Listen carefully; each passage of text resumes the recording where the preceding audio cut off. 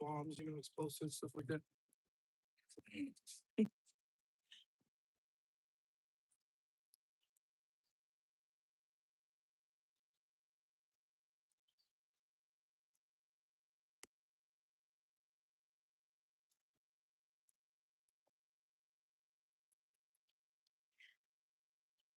Good afternoon, friends and foes and tros.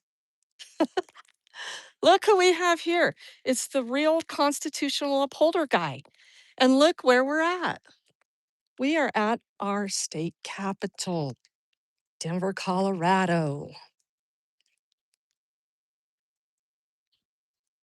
Oh, I probably need my license plate.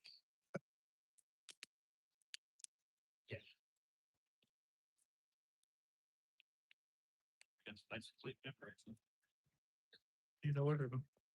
Yeah. I'm sorry. Oh, he's been such a trooper today. So, yeah, hey, everybody, how's it going? So, we have long been trying to plan this. Great boa. First, hey, Lucky 225. You probably know why we're here today. However, I think we've missed the third reading on all of the anti gun bills that are being ran today in our open carry, constitutional carry state of Colorado. So I need to do a little housekeeping before we continue on with this live stream. As most of you know, the government, my government, hates me. They're trying to take me down by way of their filthy, stinky, rotten lawyers. And they make shit up about me. As most of you know, cops make shit up about me and then try to ruin my life. So I just am making this official disclaimer. And can you all please just put a 1 in the chat when you hear me say that my nonprofit is a registered 501c3 in the state of Colorado. I am not registered to do any campaigning or political activities that may support an issue or a candidate for office. Therefore, this live stream will not be monetized because every proceed that's raised on this channel goes into the nonprofit account. And I am fully registered and in compliance with the IRS and the state of Colorado through the Secretary of State. So, could you please put a 1 in the chat if you know that I am not here in my official executive director position of my 501c3. Therefore, nothing I do or say can be used against me. Thank you. Thank you very much. Let's take a look at the beautiful gold dome.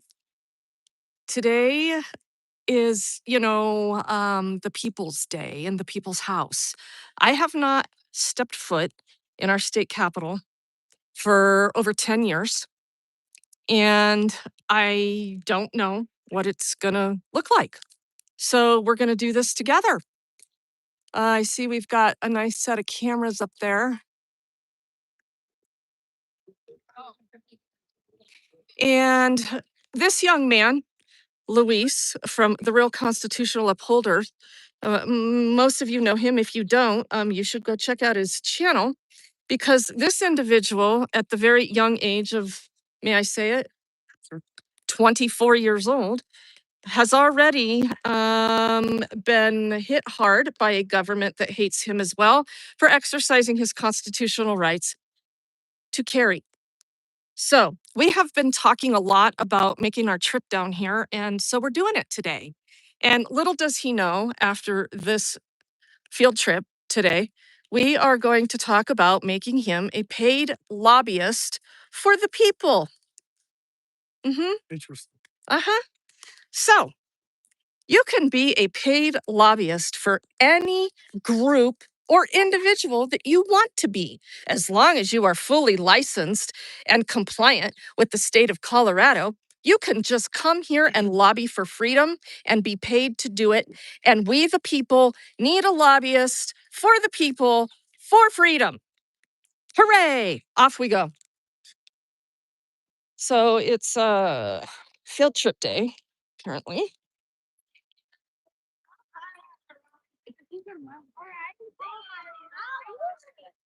We will end up going through security, I think, on the other side. Because I don't think we can enter over here. We have to go on one side or the other. I can't remember where anything is or how to get anywhere. So let's see how friendly our officials are. Let's go this way. For those of you that don't know, all this parking is for legislators in the people's house. And look at all their vehicles and all their plates. Yeah, they have special plates that the people pay for. This is like the I was speeding, but ignore me plate. This is like show me favoritism when I get pulled over and I'm driving intoxicated.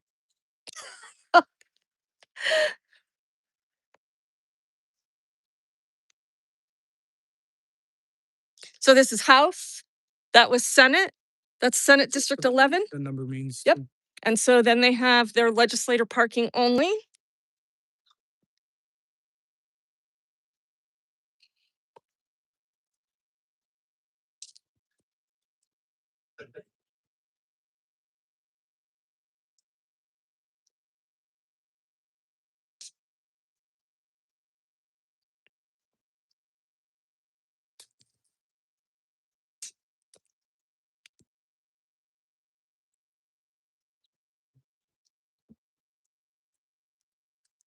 Lucky 225 calls these sovereign citizen plates.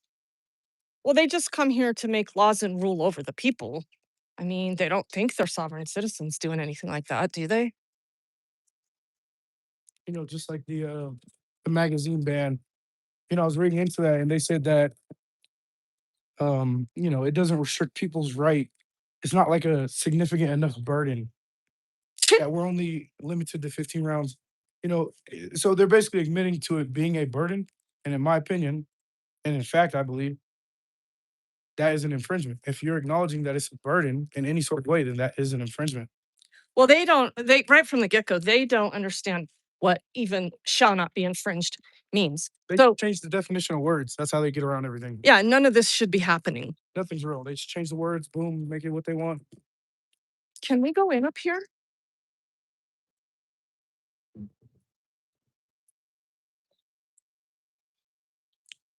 So we have to go through security. And just so you know, State Patrol has jurisdiction of the state capitol. Look what that says, no firearms allowed. Yeah, we can go in here.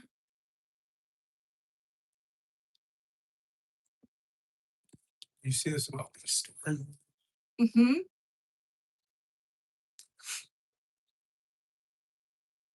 So we are officially an anti-gun state, and we got a lot of bad things happening here in the Gold Dome to even make that more of a reality. So we should just pass a law to ban all guns in the state of Colorado and see how that works out.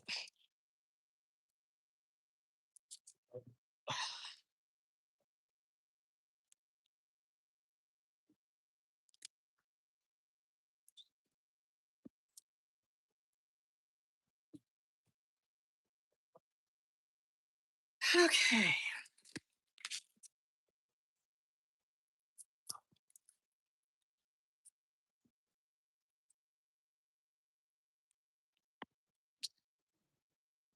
Hi, how are you today?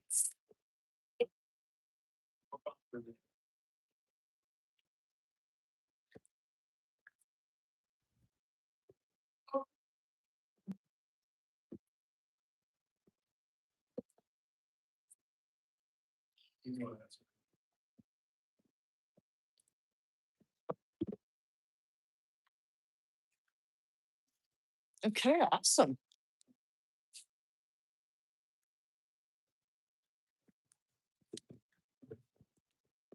No issues so far.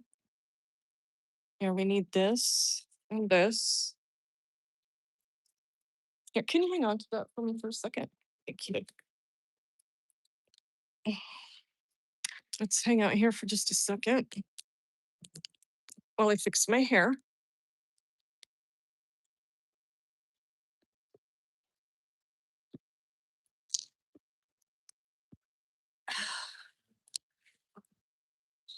So if a person knows nothing about this capital or where to go or whatever, who do we talk to if we need help? This is the information desk.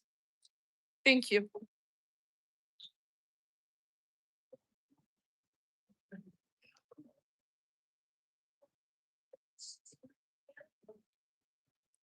I have to switch glasses now. So in case you're just joining us, we've just gone through security at our state capitol here in Colorado, where the legislature is on day what? Let's see. We are on day what of destroying people's lives for the year 2026.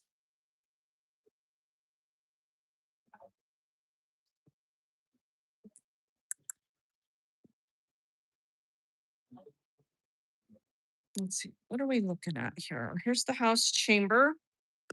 I don't know exactly what day, but session ends in May. Started in January. Somewhere around there. Senate floor. In the Senate chamber. 10 a.m.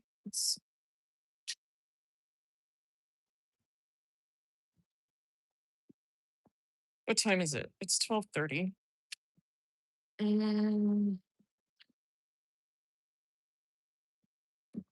House Finance Committee meets, but let's see, 10 a.m. House floor, House chamber.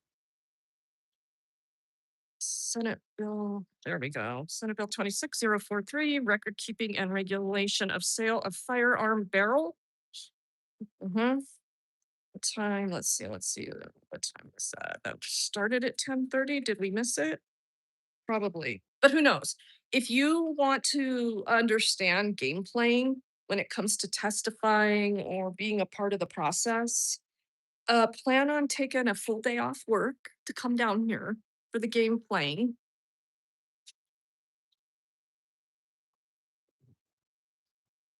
Because they play lots and lots of games, the Capitol.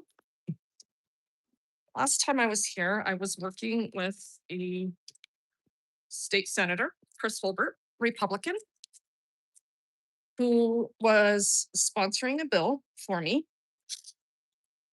and allowed me to go through the entire process of what a citizen can do to try to get their representatives to run a bill for them. Really enjoyed Chris Holbert's willingness to work with me and support shrinking government and authoritarianism as a Republican. He was a very good Republican. Unfortunately, the Democrat that was the Senate sponsor of our bill ended up killing the bill, and that's Rhonda Fields. She is now a county commissioner out in Arapahoe County, and she is a very not bright individual, if you will. And so my bill was specific to stop jailing kids and parents for truancy in public schools. There's the lieutenant governor's office, Diane Primavera. All of these people do nothing but sit back and ruin lives, as far as I'm concerned. And I've pretty much given up, right? However, this young man, he is a genius and he gives me some hope in being a genius for freedom. So we have been long talking about this. Hi, we want to go to the Senate chamber. How do we get there? Okay. For viewing? Public galleries. Yes. The Senate is on the south end of the building. Okay. So the south wing, probably the best way to get up there is either these stairs or the elevator, Okay. third floor. But it's on the south end of the building. These stairs right here, we Yeah, could just, on the okay. Third floor. Thank you so much. Let's see, what do we got here? Did you get those papers? Yeah. Oh, okay, thank you.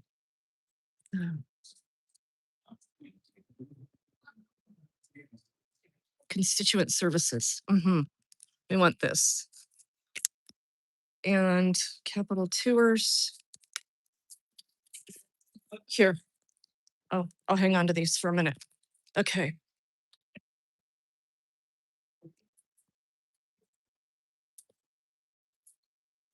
We want this. Well, about the, free stuff that the taxpayers are paying for. Free stuff.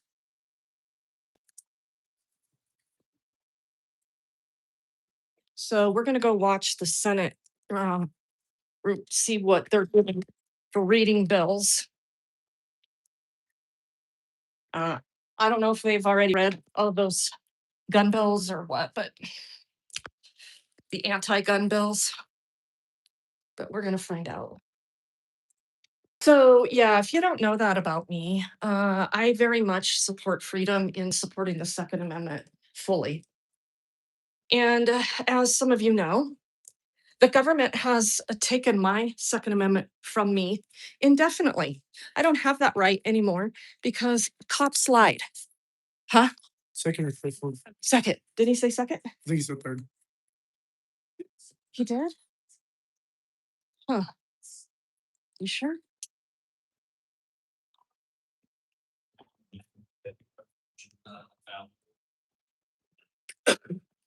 Oh, yeah. So,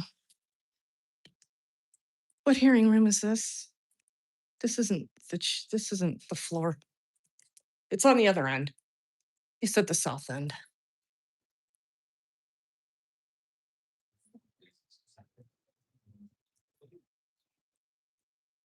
That's our old Supreme Court. But as you know, so a cop got to tell some lies about me, right?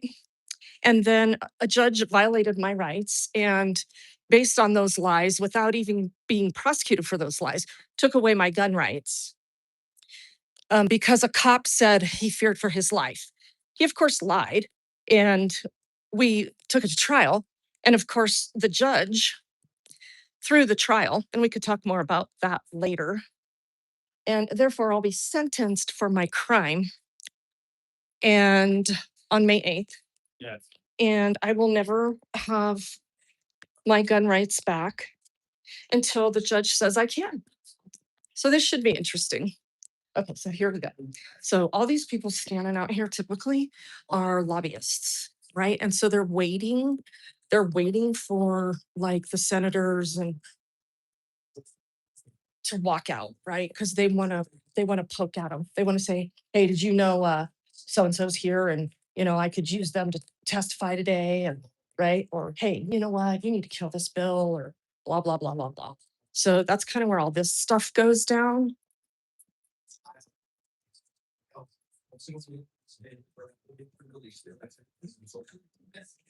Yeah, you're right.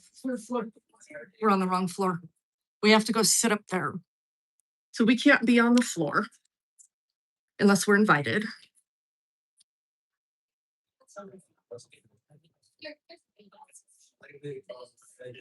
So they're reading something. He's up there reading. I don't know who that is.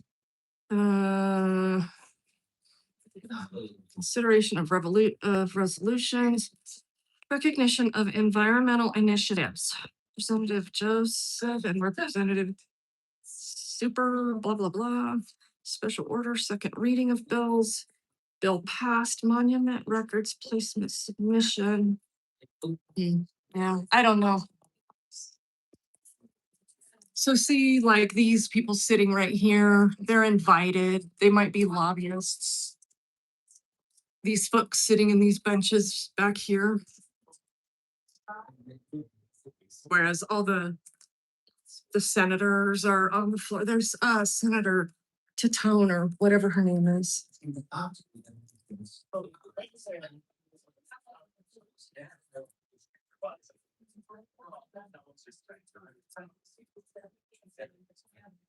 Bring us some candy, Titone.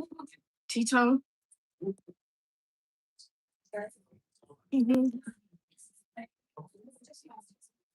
And maybe some of them will have interest in this woman that's barely poking her head up above the window, and they'll come out and they'll say, "What are you doing?" And I'll say, "Well, we are here to learn. We want to understand what goes on in the Colorado legislature. We know nothing.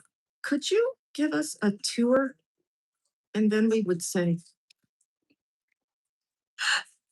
"Okay, I'll just leave that alone." Mhm.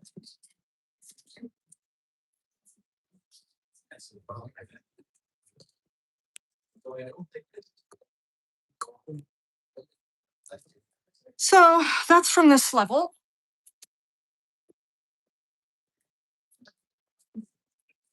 Hmm.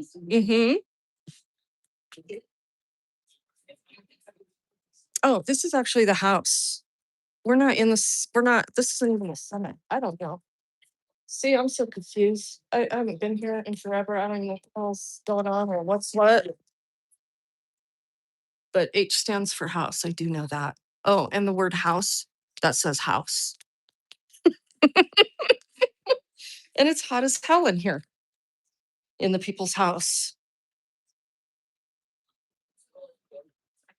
I suppose we could go on the green carpet. There's other people in there on their phones.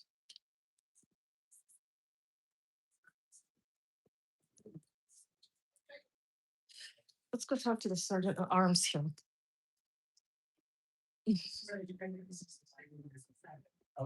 Okay, here we go. Needed one of these. Awesome. Thank you. Hat roll, no hats. Yeah, so Yeah, Madam Chair, so concerning the modifications in affirmative.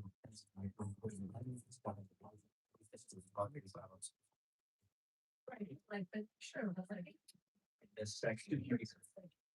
So this is just not standing subsection 5. for amendment, second reading by Representative DeGraff. Person charged with a crime of violence pursuant to sections 18-1.3-406.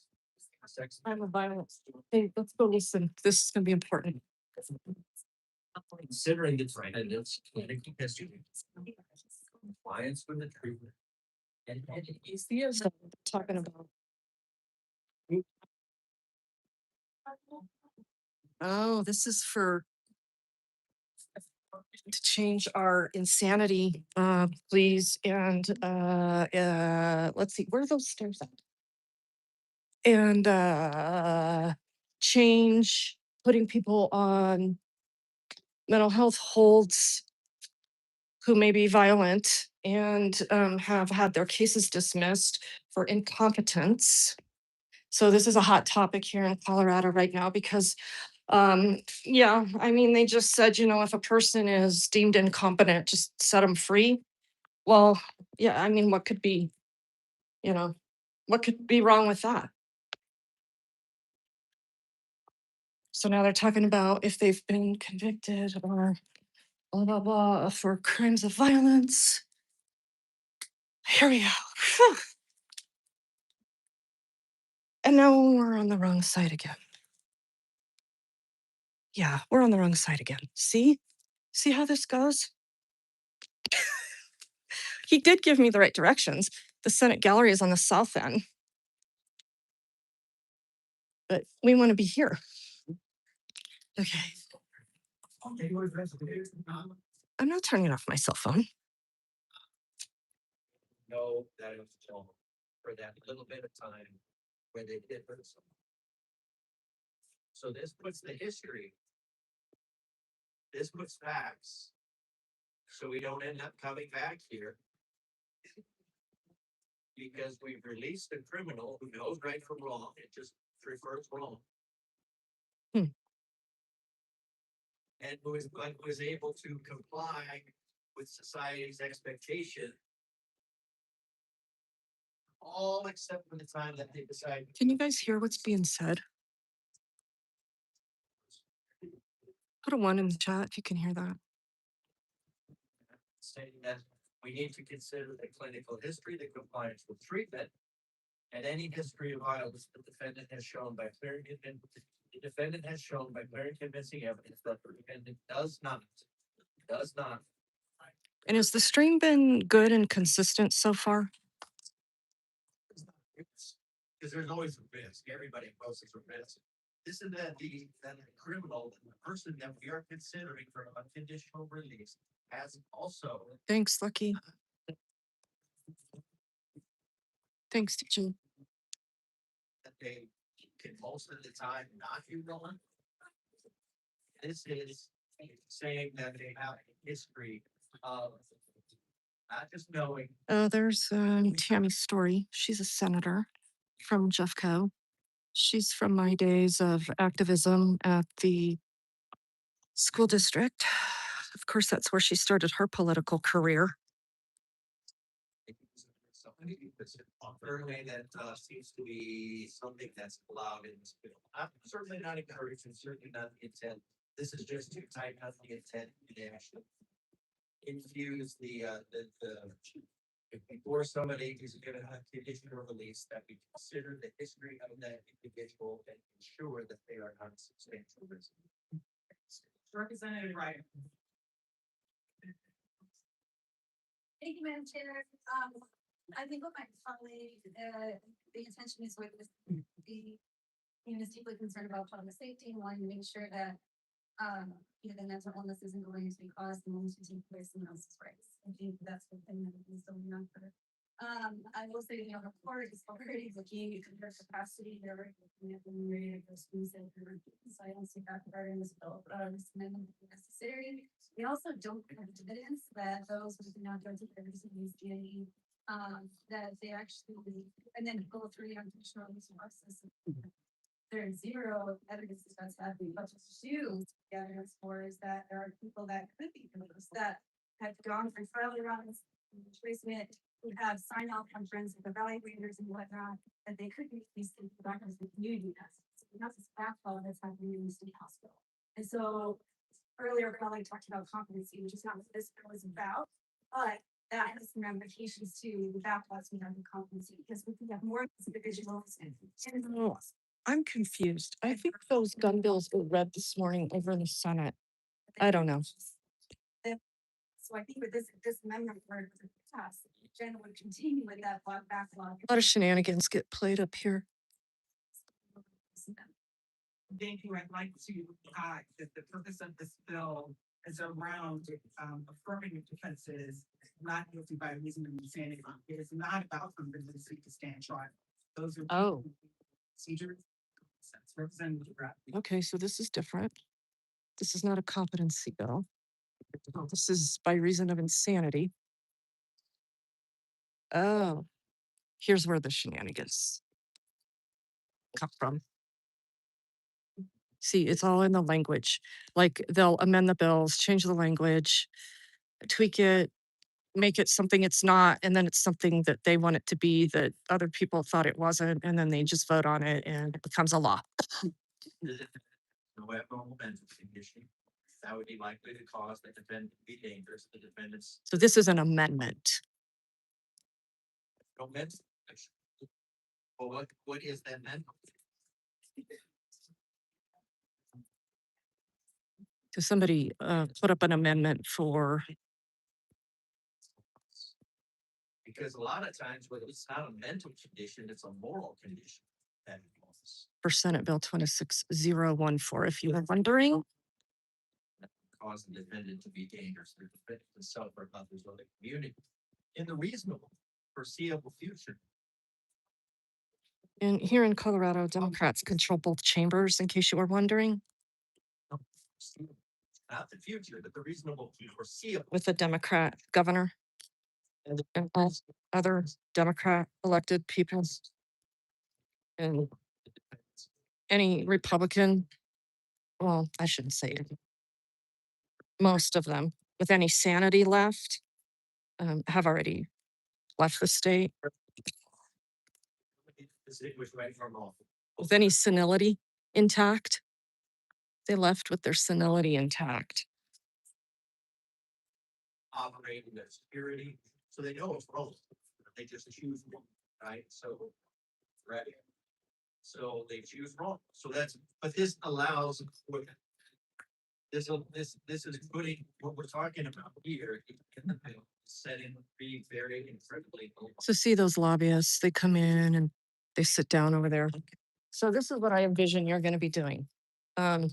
So the people will get together and we will say here in Colorado, we want a lobbyist for freedom. And we will have a fund and people will have to contribute if they want their issue lobbied for. And this will be our professional lobbyist and we will pay him to come up here and deal with these people. And so may have contributed $100 to supporting our paid lobbyist who wants their message delivered that says, well, I mean, we have to be reasonable and practical. This is why I cannot be a lobbyist because I would be escorted out of the building. But we would say to our paid lobbyist, real constitutional upholder guy, we would like for you to go tell Senator Titone that she spends too much time staring at the wall, and we would like for you to demand that she vote no on this particular bill because it goes against the United States Constitution and the Colorado State Constitution. And therefore, you swore an oath to uphold those laws in that order. Therefore, you're an oath violator if you don't vote no. Now, he may want to craft his own particular messaging on that. And that's where you have to start being dependent on a paid lobbyist to understand how every senator or House representative responds to certain messaging or certain people or other certain groups that may be influential. That's why you pay a lobbyist. What do you think of that? What do you think of that job description? I would do it for free. Don't say stupid shit like that. I think it's in keeping with it. No. Things are not. We're not sending him up here for free. This isn't somewhere you come to mingle amongst the most deceptive for free. Clients for treatment and looking at the entirety of their history of violence, that they will not present a substantial risk. This is not asking for no risk. This is just asking for confirmation that somebody has objectively looked at this. The bill sucks and stuff. Jamie, how you doing? Who's restreaming me? To La Rata. Do we have the La Rata family in here? Hi, Bao. Hey, everybody. Bao has my full approval to restream from the People's House, restream my content. Bao knows that he has unfettered access to restream my content. is actually doing much to prevent violence. Other than that, we just have. We got the La Rata family in the house. La Rata, get me some subs. Thanks, Jamie. And if they're already looking at their history. For those of you wondering, we are here at the Colorado Capitol, and we are watching the Senate destroy our lives right now with another bill, because there ought to be a law. Yeah. By the AD&D program. Gloria, you think I'd be good in the office? I take no shit and I'm a straight up person. Yeah, that's why I would not get elected. Because I would campaign with honesty, and the majority of my peers are system whores and dependent on the government to get them out of bed and to put them in bed every day of their lives. And therefore, I could not campaign on lies. That, even though the language is feminine. Justin, yes, welcome everyone from the La Rata Corporation. where we are a special group of individuals. Bingo, DJ, no honesty allowed here. Peer pressure is huge, and they would conspire to have Regan arrested and removed from office. Ding, ding, ding, ding, ding, ding, ding. History compliance with treatment and any history of violence. Brandon, what's happening? Brandon Mitchell. The rats from the La Rata Corporation are in the house. We are in the people's house. Just charged with. Having fun. I wouldn't call this fun, but it's been a long time since I've been in the people's house. It is beautiful. It is a beautiful building. The architecture is lovely. The gold dome is a real deal, and you can walk all the way up the stairs into the gold dome. So we're talking about people that have not even been put on trial. Exactly. See the bill. So currently, right now, they're discussing an amendment to this Senate Bill 14. These life here, What did I read earlier? likely have been charged. Because they haven't been convicted because they can't stand trial.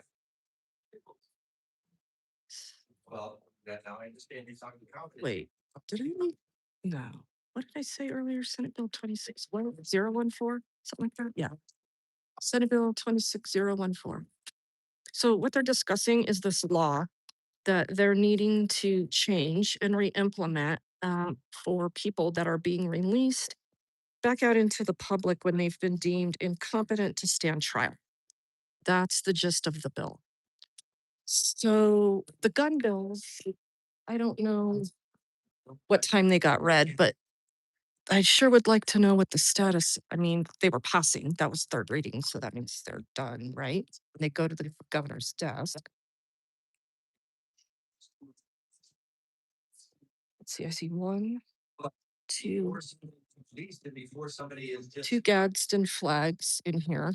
So if you're flying a Gadsden flag and you're implementing more laws on the people, you go ahead and throw that flag away. Well, don't throw it away. Give it to me, and I will give it to somebody who can properly represent it. Because a Gadsden flag that messages don't tread on me doesn't mean come here and make more laws to give the government more authority and overreach to ruin my life. Because of some criteria. If we're not gonna put them in trial by some criteria, but we're gonna go and look at releasing them unconditional. Then we need to look at the history of the individual on their treatment, on their compliance, not just their ability. So I asked for an aye vote because I think there were too many people that were hurt by the previous bill, as well intentioned as it was.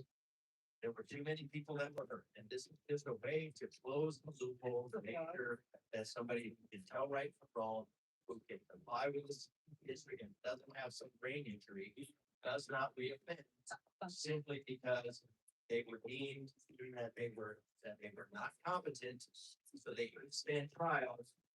But then we release them, and we don't have any basis by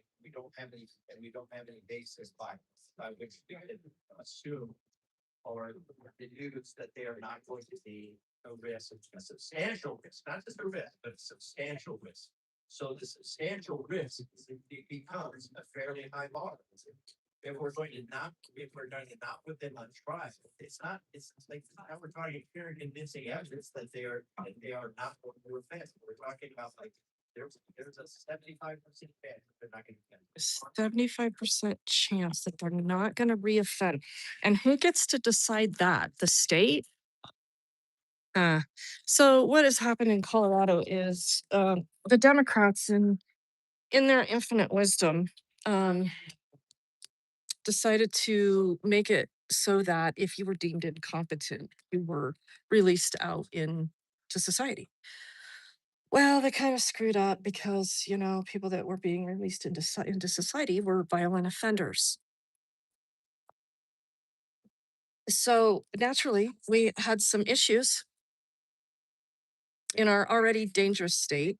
And so the governor didn't fix it, which that's debatable whether he should have or had the authority. I don't think the government or the governor should be deciding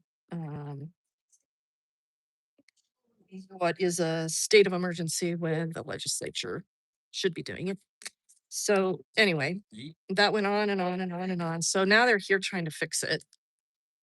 And the fact that the Democrats hold both chambers, if the Democrats don't fix this law, it's on them again.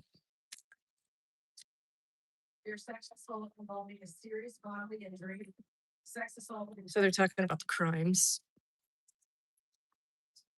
Which is an example of repeated abuse, use of force, threats, or causing injury. Sex assault committed by someone in a position of trust and aggravating factors. And what we're seeing in our schools are these teachers, positions of trust, they continue to violate these positions of trust. For these sexual offenders required. Yeah, DJ, the people suffer in the meantime, including children. Right, there was a pretty notorious case of the individual out in Arapahoe County that had been released Right. numerous times. And he attacked a child over at a school.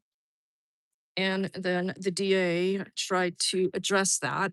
He was deemed incompetent again. And she did not,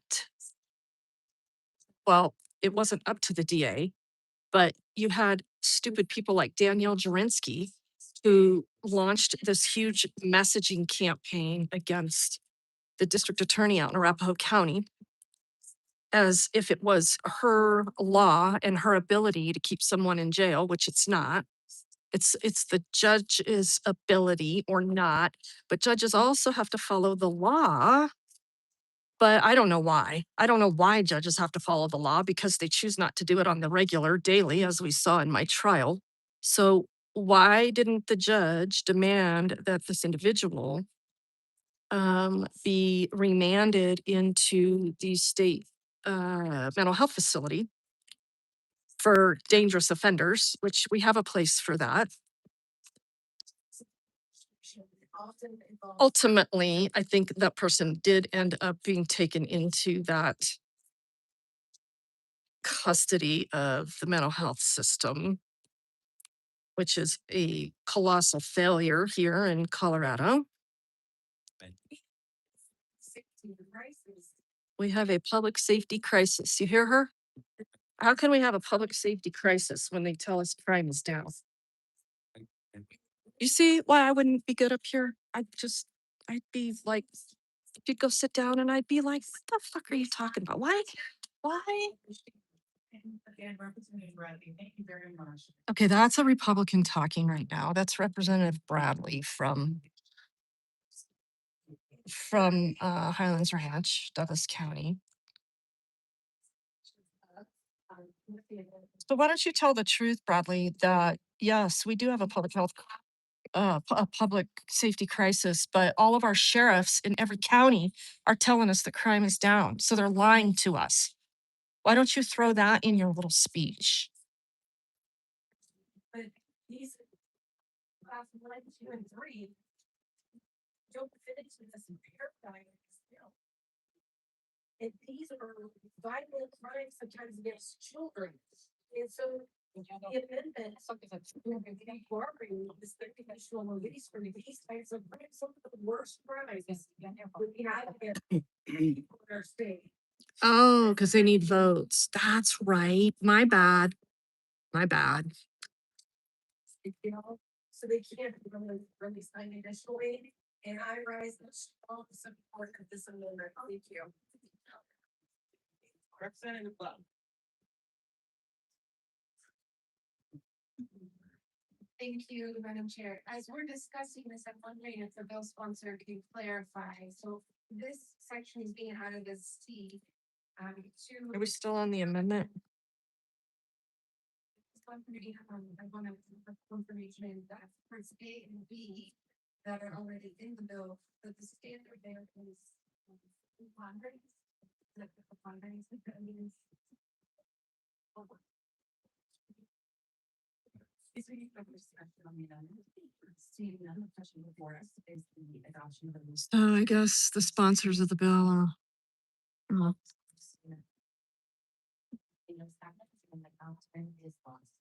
So no amendment. See, the question before us is the passage of, The amendment is dead. all those in favor say aye. All opposed, no. So I do like the idea that you would come up here and do that for free because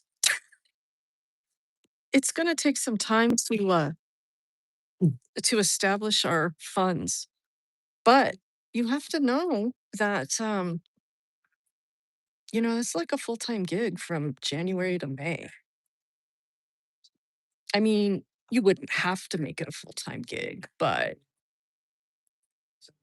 and things move so rapidly and understanding the entire process, you have to like study hard.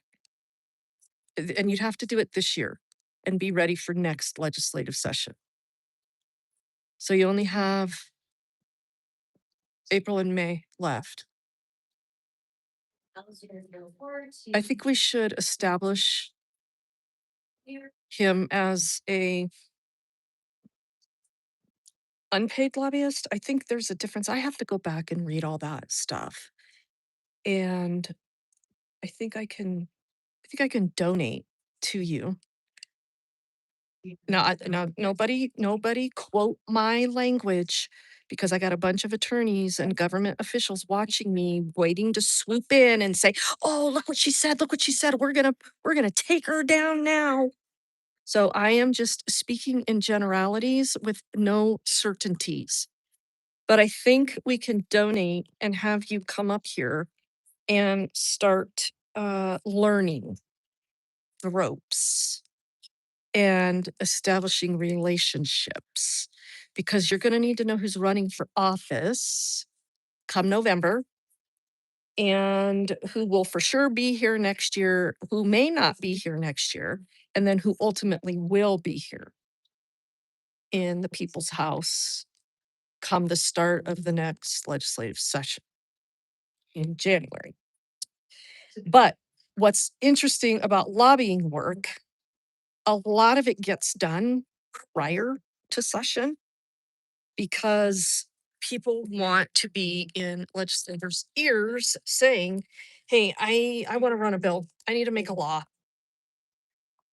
How many people will be in a legislator's ear saying, "We need to make a law to make no more laws," or "We need to make a law that takes control away from government"? It'll be very few, slim to none. So we could determine that part of his legislative duties are only representing legislative lobbyist duties are for only representing people that are going to uh, demand we shrink government. What do you think about that? Do you want to expand government? Hey, now hold on. Let's hold on. We got to have a little interview process here because if this young man is for expanding government, I'm not interested in hiring him. So are you ever going to be in a situation where you think we don't have enough laws on the book that we need another law that increases government, increases authority of government, and or expands fiscal notes associated to bills? That's another thing, right? Every time they run a bill, they put a fiscal note with it and they say, "This is how much we analysts up here at the Capitol suspect that it's going to cost the people." Okay. Well, when you're shrinking government, there better not be a fiscal note. However, this is where all the games get played, right? So you got to understand the entire process. But for one, I have to make a statement that I'm not interested in even supporting or working with a lobbyist that would not shrink government. So you'll have to think about that and see if that's something you are on board with. It's already way too far. Okay, so good. We have too many laws. We need to repeal. We need to repeal those laws, and we can run bills to repeal laws, not amendments. We want to get rid of this shit. It's unconstitutional, right? Well, like the one that you were just guilty of. Yeah. The law that they used against me in a court of law where they lied. Anyway, even though the law is unconstitutional and its inception was in 2002, right here in this house, and it's an anti-doxing law for protected persons, right? So they claimed that Regan Benson was a imminent threat because of a ridiculous live stream that she did that was full of hyperbole, jokes, comedy, and talked about public information of an address that who fucking knew whose address it was, because it's simply public information accessible to the general public. So I was convicted of a crime of doxing a protected person because I was an imminent threat. Mhm. They testified and lied, but they testified to the truth in that nothing ever happened to them. They were sitting inside watching the live stream and they didn't arrest me. They understood the definition to imminent and how the police respond to what an imminent threat is: lights and sirens, instant arrest. No, they sat back and calculated a charge and let Bell have time to think about whether or not he was going to pursue charges as a victim. Mhm. And so he decided he would. After much deliberation with his family, that's what he said on the stand. Novotny said on the stand that he needed all that time to deliberate because he was dealing with an officer involved shooting. They couldn't have told any more lies if they tried harder. They've told so many lies, they couldn't keep their shit straight. And so, Judge Shamjob, he told the jury, just disregard all this stuff. You didn't hear that. Miss Hubbard, Miss Benson's attorney, no, you're not entering those exhibits or that evidence. And Miss Hubbard, your line of questioning is done. You don't get to ask any more questions of this witness, right? And then ultimately, jury instructions instructed the jury that they should go into deliberation and just do whatever you feel like doing. And in those jury instructions, by chance, would there be the law that I was charged with? Nah. Why would you put the law in the jury instructions while the jury goes and deliberates? Well, my attorney, of course, did that in her jury instructions that she submitted to the court that were denied in full. So, at any rate, back to the people's house and how it all got started. In 2002, they passed constitutional law right here in the people's house because it happens all the time. And then it's been used 3 times in the state of Colorado. I'm number 3. The first case was dismissed. The second case is sitting in federal court right now, which they had lost. They had lost on originally. They appealed. It got set back down, and it's just sitting there. So that's been sitting for almost 2 years, and now I'm the third person with a conviction in Denver. Mhm. Freedom is going well. Freedom is going as planned. Your government hates you. They want to end your life if you are not out there on the daily. Okay. So they want me to be quiet, which I refuse. Um, so look, do we need a lobbyist? Do the people need a lobbyist? And are you up for the job, young sir? Guess we'll see. Yeah. Because you would have to start preparing this session. And then you'd have to spend the summer getting to know the political structure and climate of what you would be walking into next year. And that's going to take a lot of time to read and research. You're going to have to ask a lot of questions because you don't know everything. You can't know everything. Look, I had been coming up here working on a bill, and I even though I went through the process, it's confusing as hell. And you have to be quick, and you have to be able to take either good mental notes or good written notes. And then you have to understand the dynamics of these people, right? And what makes them tick to know how you're going to approach them. That's why lobbyists make big bucks, because a tobacco company wants to hire a lobbyist that knows a particular set of lawmakers in Colorado to get them to do the shit they want them to do, right? That's another whole avenue of interesting ways to sell your soul. Um, I probably, if I ever was in office, which I won't be, I don't know that I would ever deal with a lot. And they have the right to do that. So that's the other thing. How do you crack a nut that won't talk to you, that you need to talk to? That is instrumental in whether that bill does what the people need it to do. Protect our rights. Me for president? Yeah, that's not going to happen. I'd be dead the first day.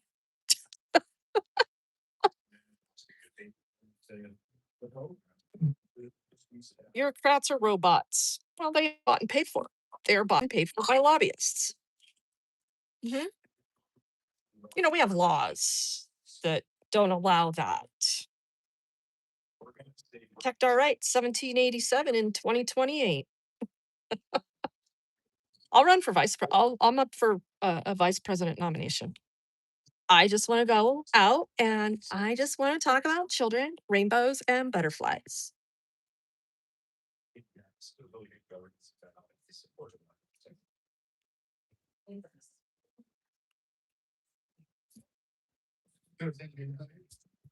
What's going on now? And you can watch all this stuff on the internet too, in case you didn't know. House floor amendment. House. What bill is this? Why would this be House? Oh, no. I don't know. I can't see. See, that's the other thing. Oh, here it is. Oh, it is. It's House Bill 261313. Why we have this policy, this bill in front of us today is in addition that any of what we did with us giving this draft, but it wasn't entirely dialed in the right way. There's further issue that Let's go see if I can find some gun people. we have to come back You know, people that support gun rights. and make some adjustments along the way. So this ensures that we're doing. What we But I need to find the restroom first. Can you tell me where the restroom is? So the restrooms, Oh, please don't make me do the stairs again. it's gonna be all the way on the ground floor. We do have one on this floor, but I heard that it's been locked a couple minutes ago. Where's the elevator? You're just gonna walk down this hallway right here, turn to your left, and they'll be right there in the middle. Okay. And that's the ground floor down at the basement, right? In the basement. Yeah. That's considered the basement, right? Okay. Thank you. All right. Here we go. So we have to go all the way to the bottom. That's even one more floor down. That's the problem. Restrooms are a problem in the people's house. That's the first thing I'd like you to lobby for the people. So if I decide to come visit you while you're working, I can go to the restroom. So here's all the people, all the elected people. This is new. I don't ever remember this being in here. She's horrible. Let's see. Let me go through and give you a grade based on what I know, what I think I know. I could be wrong. Don't hold it against me. Don't go file a lawsuit on me for defamation or using your character and likeness as an elected official. She sucks horribly. This guy, he was just talking. We heard him. He's okay. This one, I don't know. This one, I don't know. I don't know. Let's see. What do we have over here? John Carson. John, I'm a little disappointed in you turning into a rhino up here after you sat on the Douglas County School Board and did some good things. But now you're up here just selling your soul. That's about all I know right there, or all I can say, or all I have to offer at this time. Mark Baisley. Yeah, don't even get me started on that one. See, these Republicans, and this Republican here, he's running for governor. I don't know. I think he withdrew. Yeah. These Republicans, they kind of piss me off because they're supposed to be for limiting government and they're not. This one, yeah, Google this name. This one is a total shit show. Total shit show. When she's not getting attention, she's gonna create it. Trust me.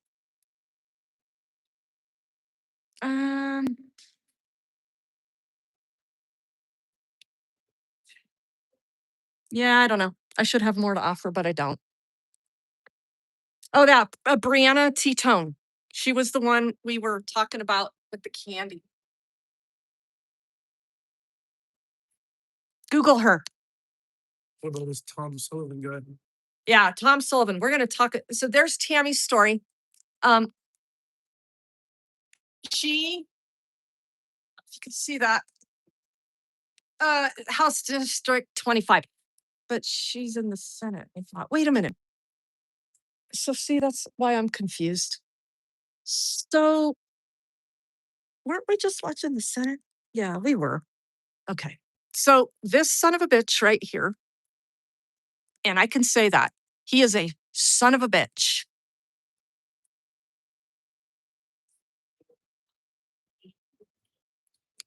That son of a bitch.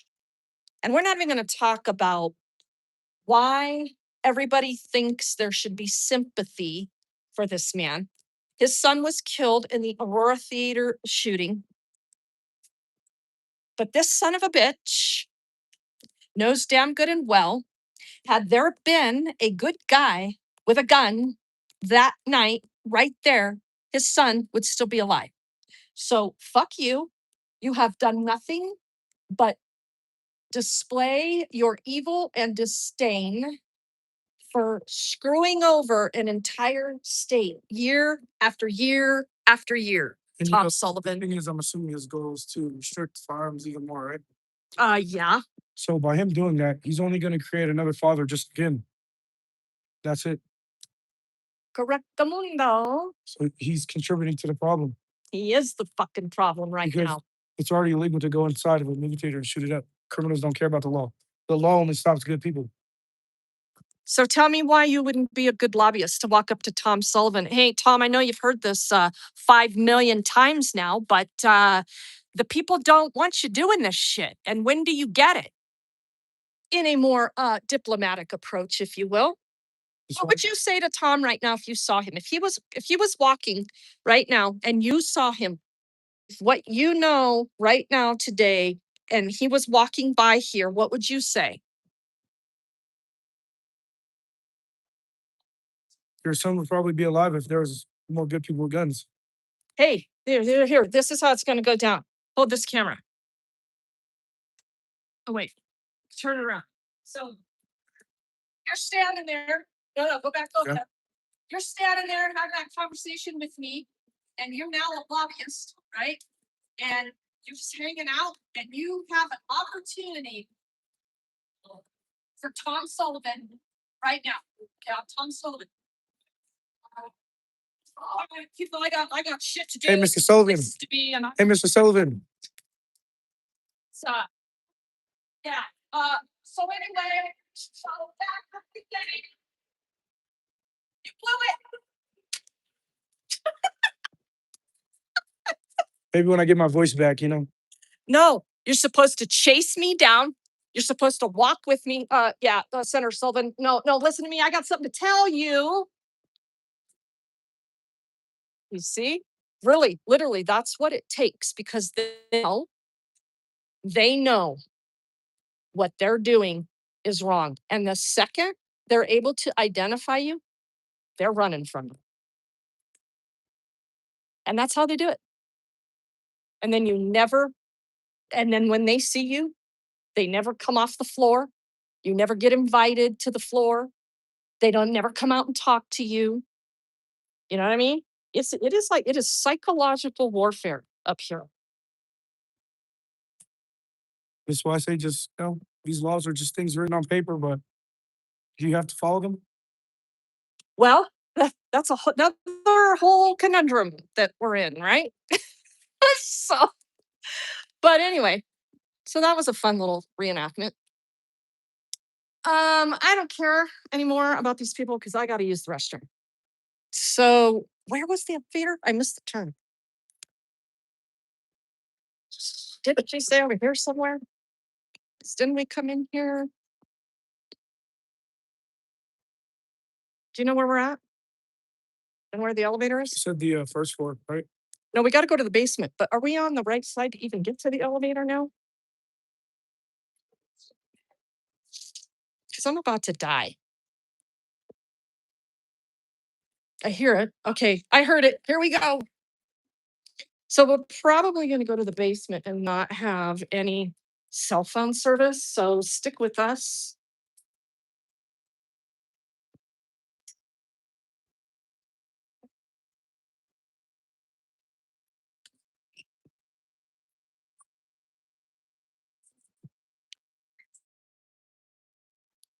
So we'll have to do some rehearsing about being aggressive, about being politically astutely aggressive without getting the sergeant of arms on you. And I think we have to take that one now to go to the other one because I don't think that one goes all the way down. Or maybe we go down here. Is the restroom down here? It's on the ground floor. How do I get down there? The stairs right here? Thank you.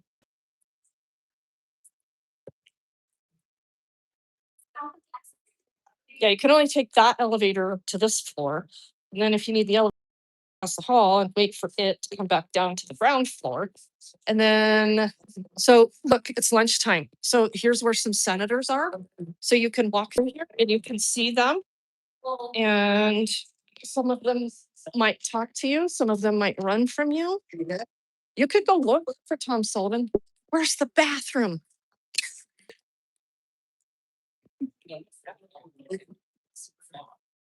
I can't remember. Oh, I told him, I was just kind of. Is the restroom down here? Public restroom on the other side of the staircase. Thank you. Thank you very much. Okay, this way.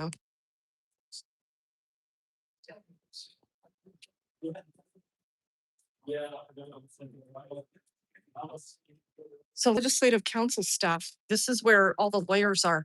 They write all the bills on here with the senators or meet with them or whatever, with all the electeds. That's a fascinating process. If you get like, you can get the draft. I know you don't want to, but if she can put something.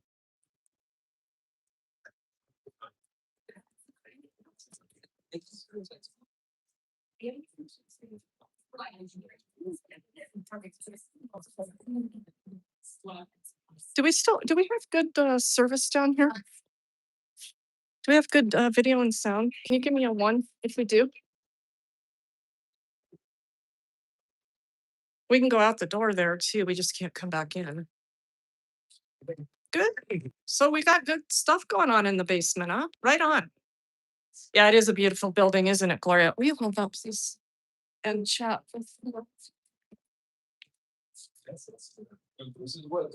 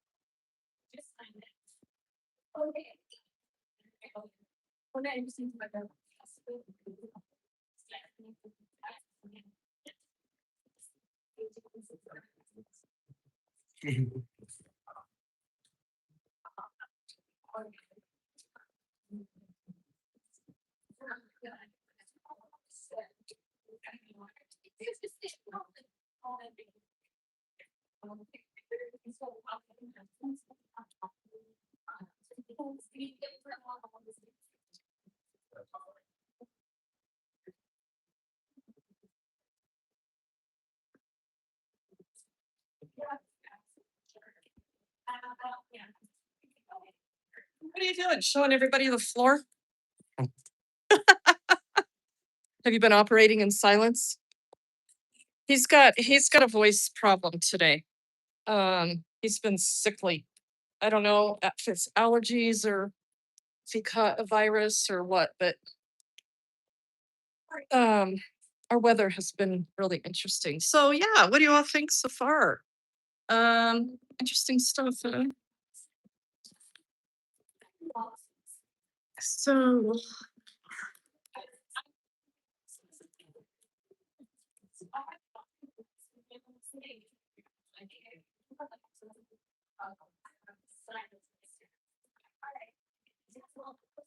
marble, you love this marble floor?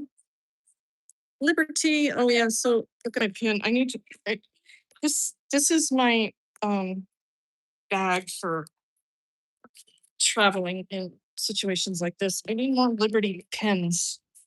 So you own yourself. Mm-hmm. You own yourself. What does that mean? Let's read some chat. Let's read some chit chat.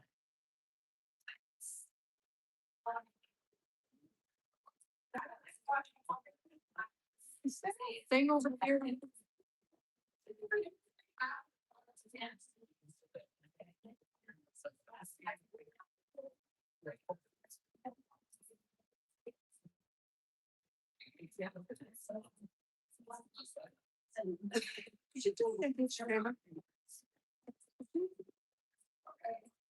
Get us some water. Did you get us some water? Yeah.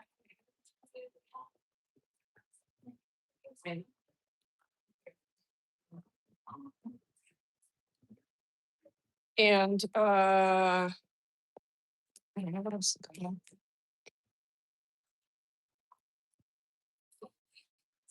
Oh, we'll just do one.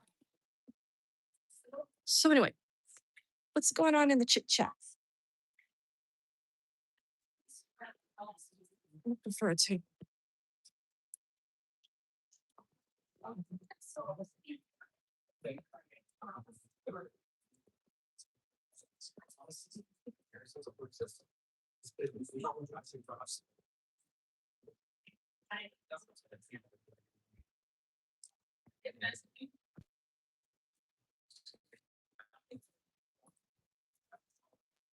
Hopefully he'll look around.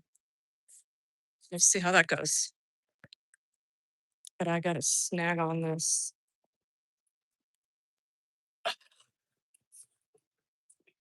Okie dokie.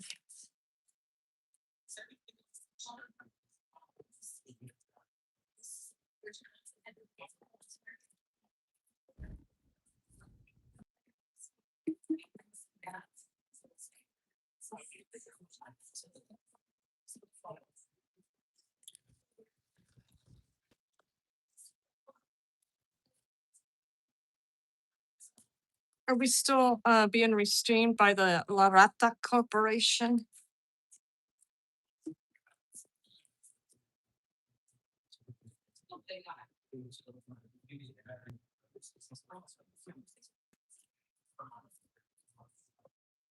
Does anybody know?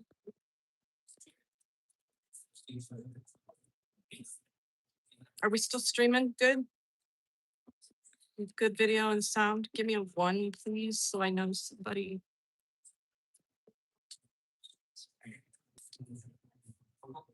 Yeah, okay.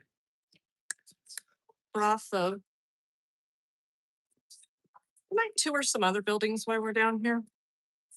I wanted to give him a glimpse of this. We've been talking about coming up here. Oh, see, now he's looking for me. He's texting me. Hang on.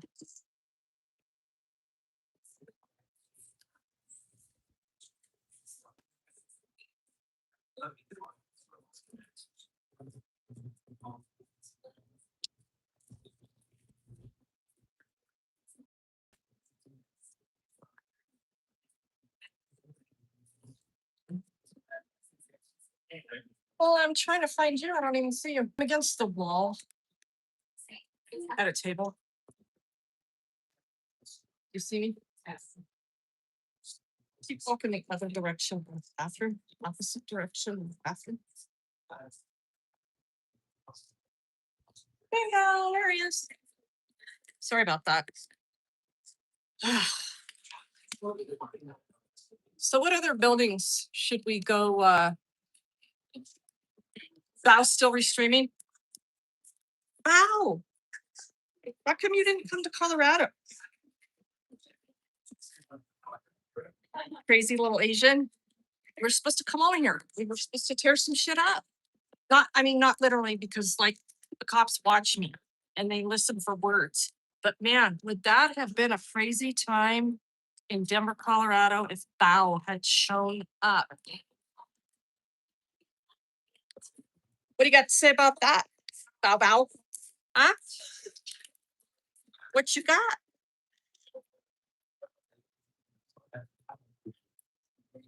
La Rata is always watching and waiting for the content. Yeah, that bench could use a reupholstering, and this table could probably use some legs as well. It's hot in here. Do you agree with me or no? Yeah. More people need to donate and help bring in. Hey, MB, well, thank you very much. That is very much appreciated. And the money you donate today will not go to the nonprofit. It will, in fact, go to starting our lobbyist fund for the people. And there are administrative costs to making that happen.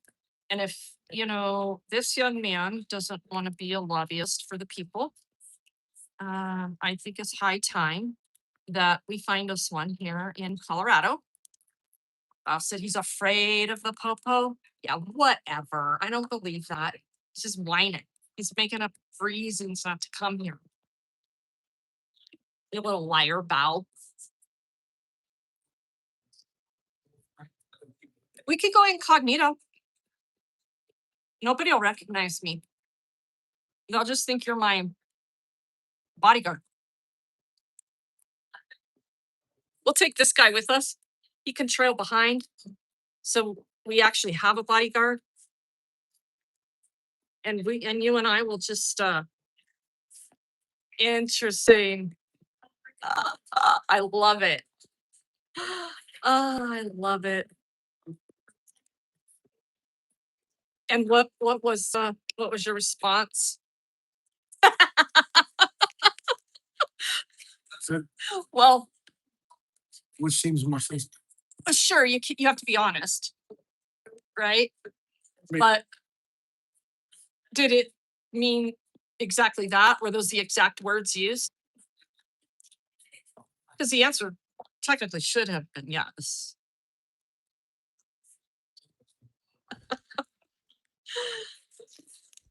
So, yeah, I think we need a lobbyist. Bao said he's afraid of the police. Oh yeah, all right, I read that. You guys, I got in huge trouble. All because of you. It's all your guys' fault. All my 24,000 some subs that I have. They're so stupid. This trial that we had on Tuesday was just the dumbest event in all of my life. I'm not gonna lie. There was nothing intelligent about any of it except my attorney, promotions, and all of the case law that hammered it home that was never allowed to be heard or ruled on appropriately by Judge Sham Job of the Denver County Courts. And look, everything happens for a reason, right? I'm fine with what happened. I was fully prepared for what was going to happen. I told myself, you're going to get found guilty. But I, of course, was holding out hope because I want to have hope in my fellow man and woman that are of the greater age of 18 and up. So, yeah, I am going to do a live stream here sometime this week, and it's going to be titled A Message to My Jurors because I can't. And I'm going to talk to you about my jurors because I can't. And for those of you that watch the trial, come to the live stream. I'll set it up in advance. Come join me up on panel. Let's talk about what you saw and what you witnessed as you watched it and you watched all the games unfold with it being streamed or not. Bao got a felony because of the chat? Ooh, really? I suspect he's probably on the run from it. What state? Does anybody know? What state was that, Bao? So yeah, Bao, maybe if you watch the trial, let's do a panel. You want to? That'll be fun. But I don't want to talk about all this boy drama on YouTube. Don't pull me into all this boy drama because I give this many fucks about boys on their periods. Seriously, the shit is, it's stupid. And I got way more important things. Way more important things. Thanks, Randy. I don't think you're live. I don't think you're caught up in the stream, but I appreciate knowing that you can hear and see it. So we're just in the basement of the Capitol of Denver, Colorado, in the Capitol building in Denver, Colorado. The legislature is in session on day. I wanted to find this out earlier. What day is the Colorado legislature on?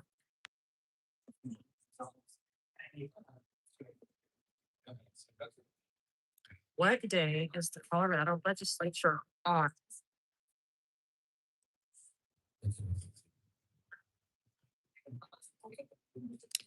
Oh, yeah, okay, so it starts January 14th of this year and ends May 13th. And you didn't answer my question. What day are we on? So how many days is it?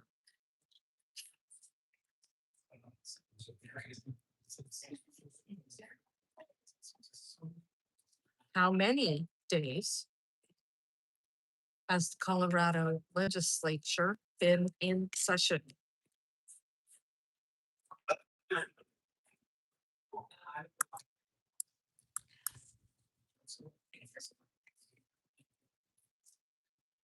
Bald head slick. Lady, jail is coming. Hey, bald head slick. I suspect you're new here.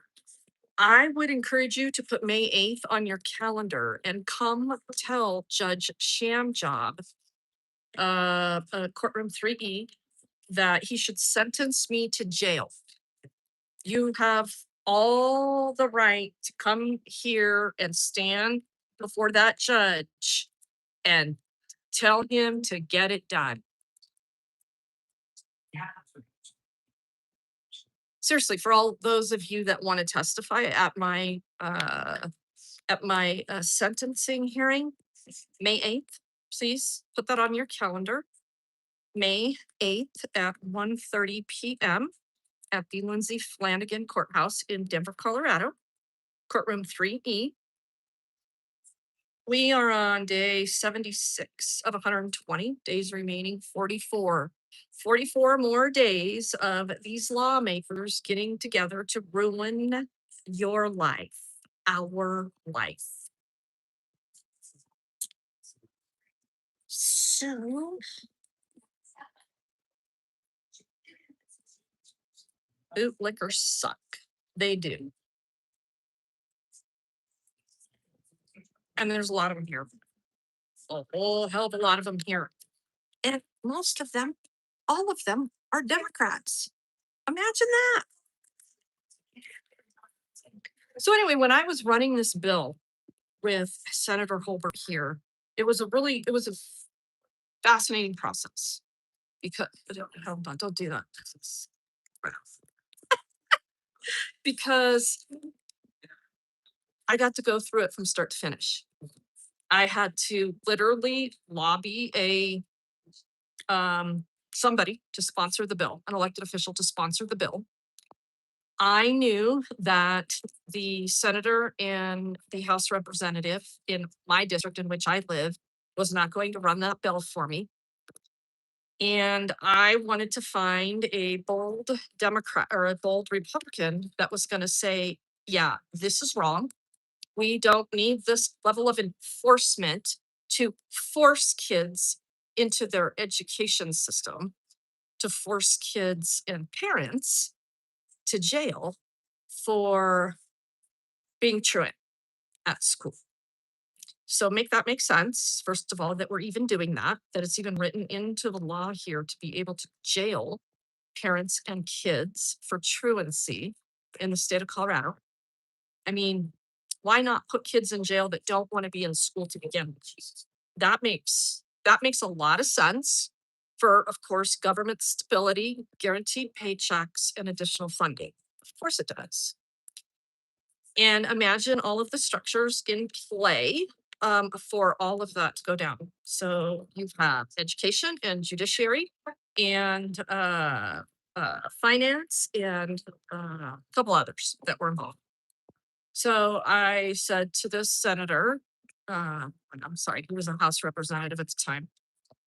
I said, this is bad. It's wrong. Will you help me? And he said, sure. And so he brought me into the process and was very gracious in not. Chris was charged with having a pig roast. Charged for an attempted pig roast. Charged for an attempted pig roast. Let me read you the actual statute so you have it and you can go look it up. It is CRS, Colorado Revised Statute 18-9-313 section 2.7. So that entire law is unconstitutional. You can read it for yourself and see on its face why it's a problem and why it's only been tried 3 times in the state of Colorado since 2002. Okay. And you can judge for yourself. Aside, here's what I will tell you. It took them more than 7 days to issue a warrant for my arrest. It took, and then I turned myself in something like 5 days later. Just knowing that information, go read that law and define imminent threat. Okay. Let's just say that whole law is constitutional and everybody loves it and it's a widely used law. Go read that and come back here and tell me what an imminent threat is, please. We'll start there. So if anybody wants to converse more about what happened, let's start there. But we'll go back to this process here at the Capitol that I went through. Let's see, that's been 10 years or so ago. Yeah, more than 10 years, more like 14.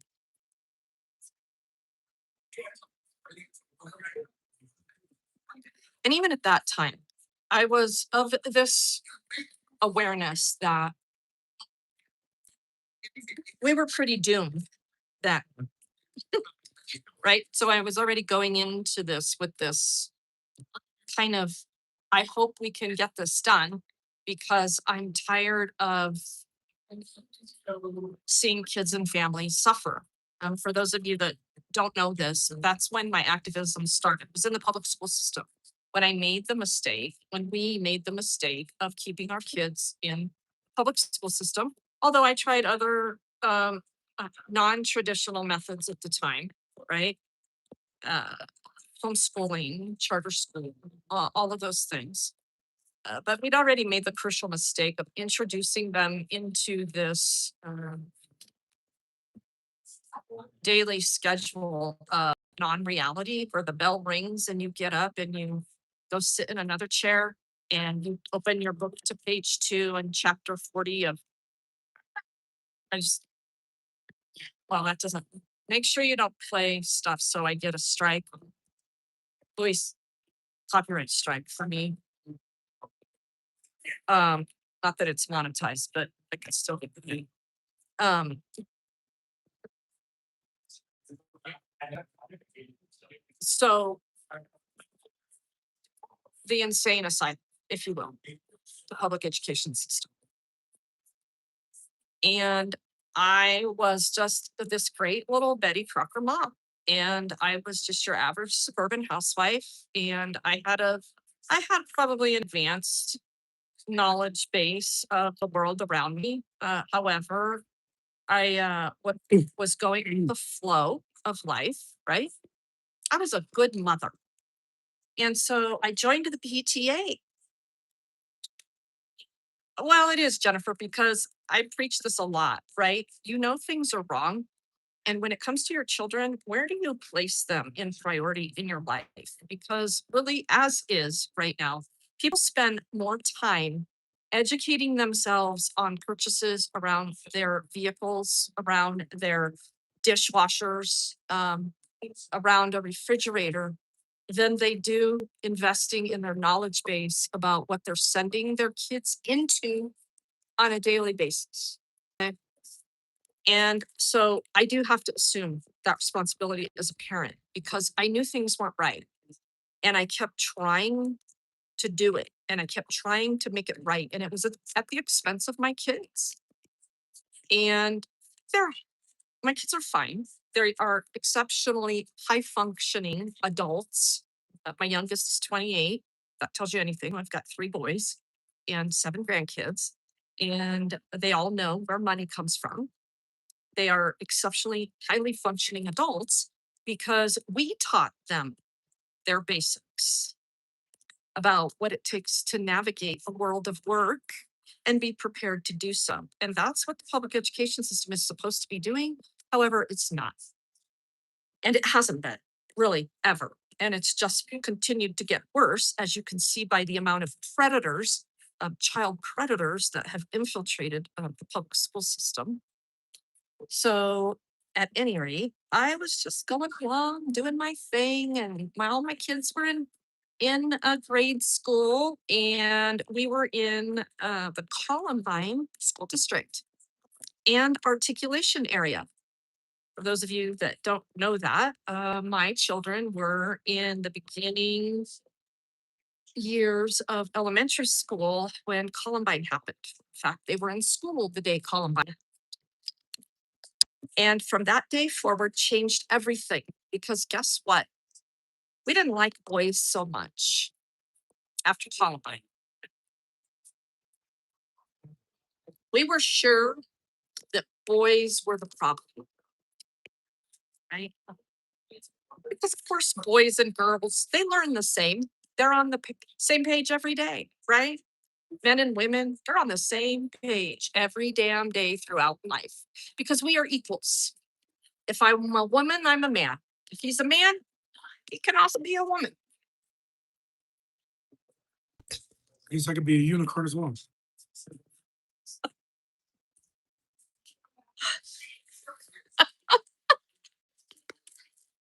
Okay, I had to lighten up the mood.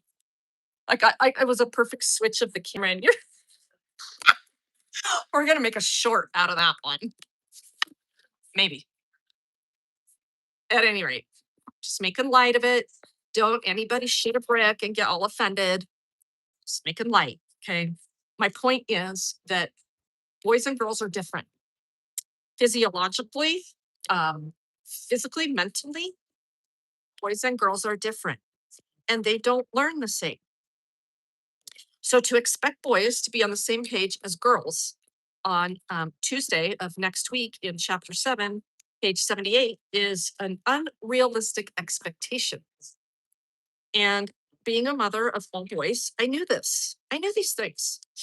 I was watching it unfold before my very eyes. I was seeing my children develop age appropriately. But yet the school system kept telling me my boys were on a pipeline to prison. Do you remember when the whole messaging about pipeline to prison came out the public school system? Do you remember any of that, Luis? Is any of that terminology around when you were in school, or did you hear about talking about, if you can't read by third grade, you're gonna go to prison? All those statistics.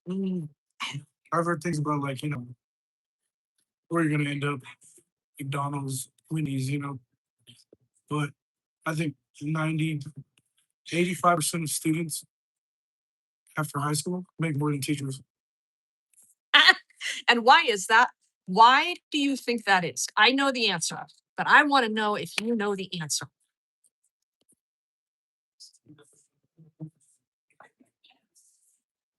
Then all teachers, most teachers, you think kids that come out of high school are making more money than what kind of teacher?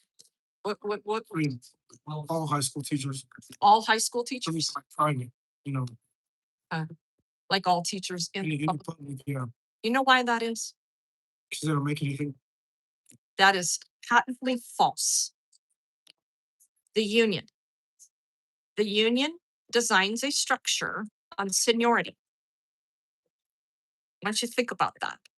So, and it's fact, and it still happens. The teachers union designs a structure based on seniority and not performance. So how that works is, you're a new teacher and you've got a master's degree and you are automatically qualified to teach high school physics. You're probably making about 65 grand a year, because the gym teacher or the art teacher down at the elementary school, they're making $140,000 a year. because they have been there since 85. Did you know that? It's fact. That's another thing when you're up here at this Capitol. It's this teachers union up here, they rally for everything. It isn't just education. It's everything. Because teachers unions are not about children. So that's how that works in the public education system. I didn't know that. Being a good little Betty Crocker mother, I've got my kids in grade school and I'm thinking, oh my goodness. Why does everybody keep telling me my children are going to be on a pipeline to prison when I taught them how to read? Not the school, I did. Why do I keep hearing that teachers don't have to do certain things when I ask them questions because it's not their job and they don't have enough time in the day because they have too many kids in their class? But yet she's got time to go over there and dick around on her stuff and ignore the kids. And she's got 2 aides that are over there teaching them, and the teacher's not doing anything. And am I the crazy one here? What's going on in this public education system? Right? So, and I get to hear every so often at parent teacher conferences, well, your little Johnny didn't color in the lines on this little project 3 weeks ago. And then I told him that he had to color in the lines and he got an attitude with me. So I sent him to the office for the rest of the day. And I just need you to know that this is a behavior issue. Oh, okay. So you took him out of his education environment because he didn't want to color or maybe do 2+2 right then and there. So he wasn't following your orders to be on the same page as every other kid this day. And you took him out of his learning environment and you sat him in a conference room and made him stare at the wall all day as a form of punishment. Yeah, that doesn't work for me. And let me tell you why. Administration, stop doing this to my kids. Because they're here to learn and you're getting paid to do a job. So do it. Well, as you can imagine, things started to not go very well as I became more of a presence. And so I wanted to be on the teacher's side because I've always been on teacher's side. Always. So I joined the PTA, the Parent Teacher Association group. It's just a group where you get together and you make cupcakes and you do holiday parties and all that stuff, right? Wrong. It is a group where mothers get together and they tell you what their plans are and you're going to do them. There's no discussion of it. You want to be part of this group, you're going to do it. Oh, and then you're going to pay to join because unbeknownst to you, what you're paying is helping us support the teachers union. I probably am surrounded by teachers right now and a bunch of legislators listening to me that are up there rallying for more money for education. You can take that with you upstairs. That's fine. I don't mind. So at any rate, I joined the PTA and I learned that it's my job to come up here to the Gold Dome because I'm going to take back to my school what I learned at the Gold Dome. I was so excited. I was like, are you kidding me? How fun. I don't know anything about the Gold Dome. I only remember touring it as a small child in grade school. That will be wonderful. I want to sign me up for that process. So I raised my hand. I'll go. They said, okay, here's where you go. Here's where you report. Here's who you talk to. And they will take care of you all day at the Gold Dome. Oh, okay. That sounds like so much fun.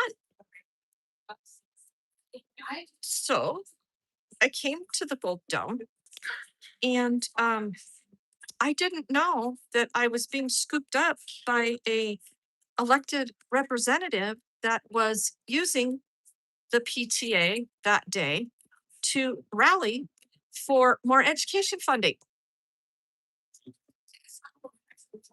I learned a lot that day. And then it all just kept unfolding. And needless to say, by the time my kids were in high school, one of them was expelled his senior year and on track to graduate. The school district was being sued by the ACLU for citing my child for engaging in political protest and redress outside the front of his school. Their mother had been trespassed from all of her children's school for like 2 years by then. Turned out the Jefferson County Sheriff's Department never did want to charge me for actually trespassing. Do they have a water fountain you can fill that up in? You sure? Yeah. And I just didn't want to carry it around.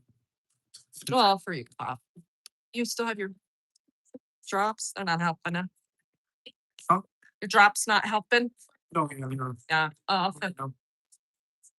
So, and needless to say, the harder people push against me, the more I learn and the more active I become. So, as you can imagine, as I testified to, I've been arrested 15 times since 2012. 4 of those arrests only occurring before 2022. I have a couple of plea deals, and one of those plea deals is only because I was holding out in a tent. And the other is because the entire town of Fort Morgan, Colorado, was calling for my death, literally, to be hung, for me to be hung on Main Street in Fort Morgan. And this conversation was occurring on the Sheriff's Department taxpayer funded Facebook page. And it was actually being orchestrated by the then sheriff, Jim Crone. Yeah. And so I took a plea deal after that under sheriff, Dave Martin, threw me through the doors of the Morgan County Courthouse and knocked me out. And then Jim Crone, the sheriff himself, arrested me again. And that case, of course, was dismissed, and I chose not to sue. So anyway, 4 arrests prior to 2022. The rest of those arrests coming after 22, 9 of them in total by the Denver Police Department. Not one time have I been charged with committing a crime against another person, ever. So of course, Joel Bell, commander of District 3, and his boss, Sergeant Brian O'Neill, they devised this little plan as of late, and they were supported in it by the Denver Police Department, and they were supported in it by the Denver DA, and I suspect very much, since Mike Johnston's wife is employed by the district attorney, John Walsh, that Mayor Johnston even supported it to try to put Reagan Benson in jail. I mean, there's no kind of collusion. Those things don't happen. I mean, I only uncovered connections wherein, like, the chief, Megan Dodge of the Denver Police Department, she helped Brian O'Neill ensure that he would never have anything on his IA file again after 2015. Well, that's not working out anymore. Chief Ron Thomas, yep, sued him and arresting us for recording in the lobby of the Denver Police Departments. That's not working anymore. You know what's interesting about his disciplinary record? Action taken. Thank you. He refuses, for whatever reason, he refused to show up to court and testify as a cop. What was it, 4 or 5 times during the first? Don't quote me. It's posted. You can go look at it. You can go look at it on my YouTube post where Brian O'Neill, a cop, refuses just to go to court and provide testimony. So that's just, it's a waste of time. Waste of time. He should be fired. He should have been fired in the first time he did it. Why would you give a cop an additional opportunity who's being belligerent and not showing up to court to testify to his actions for why he's charged somebody with a crime? You just let him not show up to court? Yeah, that's the Denver Police Department and what they've allowed Sergeant Brian O'Neill to do. You know, the defendant has to show up. Huh? So the defendant has to show up. Or what happens? You get an FTA. And an FTA is an automatic trip to jail. So yeah, this sergeant has been running amok in the Denver Police Department because he's part of a long line of O'Neills to the Denver Police Department. And he's been getting away with whatever he wants. And in fact, he was actually busted as well for recording his superiors during an IA investigation where apparently he was doing the investigation. And so that's against DPP policy. So they've had numerous opportunities to fire this lying tyrant hog, and they don't do it. And why is that, Luis? Why do police officers get to keep their job? What structure allows that to happen? No accountability. Unions. So the taxpayers allow our public servants to go negotiate with our money that pays them. They allow them to go negotiate in private an employment contract that allows a certain discipline structure or not. That is ultimately why dirty cops who aren't of command rank keep their job, because anything lieutenant and above is not union. They don't have union protections. So that's another reason Brian has stayed a defect sergeant and continues to ensure that he's got those protections. Because I do believe that somewhere along the way, he definitely would have been dismissed. So he's even disregarded his superiors. Yeah, definitely should be fired. We'd get an arrest warrant. Yeah, that's right, Jennifer. The Masonic Blue Line Gang, the FOP, the Fraternal Order of Police. They're up here at the Capitol a lot as well. A lot. So are the sheriffs and their representatives. Well, at any rate, what should we do now? Do you want to go see if there's a Gold Dome tour? Sure. And walk all the way up those stairs? Have you ever done it? Have you ever been on that tour? Never. You haven't? Haven't even been here before.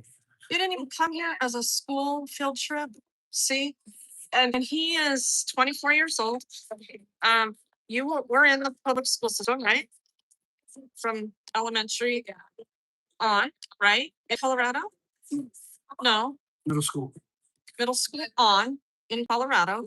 And he has never been to a school sponsored trip to our state capital. Or did you skip an opportunity in high school or something for a field I trip? never heard that that was a thing. You never heard that was a thing. Imagine that. And he went to school pretty much right in the metro area. Denver, Colorado, and he has never been offered a educational school tour of the building that has destroyed his future. So let's go check it out. You want to? Okay. Let's see what we can drum up for a Gold Dome tour. So there's like this game that my friends and I play. It's forgiving sucker of the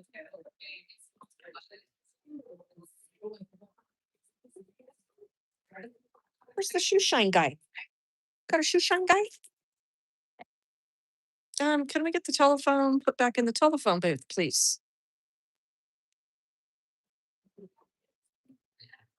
There used to be a shoe shiner guy. What does this say?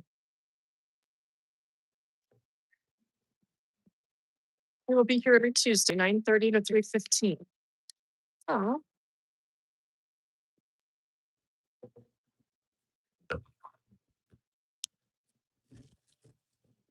Lunches, shoe shine.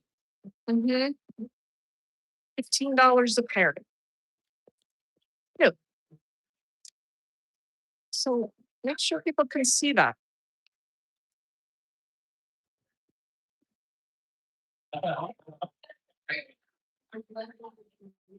Yep.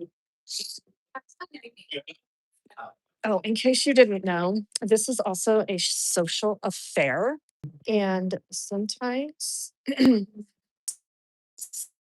so they hold certain committee members to testify. And even some of the um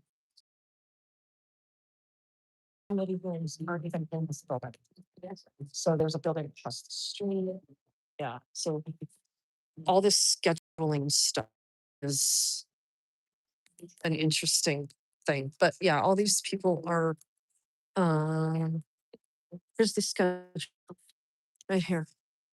Here's the schedule. Do you see that? Oh, there's one right there too.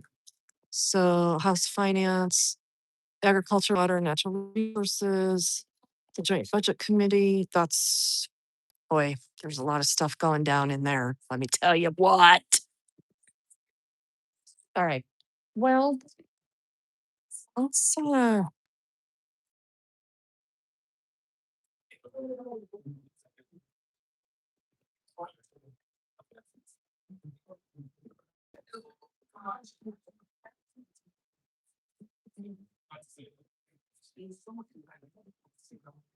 I guess we should just go up one floor and ask it like the information desk. Yeah, let's do that. Where's the stairs? Over here, I'm guessing. Yeah, right here. Here's the stairs. For those of you wondering, we are in the People's House. We are in the Colorado State Capitol. And we are currently going to go try to figure out how to take a Gold Dome tour. Well, I don't know. I think you can walk up there without joining an actual tour.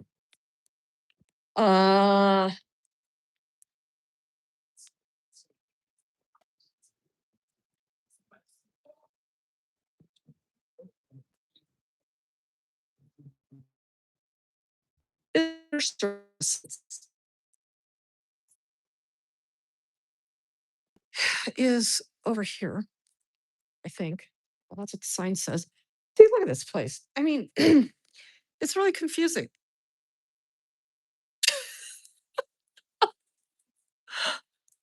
You are here. Let's see, where are we? We are right here. Visitor services is over here. I am a directionally challenged person. I am terrible. My husband gets so irritated with me. You want to talk about somebody who doesn't ask for directions? I would just rather walk around till I figure it out on my own.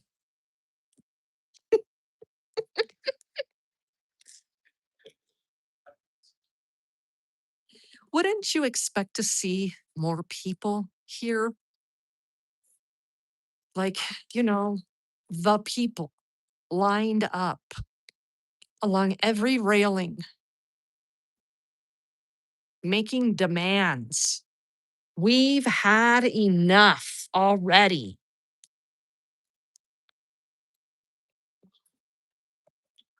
Huh. That's a scary place.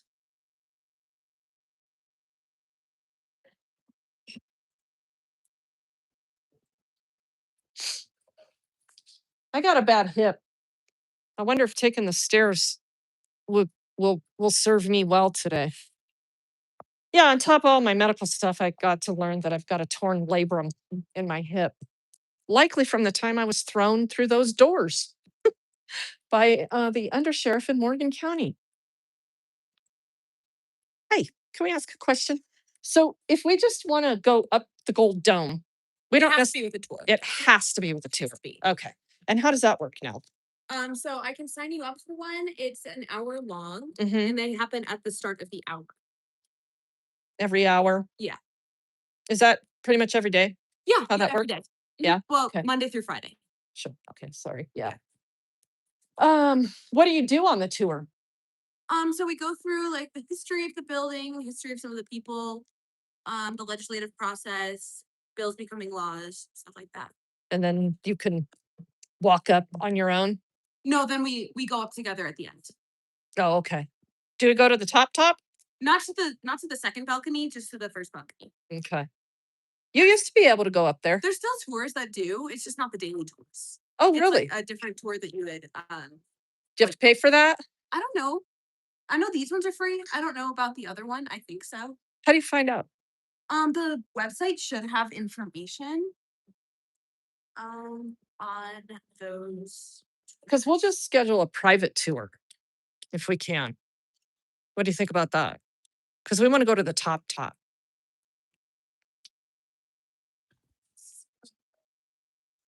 Private tours of the people's house. Is that a thing?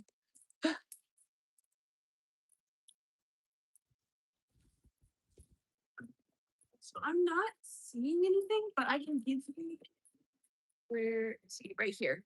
He does all the tour scheduling, so Okay. reach out to him. And he should have more information on the top. Okay. Okay. Yeah. Yeah. I can reach him by email too, Yeah. right? I'm here. Okay. Yep. Just send him an email. Wonderful. Thank you very much for your help. Yeah. So what do you think about that? Unless you're really gung ho on wanting to do it today. Sure. Okay. Should we call this guy and see what it takes to schedule it? Yeah. You know, Huh? doesn't matter to me. Yeah. I'd rather like try to I want to let's do that. Let's try to see what they offer where we can like if there's like a smaller, more knowledgeable, more in-depth tour or something like that. And then we'll see if we can go that route. Because I don't necessarily need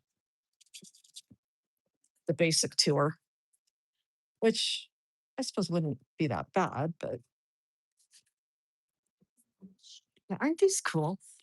Imagine in the day when they were just oil.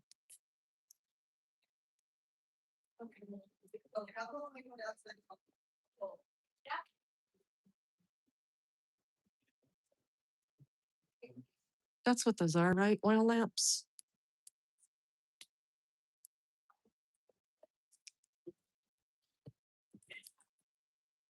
Oh, this is the unclaimed property office. I have unclaimed property. Can we go in here? I think we all do. We all have unclaimed property. There's a It's the whole building. People need it back. yeah, that's no shit, Yeah. right? Yeah. Well, yeah. Open or no? Yeah, let's find out. Can we go in here? We sure can.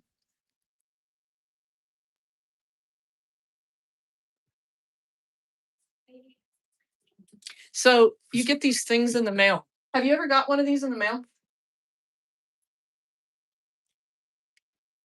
So the state gets to hold on to the funds of unclaimed property in ways that you would never know existed, right? So 1 in 10 Coloradans have unclaimed property.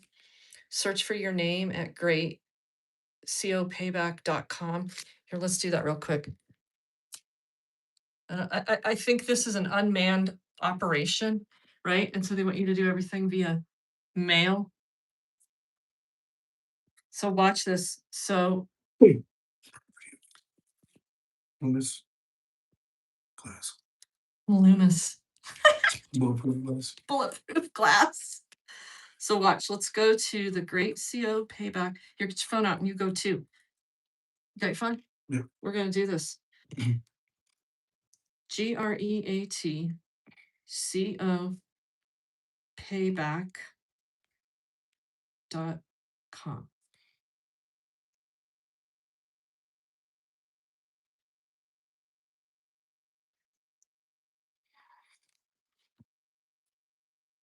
What? What do you mean can't open the page because it can't be found? I know how to spell. That's why I spelled it wrong. Okay, hold on. It's done the same thing for me. How about we use the QR code? Did that work? Maybe I read that wrong. That's why we both misspelled it. Okay, yeah, there we go. Click Get Started, and we'll enter our name.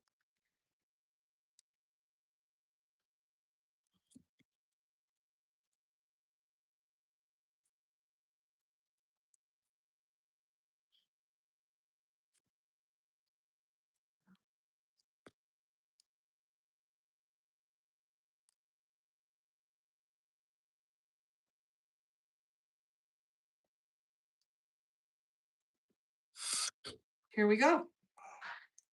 Oh no, that's I typed in my name and my name is not Regan Brown or Regan or Sharon Regan or Brown Regan. There's a name on here, Brown Regan.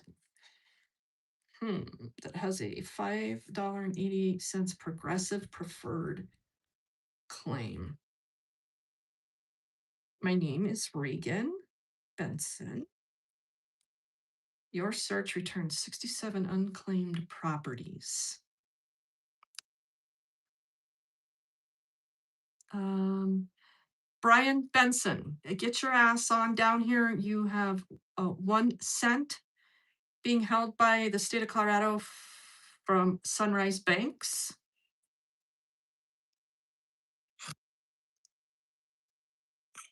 Joan Benson, you have quite a few claims on here. You've got one for $15.70, $2.20, $4, $39. Can we get to Regan Benson, please?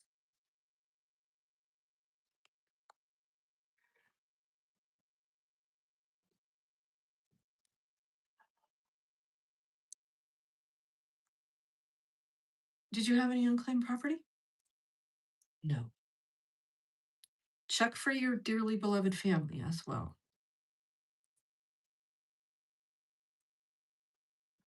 Joan Benson, get your ass on down here. You got a lot of unclaimed property.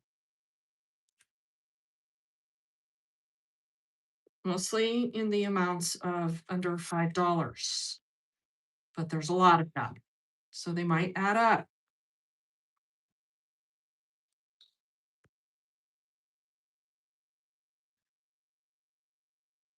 Holy smokes, Joan. Get on down here. Something happened to Joan. My name is not in here. What? I know that I had unclaimed property. What happened to it? Oh, they probably took it. Right? There was a reason that I did not claim the property. I think I had to turn over all of my personal information that I didn't want to turn over. I think that's why I decided not to claim the property. Oh, I don't understand what this is. Well, yeah, you got to study it up because when they can't find, like when companies are obligated to refund you some money or something, it goes to the Department of Treasury for the state and they're supposed to hold it and then they're supposed to notify people that they've got X amount of dollars to come get. How long until they take it? Yeah, that's the other thing. I can't remember, so it must be if you don't come here and get it, we're snagging it because I had a bunch in here. And I think it was something like $100 or some stupid amount. And there was some weird requirement from what I can recall. I don't know what specifically it was, so I said I don't want to do it. Yeah, you're supposed to get this letter.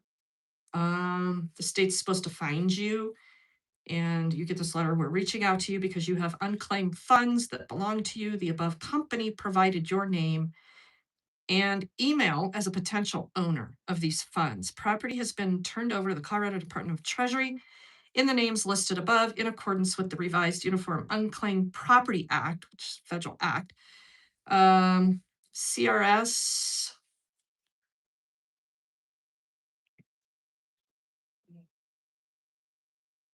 3813-101. The property identification number and the reporting company can be found on the top right of this letter. We encourage you to view our website and search your name. The website allows you to start claim for available funds and read our statute. Some claims can be electronically approved, as it is recommended to start a claim, no matter the size. Our division's goal is to return funds to their rightful owners. Yeah, sure it is. Documentation required to prove your ownership of these funds will be listed on the claim form under Section C. As a reminder, there is never a cost to collect funds directly from the Colorado Unclaimed Property Division. We'd be happy to assist you with any questions you may have at the following email. The Great CO Payback at state.co.us. So I didn't know they had an actual office. Interesting.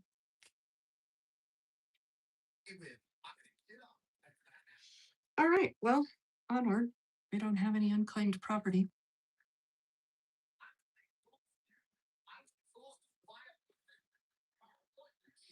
Phew. Yeah, at least the government's been successful stealing money from me for records. Yes, thank you, Joy. Thank you for pointing that out. Isn't this cool? Like, that's how the window opens up there. Interesting. All right. Well, so that's our Department of Treasury guy, Dave Young. It's not the Dave Young that was the DA out in Adams County, is it? I don't know. You know, have so many offices. We probably take a tour of the offices. See what they do. Well, we can go to any of the senators' offices and like talk to their aides and stuff like that, right? So there's that also. What side are we facing? Is that the city and county building? Why can't we go out the store? Can we go out the store? Because this is the direction we want to go. Okay, so this is where the grand photo op is. When you see pictures of groups at the Capitol, or when you come down here to do a photo, this is where it typically goes down.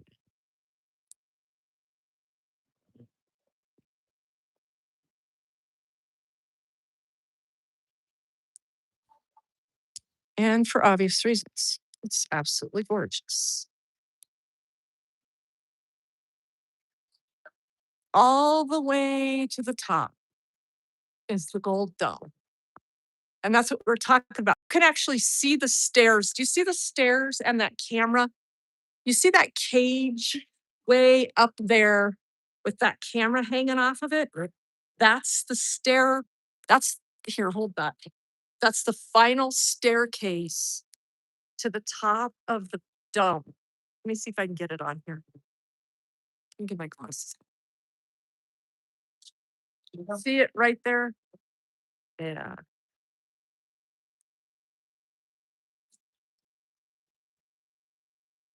So you go up that little staircase to go walk up there at the top. That's pretty groovy, huh? You used to be able to open the windows up there. Yeah. So anyway, this is our Capitol. I wish I could have found somebody I recognized to ask the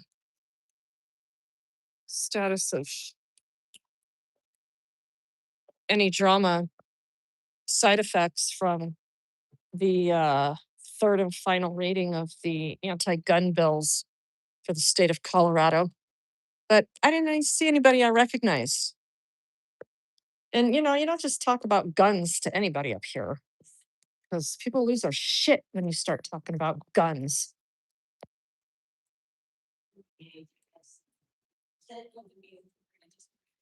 And the Second Amendment. I mean, they just lose their shit.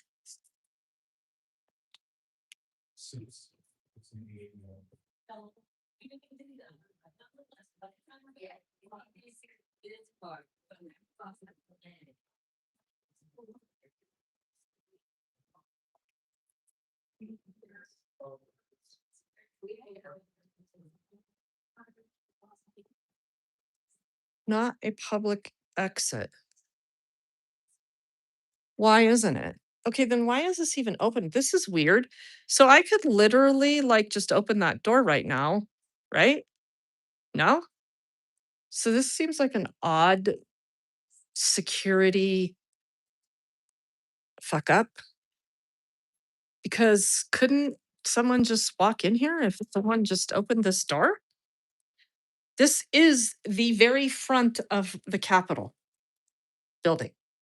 This is where rallies, this is where everything goes down, right here. And so if I wanted to just open the door and let somebody in, I could. This is a weird thing. I feel like they're going to come in hot if we go out this door. What do you feel like? Gonna go out the door. It doesn't say right here that we can't. I mean, it says it's not an exit. I know, but over here it says not a public exit and to report suspicious activity. Interesting. I don't know what to say about that. But that's literally the door I wanted to go out of. Why don't they have security set up here? So did the janitor forget to do something here? I mean, I don't know. I don't really know what's going on here. Apparently this is a public exit and they're going out the door. This is weird.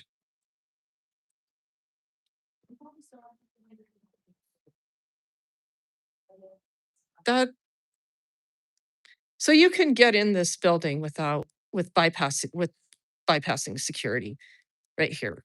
So I don't know why this is happening. Seems odd to me. But I, of course, am an oddity in my thinking. Me and my friend here are wildly confused.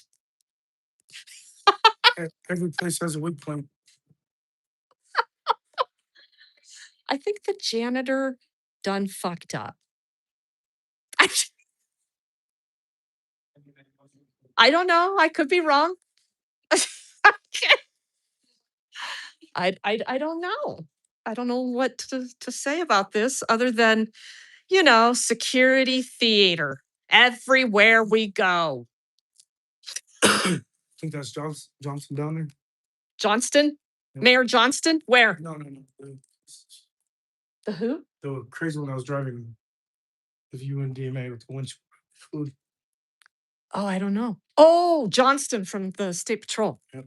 Oh, he's down here somewhere. I think I know where he's at.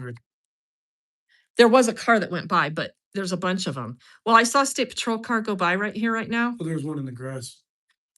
Are those fuckers parked in the grass again? Well, he moved now, but Oh, that's it. Let's go. you use the bathroom. Yeah, I'm not going out that door because while the father with the two cute little children isn't going to go to jail, I'll go to jail. He's not Regan Benson. Thank you. We could try to call him Regan Benson, but it's probably not gonna work out. You need to use the restroom? Yep. Oh my god. Are you serious right now, youngster? The water finally got to me. Well, good luck finding it. You're on your own. I'm just following you now. See if you can make your way through the maze. Give up. I think it's like well, It's that way. now, and then it's pretty. Okay, that's where we came in over there. Yeah, there it is. There's a staircase. We were standing right here. It's just right there.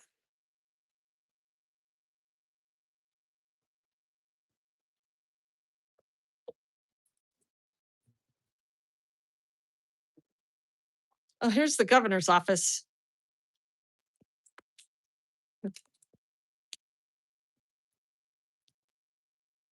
There's some great art in here as well. Yes, sir. Thank you. God bless. Thank you. Thank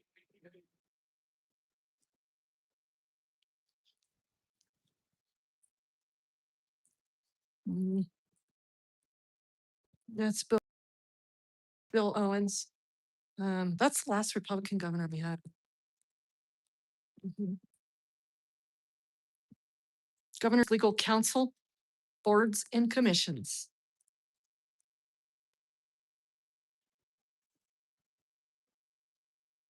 This exit is closed.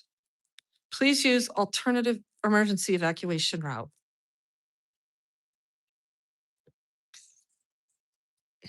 So the glass has been broke. Can you see that?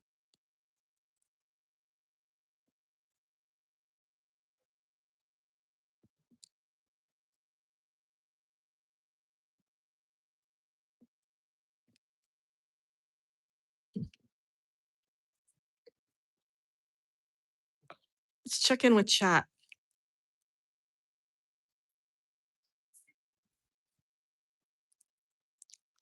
Two sis, what's happening?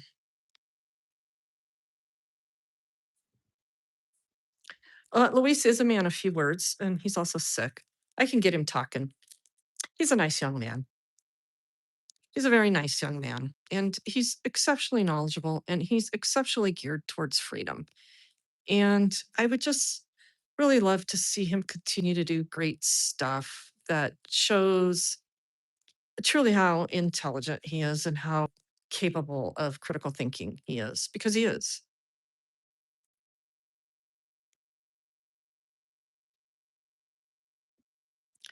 The janitor was either like, fuck this and abandoned that cart and left, or won the lotto and be like, F this, I quit.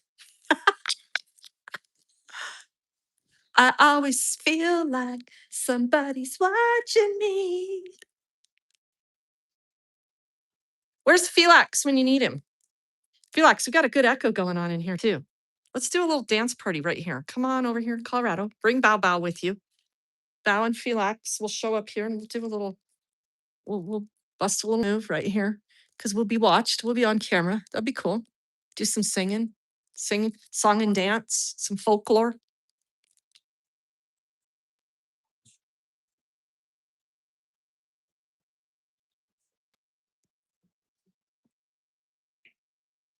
Nobody's coming hot yet. You just wait.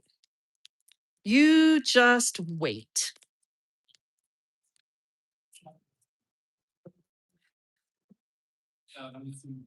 Aber wir waren letztes Jahr dann auch in Dallas und haben uns irgendwie I'm in the restroom in the next building.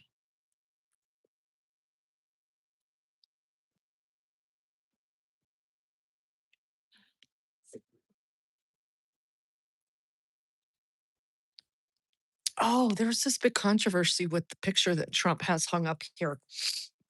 He's all bent out of shape because whoever had it painted here made him look really bad. And so I wonder if it ever got replaced. That would mean we'd have to go up to some floor, probably the top. to look at it. Mm. Yeah, where are the president's pictures? That's what we should find out. We need to go look at that.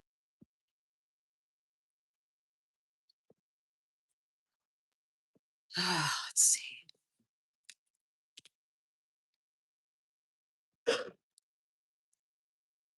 Colorado State Patrol is in Suite 100. Where is that? Hmm. I think we need to do one more thing. Just trying to find you. We need to do one more thing. We need to go up to the floor that houses all the paintings of the presidents. Because there was all this controversy over Trump's painting. But I just don't know what floor it is. And it's the second floor? You're sure? That would be right here. If we went up here, this would be the second. You gotta go into one of those. Well, those were just the elected officials. Yeah, They have, it's on the same floor. are you sure? Think so. They have one for just presidents. Can you tell me what floor we would go to look at all the paintings of the presidents? Oh, those are in historical storage right now, so we don't Oh. have those up. How come? We have a different exhibit going on right now for the 150th anniversary of the state. Oh. And so usually they're in the second floor rotunda up there. Okay. But that is where we have the legislators. Oh, so we did look at that. And so all the president's photos are in storage? They are. Yes. When did that go down? At the beginning of session this year. This year? Mhm. Really? And so they're all off view to the public. Is there any plan to put them back up somewhere in here? I'm not really sure. Yeah. I just know that the exhibit is. Yeah, we saw they can that. be- Yeah, we definitely saw that, but I figured there was just another one specifically for presidents, but there's not. Okay, cool. Who makes that decision? I'm not sure. Yeah, Yeah. I'm gonna ask somebody that Yeah. question. Thank you. Yeah. Appreciate it. This is my kind of information board. There's a slide on here that talked about photography Uh-huh. and how you don't need a permit.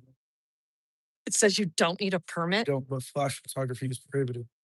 Flash photography is prohibited. Interesting. See, I do better in pictures.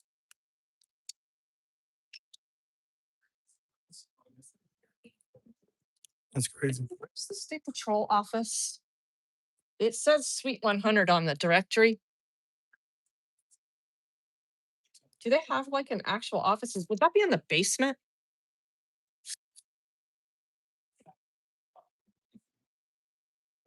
This is where you can go up in here.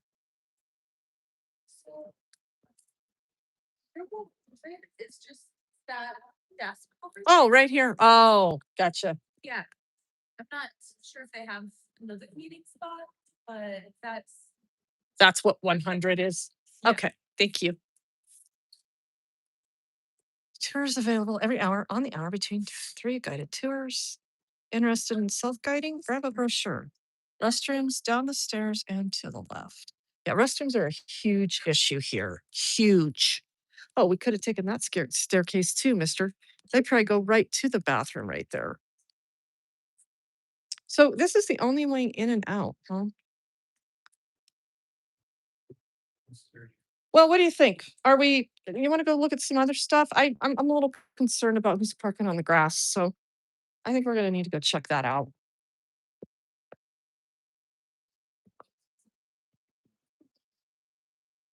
Are you actual state patrol? Oh, yes, for state interest. But you're state patrol, right? Right. Okay, so I have a question for you. So the main entrance, which to me, the main entrance would be the doors that are facing the city and county building, We're going up the west, west. west doors. Yeah, okay, so a person can walk out that door. They're not supposed to walk out that. They're not supposed to. So you have a massive security breach going on right now because I literally could have just let anybody in here. I think the janitor abandoned their post and just left the door open.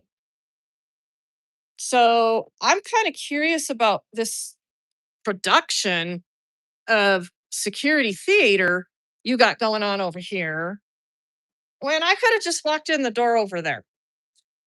So do you have an answer to that? Uh, I mean, I just work here, but I love it. I love it. yeah, Where's your supervisor? Can I ask you where your supervisor is? I'm not too sure where Would he happen to be over at the Ralph Carr building? they could be. Maybe parked on the grass at the park? Well, the other supers parked out at the park, but Uh-huh. supervisors though, I'm not sure where they are today. You're not sure? haven't heard much about where they're even at. Or if they're even around. Yeah, or if they. I like you. Can I have your card, please? I don't have a card, but Write your name and badge number down on a sticky for me, please. uh, we have a. He's side-eyeing me over here.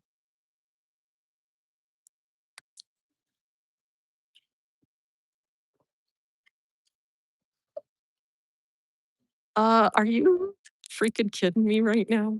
You gotta be shitting me.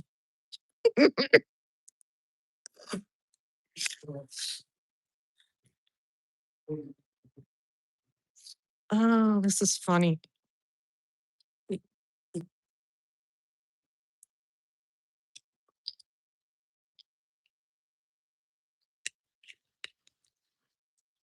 They must have a humidity problem in here. There you go. Thank you very much. Yeah, Okay. because I like to write commendations for good customer service oriented sworn peace officers and troopers and deputies and officers alike. So thank you for your time. Of course, I'll have a good one. Thank you. He's kind of a cutie. Hold on, I'll tell you what his name is here in a minute. So what do you think? Are we done in here? We need to go find a supervisor for the Colorado State Patrol. Thank you.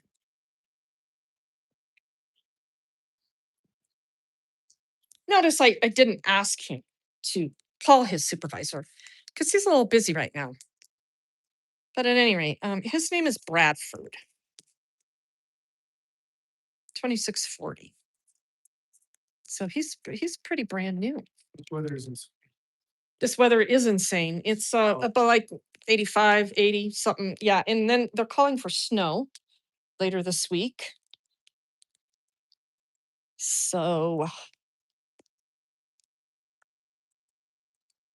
So you see all these, parking situations. You can only come in here and if you got a pass to get through the gate. Something going on down here. What's going down? Oh, let's go check that out. Are they leaving? They're dumping beer out. Those Denver cops are dumping beer out. Wait, hold my beer. I'm coming. No. Let me hold it.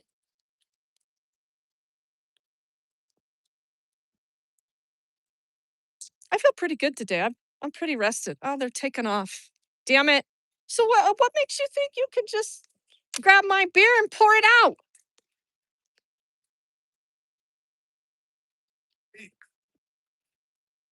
She dumped out the beer.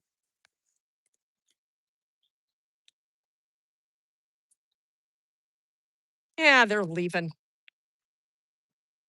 We are too late. We're too late to save the beer. Damn it. All right, let's go this way. Here, can you pick this up for me? You're not gonna pick it up? Mm. Oh, are you afraid? See, there's some blood on there. Are you afraid? Oh, stop it. There's some blood on there. It's dried blood. I am a local artist and have been down on my luck since COVID lockdown. homeless and hungry. Now my husband has taken ill. We need as much help as you can find in your heart to spare. Well, at any rate, sometimes those stories are true, sometimes they're not. Those are just the facts.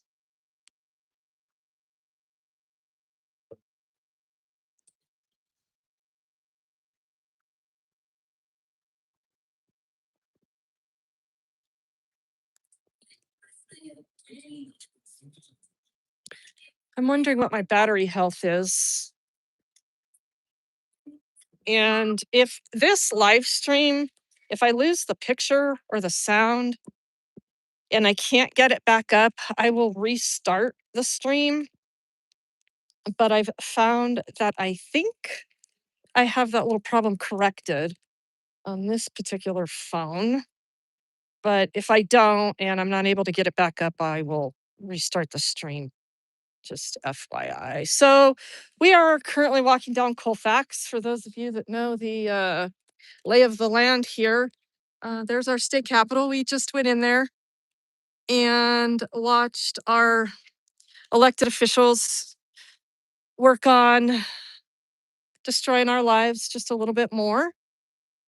We talked about how I threw this surprise on our friend Luis here from the Real Constitutional Upholder. And he hasn't had a lot to say about it, but I think he's intrigued by the idea. It's kind of hard to talk right now. Yeah. So he's got a sore throat. So I told him not to talk if his throat hurts because he's going to go completely laryngitis on us all. So yeah, he's probably not going to be doing a lot more talking. And I really want to have some serious conversations with him and you and other people, perhaps here in the state of Colorado, that would be interested in employing him as a lobbyist for the people. So if you know anything about making bills and all that kind of stuff, a lot of that's done with, lobbyists and lobbyist money. We, of course, the people, would not be contributing a lot of money because we would not be using the process to bribe. We would not be using the lobbyist process to bribe elected officials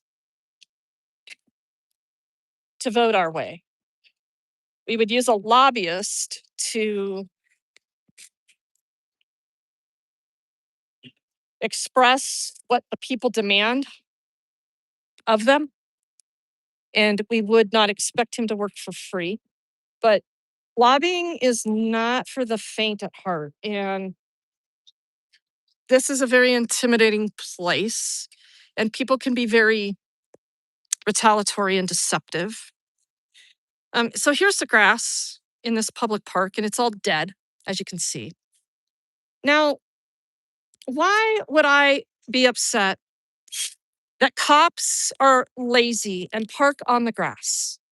Well, here you go. Here's your answer. Because when you don't water the grass, and in years of drought, how are you? Happy Monday. The grass dies, and then it becomes mud. So, if I see State Patrol parking on this grass, I tell them to get off the grass. And I think I'm even to the point where I don't ask them. I tell them. This is the people's park. The people pay for this. And the people know, the smart people know, that you parking on the grass and driving all over this park on the grass is ruining the grass. It's also ruining the sprinkler system. So get off the grass. Well, last time we did that, that turned into a major ordeal. And Johnston, good old Johnston from the Colorado State Patrol, the guy that gets all kinds of complaints, wherein the State Patrol never substantiates them until this last time. What's this little girl? She doing her little quinceañera over here? Let's go check her out. Because we're gonna go this way anyway. Well, we're actually gonna go over to the Ralph Carr building. I'm announcing my arrival, State Patrol. So I do hope you have a supervisor somewhere. Hi, little squirrel. Look, squirrel. Where's the cops when you need them? Squirrel. Squirrel. Look at how pretty her dress is. And she wants her picture taken up here at the state capitol, huh? Why? Is there something symbolic about that? Is the scenery pretty? What is it? Because that's not helping that beautiful dress.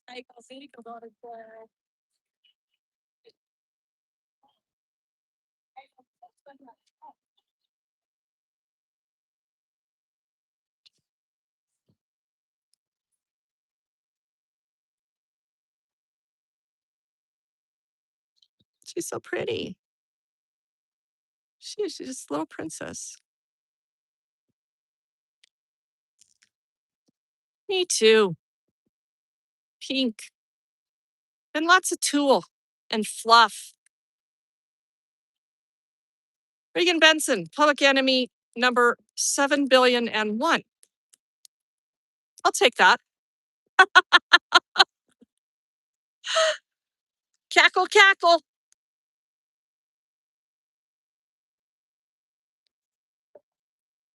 So seriously, why? What is with what is he going to capture in this picture that is going to help that dress or her or why? This I don't know.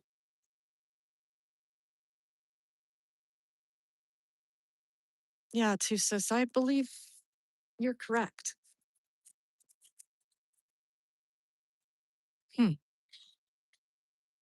Very pretty. All right, sir, are you ready to go find a state patrol supervisor? All right. Oh, look, there's chalk. Oh, yeah, there was the No Kings thingy all weekend. Yeah, I don't know. I saw one video. You see any videos of the No Kings stuff for here? So they had one ordeal over there at 20th and Blake, which is in Lodo, where there was a video that showed the cops coming up 20th to, I'm guessing, back people up that might have been trying to block the road or get on to I-25. But I've seen no video that would suggest that that's what was happening. I've only seen a video floating around that Trump has now commented on and said that, Colorado deserves better than this chaos. Well, I wonder where Trump was when the Denver Police Department was literally shooting people point blank in the face during the George Floyd rallies and protests, and oftentimes not peaceful protesting when people were damaging property, when they were blocking roads. See, I don't support any of that shit. That is not a peaceful protest. But what was interesting about that time frame was that the Denver Police Department wasn't addressing any of that. They were instead like right here. It happened like on this very corner. Right over here. If I recall correctly, it was over here or down on Colfax. Like caused a brain injury by walking up to a guy and shooting him in his face, fractured his eye socket. Right? But people support that. People support that.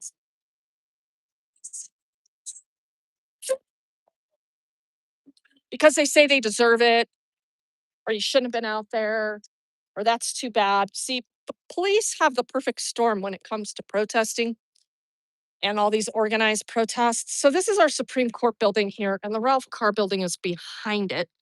And we're gonna go over there. But you know what? I've never even been in to this portion of the building.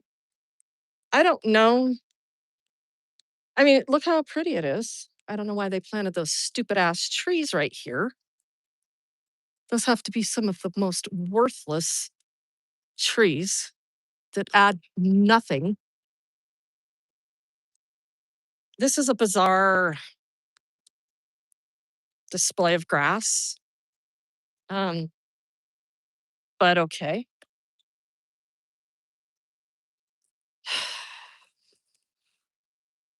I could do better, way better.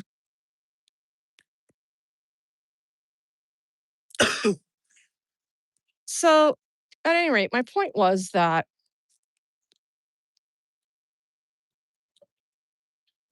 police like protests. They love it when they get the opportunity to use violence on people. They live for it. It's a warrior mentality. They sign up for extra duty. Like that Novotny, that stupid bitch that was on the stand lying about me. You ought to see that thing in her riot gear. Uh-huh. To come out here and use force on people. Wow, is this really what they got going on for Flowers? Might end up here one day. I think I will end up here one day. I think you will too. He currently has a case on appeal. But Great First Amendment. You know what? It's a lot.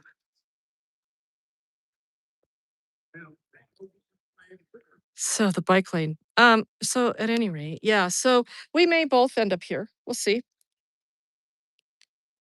We'll see what district court does for both of us in Arapahoe County and Denver. I would be kind of surprised, but with my case, I don't.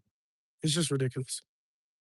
Both of our ridiculous. cases are equally insanely idiotic, the most egregious waste of taxpayer dollars you will ever see in your life over a bunch of cops. I mean, manly cops fearing for their lives for recording them, for talking smack about them because they are fucking horrible at their jobs. Yeah, don't ever report a reckless driving officer or else you'll get charged with harassment. That's the message they sent to me. Mhm. And they use the fact that I posted it to YouTube as like I just do it to annoy them type of thing.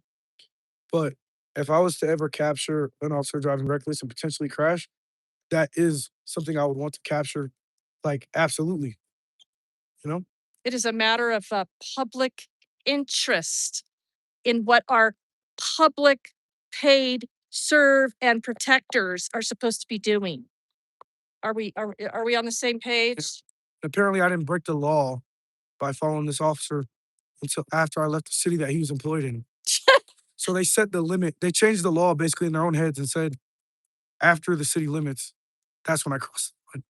And that would be Inglewood, the Inglewood Police Department. I think you should sue them. I think you should sue Inglewood. Again? What? Again? Sue them again? For what they continue to get wrong? You think the people should keep suing the government? That's blasphemy. No, because then if I continue to keep suing them, they're just going to say that I do it for lawsuits and I do it for money. It's, Keep doing it. Keep doing it for lawsuits and money. what other Look at that background. method do I have of petitioning redress when I file a complaint and nothing is sustained and my property was taken, my rights were violated, I went to jail, a warrant was issued for my arrest, gun rights were taken. How do I fix this problem? There's no other solution for me. You stay home. I can't do that. You stay home. Can't do that. Can't do it. This is a fantastic view. right here, the background. And my shirt looks good on that. So I need to take a picture of this. I hope State Patrol is working on producing a supervisor because I am on my way.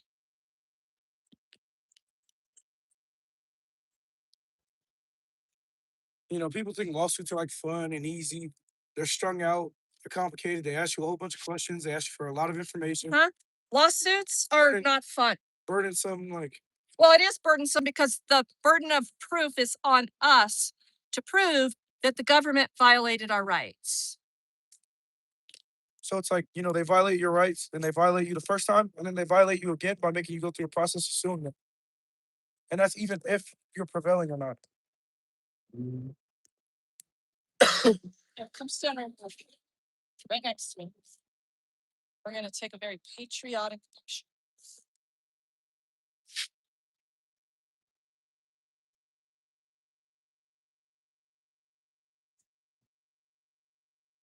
That's great. Thank you. I love taking pictures. Pictures are my thing. I love public photography. I really do. So at any rate, let's check in with the chat. So yes, Luis and I are both going to sue Inglewood. Well, I'm in the process of suing Inglewood.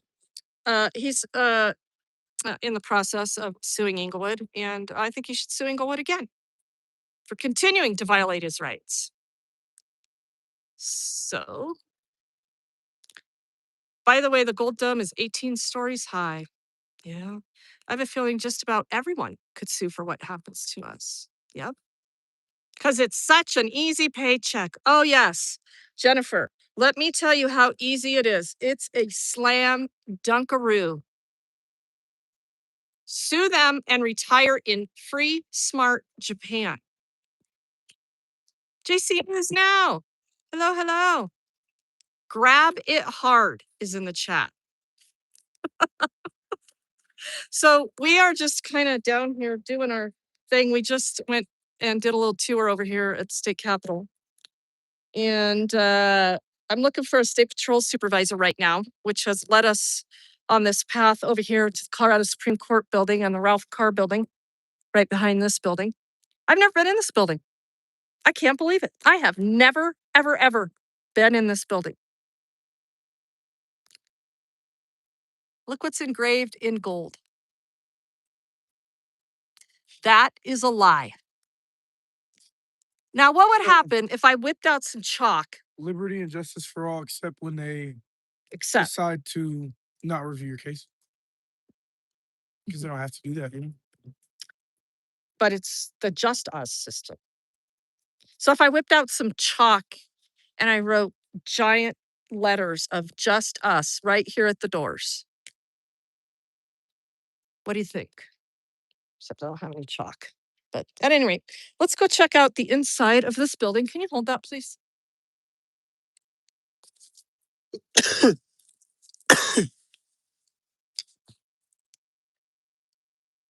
All right, let's go see what kind of greetings and whatnot we get here.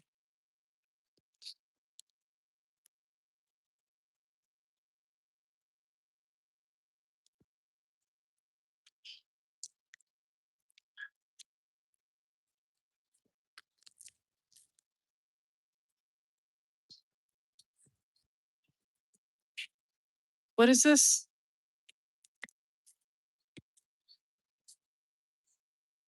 Oh, that's for process servers only. Thank you.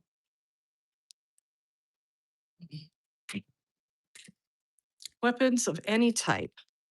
Well, my mouth, I don't know what you're going to do with this thing, but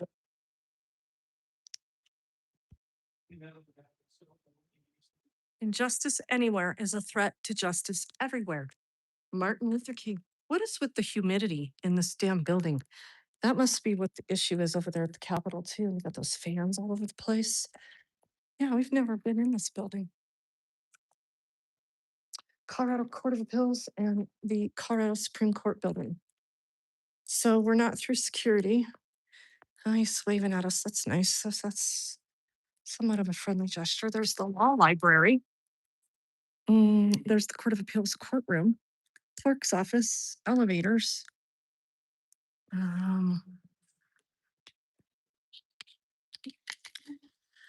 Yeah, it's a big ass, fancy, expensive building. The Judicial Learning Center.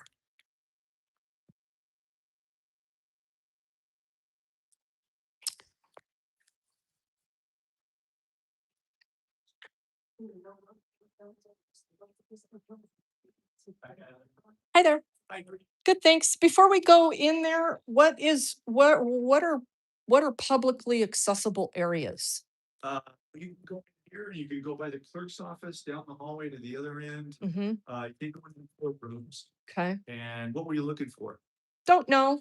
Just Okay. have never been in this building and I just want to make sure that I'm staying within the publicly accessible areas. Yeah, anything that when you're walking around on this floor and that, yeah, you can't go up in the elevator unless you have an appointment. Oh, okay. Can we go in this like Judicial Learning Center in the law library? Law library. I'd like to see that. Awesome. Thank you. Just any metal you have, the routine, just like the airport. Okay. They'll get you guys through right away. Also, do you know where the state patrol supervisors are today for this area? Yeah, you can contact one. We have a sergeant now, we have a captain here. Oh, awesome. Is he in the Ross Park building? No, there's not a supervisor. You guys together? Even like this option. Good, go through. Yeah.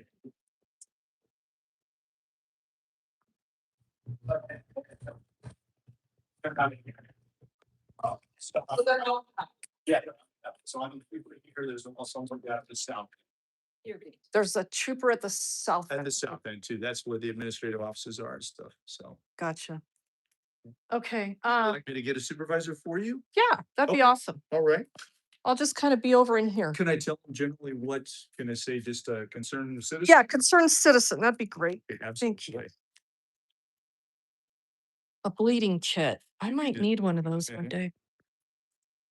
Yeah, I'm gonna be bleeding out. Oh. Bleeding from the heart. Yeah, we'll just be in this area. Okay. Thank you. Tundra. Okay. So. Female. I am a very nice and pleasant woman. Yeah, what is this? Judicial Learning Center. What is this all about? Oh my God, I can't even pull this door open. For a guided tour of the building, you can call the clerk's office.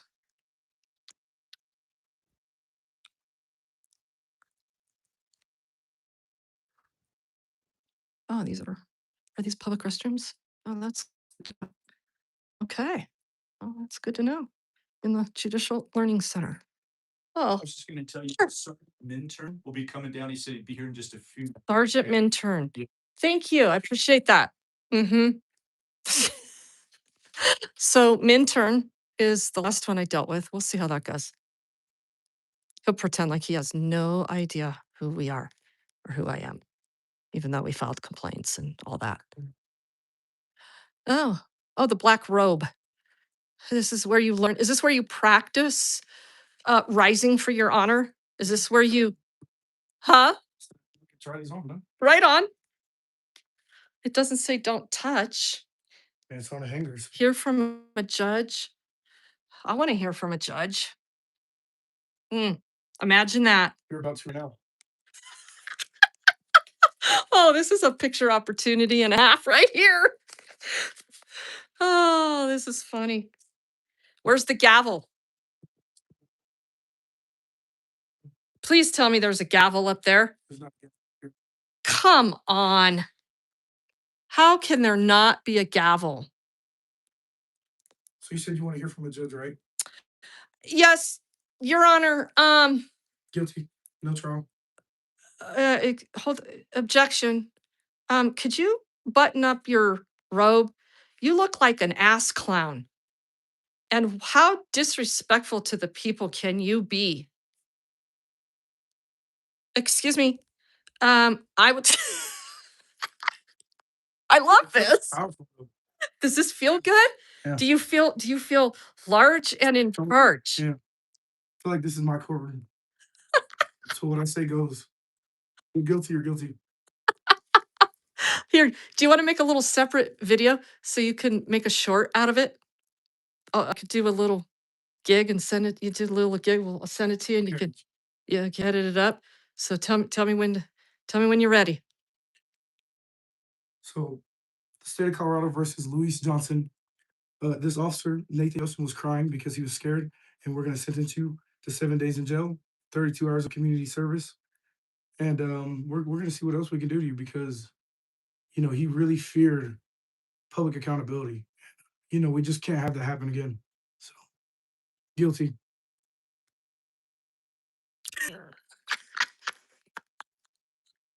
He was crying. He was crying on the stand. Yeah, that's all it takes.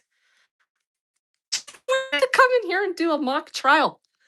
I love this. This is great. You can look, there's a secret curtain where you can sneak out the door. I have never been in this building. I love it. I don't want to take it off. You feel so almighty and powerful. They should have put a gavel up here. That would have been. I agree. Where's the damn gavel? It's a rise when I rise. Oh, yes, I'm up, Your Honor. Uh-huh. All rise. All right, peasants, be seated. Okay. I don't have a chair. What do I do? The floor. I know. Okay, Your Honor. Let me get down on my knees. Give us your money. Hold on. I gotta have excuse me, I haven't made it down to my knees yet. Took too long. What kind of kangaroo job is this? You thought this was a courthouse? Em- Courtroom? Yeah. No, this is my courtroom. Well, are you not a real judge? And they say I am, but Oh, here comes Minturn. Hold on. Here he is. He's coming in the building. There he is. Hold on. Go sit your ass back down. I'm done being a judge for today. I'm tired. Minturn's not going to be very happy to see me. I worked so hard just now. It's ridiculous. Your Honor, can I get you can I call for your car? I also forgot to mention there's no constitutional arguments allowed in my courtroom. Well, so I got Your Honor, I know I'm just a little measly clerk, and I only make $220,000 a year. But somebody's out here and they want to talk to you. But would you like me to call your car so you can sneak out the back door and avoid the people? What do Yeah. what do I tell them? That's- When Tell them I'm not here. oh well Vacation. okay, but when should I tell them you're coming back? When I come back, and then when they come back next time, just say I'm on vacation again, and we'll deal with it. Well, wait, do you want your golf clubs? They're in the closet over there. Don't forget your vodka under the thing over there. Your The vodka. other stuff too. Um, well, I got a baggie, but I don't know where do you want me to put it? I mean, the cameras are on. I forgot to turn the cameras off. Um, um, yeah. Hello, how can I help you? Oh, hi there. Hi, Sergeant Minturn. Yes. Yeah, so I just wanted to share a little thing with you. First of all, do you remember who I am? Yes, Regan Benson. I think I met you in the park a few, maybe once or twice other times. That's awesome. I'm glad you remembered who I was, and I didn't even give anybody my name. That worked out so great. Yeah. What can I help you So with today? at any rate, now don't get all short with me like you did last time and things went way south. I was very pleasant. I Thank was a charming gentleman. I would disagree, but that's neither here nor there. We got through that. My issue is today we were at the Capitol and my friend here, Okay. and those doors, the west side doors, West side doors, check. okay, from the inside, Mm-hmm. yeah, there's no security there. Right. Right. Okay. So we wanted to exit those doors. I didn't know if we could. So I walked over there Okay. and You seem so short and irritated. Are you even listening to me? I'm excited to be here. No, I appreciate you coming down and talking to us. So Okay. I'm listening to you. Yeah. I appreciate it. Thank you. Okay. And so I told my friend, I said, I don't think we can probably go out those doors anymore, but I'm not sure. So we go walking over there.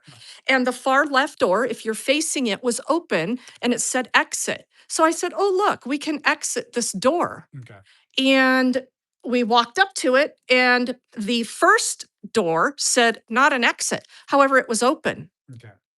No, it's not supposed to be open. So just to explain from, unless you want to finish your story. Okay, yeah. So that'd be good because you got a big security theater operation going on over there for safety. And all I had to do was just exit that door, and some mad gunman could have come into the Capitol and blown everybody away. Right. Am I wrong? So the doors are not locked. So when you say open, do you mean not locked, or it was like physically propped open? It was completely all the way open. Okay. Yeah, sometimes people leave it open. They're not supposed to be open. So Who's people? What they people? come and go, people that are doing events on the west side. So it could be anyone really. I'm not familiar with what happened in this particular incident, but that does happen at times. So why do you have security if it's that not secure? We do our best to be as secure as possible. You're right. We can't have, every single door covered at all times, but we are doing best with what we have to monitor the building and control the entrance and exit of people. So, but I do appreciate your concern about the security of the building. That is important to us, and I'm glad you appreciate that. Yeah, I'm fine with not having to go play the security theater game, but be honest about it, because if you're not even going to secure how the janitor was likely to have done that and parked their cart right there and they're nowhere to be found, right? And had I gone out that door Mhm. and somebody snuck in, I certainly would have been the subject of an investigation, wouldn't I have been, if something bad had happened? Like you individually? Yeah. Yeah. No. If I'd have gone out that door and somebody would have snuck in and committed crime, I wouldn't have been the subject of going out a door that I wasn't supposed to go out of. I'm glad that didn't happen. So I'm glad there was no major incident. So I would have been the subject of an investigation. We've had to look all the facts and see what happens. So yeah, at this point, I can't make a statement on a hypothetical situation. I appreciate you making us aware of something happens. That's very conscientious of you. I do appreciate that. So Okay. thank you. Do you have your body cam on? I do have my body camera on. Okay, Thank you. great. And so your guy that's working security, what was his name? He didn't have any cards. Okay. So why doesn't he have any cards? Security officer. Well, you said he was state patrol. Okay. He had a body cam on. Okay. Security officers don't have cards because cards are only mandated when we contact someone in a situation we're investigating or doing something. As security officers are outside that purview and don't give out cards while they're doing their duties at the desk. You're more than welcome to call someone like myself, come down and talk and give you a card if you wanted, but we don't have them give out cards. That's correct. Why? He's a sworn peace officer in the he's- state of Colorado. He's not sworn? They're not post certified officers. Oh, okay. So that's the difference. I asked him, and I guess I didn't specify close enough, and he did not say he was not post certified. So why does he have a body cam on? Well, that's just we're trying to go above and beyond what is required by law. So if something happens, they can do it for both their protection and the protection of people they interact with. So it's just an additional layer of transparency that we want to give when we're down here. Okay, fair enough. Can I have your card? Of course.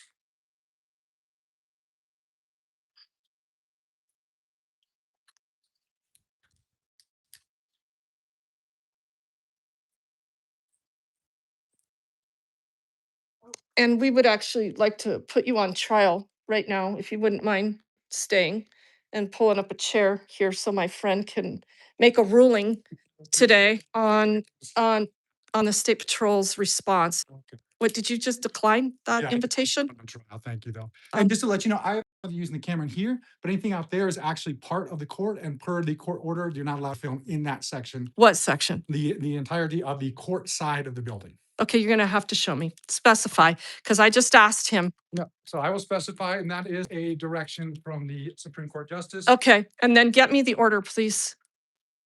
It's actually on the thing. What thing? Because Okay. I looked at all the things out here and there's nothing on any things. So you came over here to be professional, but you're not gonna leave until you exercise your authority. So any attempt to, you can't use it on this side. So that has the thing that will explain that. I believe it's 13.1. I'll wait while you get me a copy of it. So I please. don't have a copy of it, but that is the order directed by the Supreme Court. Okay, well, I'll just wait right here until somebody gets me a copy of it.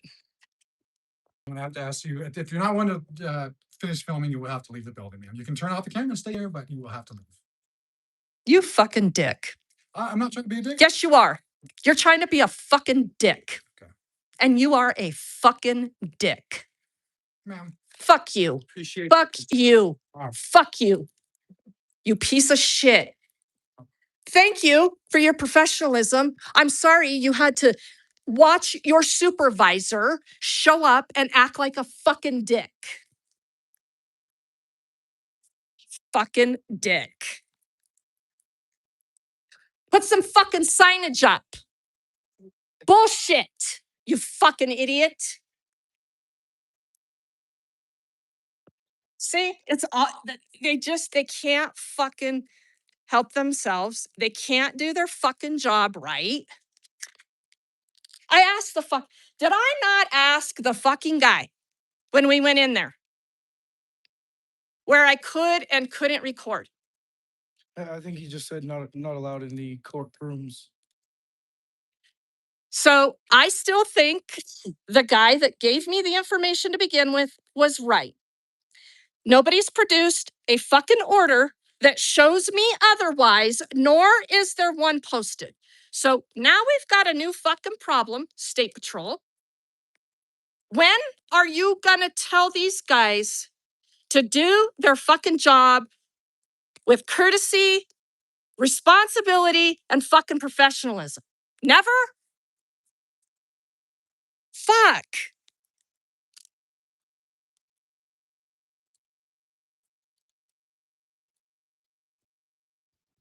He knew.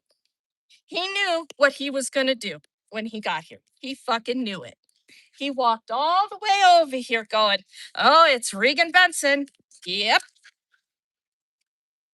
Told ya.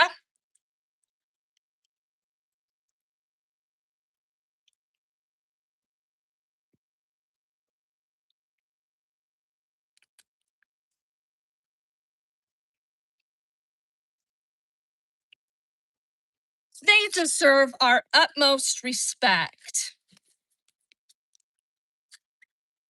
Well, what type of order do they call this? I wasn't going to waste this on idiocy, but hey, Minturn, read it, you fucking moron.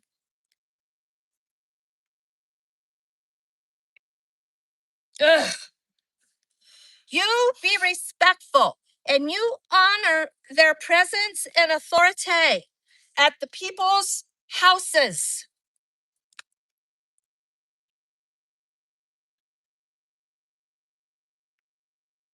It's the Supreme Court Justice order on electronics use in this courthouse.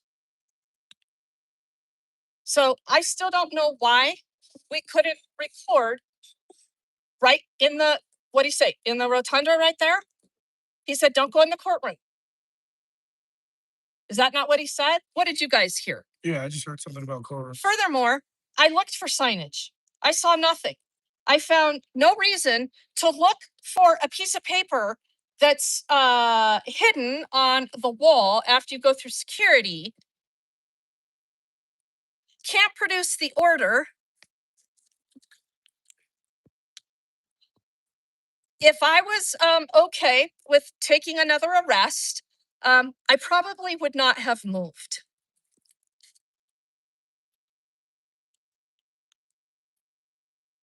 They just can't fucking resist. They just can't help themselves.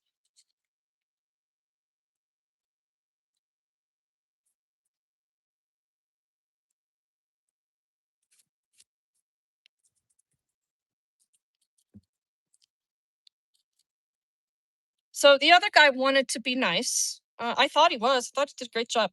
Bradford Smith is his name.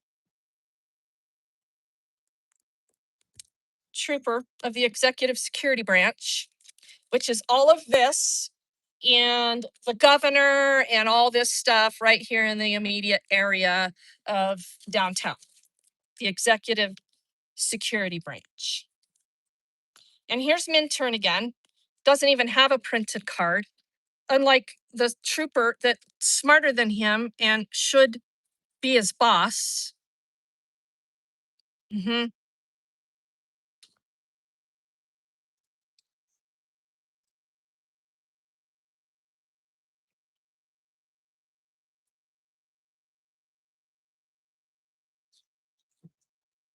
Let me read this to you.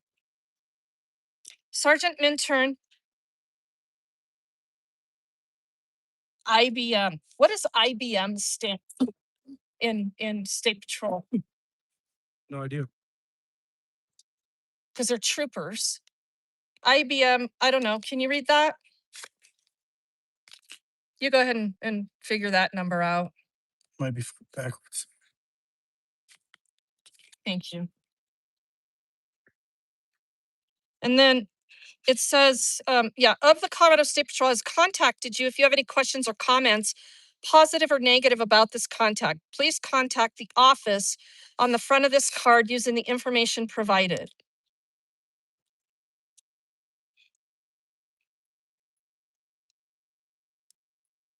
What office? Please contact the office on the front of this card. How are you supposed to contact them? With the phone number? Oh, okay.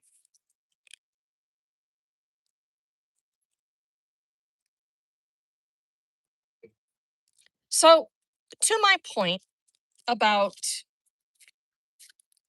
them responding using any kind of recognition they decide to. In this case, facial recognition. Nobody here has been given my name, not one person, all day.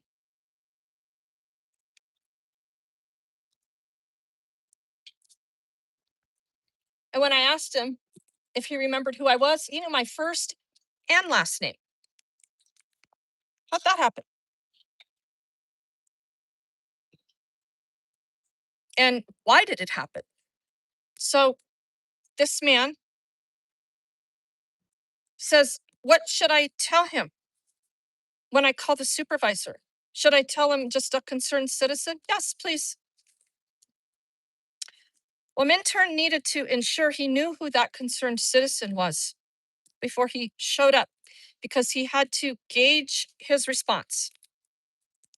That guy, no matter what, cannot professionally and courteously deal with the public without presenting as a condescending asshole. He shouldn't be in the position he's in. He shouldn't. Not only that, he ensured that he escalated the situation because that was his plan.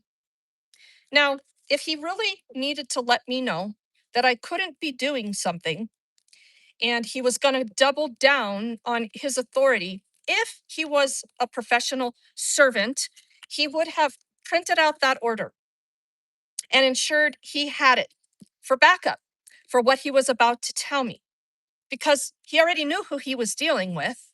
They're making some phone calls. Here he comes.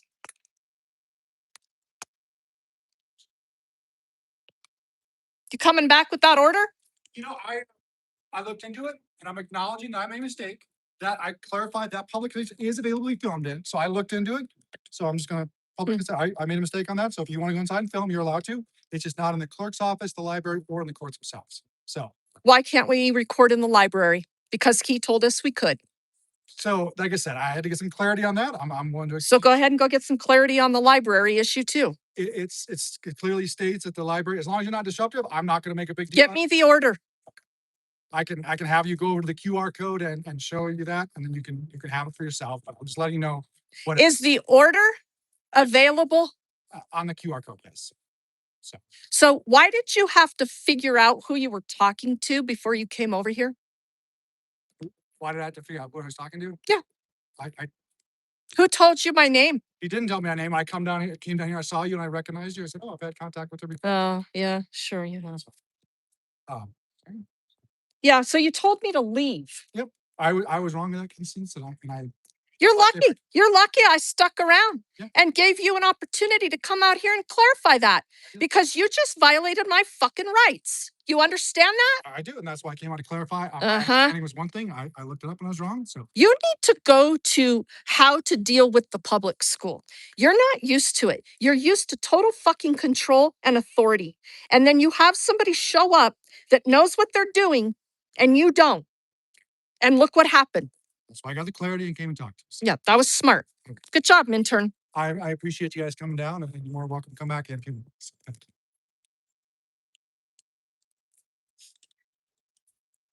See,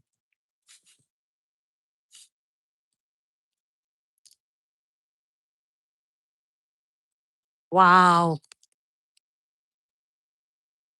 Wow. They are so used to violating people's rights. They give no fucks until somebody who exercises their rights, who knows their rights, shows up.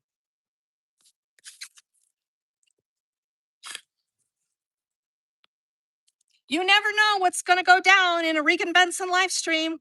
You're watching it live. This is why I do so many live streams and don't edit my videos. He saw me. When did he see me? When did he see me to know? well, he's saying the last interaction he had was Right. When did he see me? The second he walked into the place we were in, into this education center, and he knew right away, oh, that's Regan Benson. Uh-huh.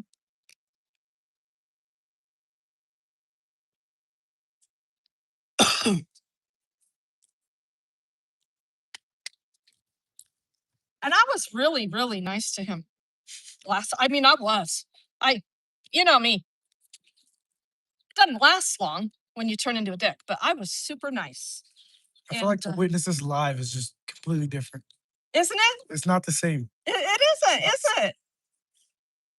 It's Wow. it's pretty freaking mind-blowing, huh? He was incensed that it was me, and he was gonna be right. And he was gonna exercise some freaking authority on me because he's large and in charge. And you would think like to err on the side of caution, you Yeah. wouldn't enforce anything that you're not for sure of. So you would say, well, you can go ahead, but we're gonna look it up, and if you can, then we're gonna come and tell you whatever. But I mean, if you don't know, how can you enforce? So if he was to make an unlawful arrest at that point, So if I would have stood there you know, and disobeyed his lawful order, it's that easy to mess up as an officer. It's that easy. you give him, and I am way more generous than the average person. I give them the opportunity. I could have just said, you're violating my rights. I didn't even have to say anything. You stood there and said, get the order. I could have just stood there and taken the arrest. I'm also recording with my eyes. This makes no sense because if I can go in here and I can see with my eyes, why can I not record it with an iPhone? Luis, It's they're trespassing. we are the eighth wonders of the Like- world. That's all I could come up with. I don't get that. We are the eighth wonders of the world. People that exercise their rights in America, in the free country. Now, could you imagine if we came over here and just chalked up this place? Because we have a right to do that. We have a right to score this system in a chalk protest and redress. And it's a good thing that I didn't put chalk in my travel bag.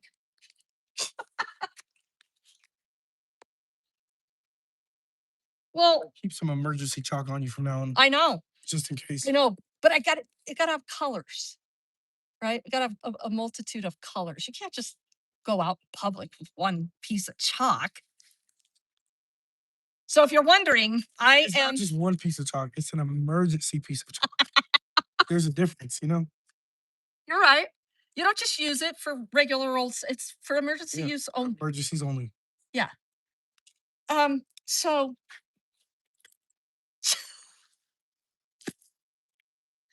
ugh, I am a um supporter and promoter of redressing and protesting government in the form of a chalk protest and redress.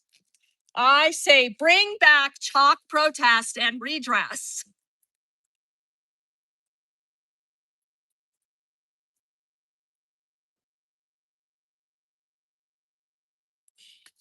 Let's go see if Trooper Johnson's working security over at the Ralph Carr building.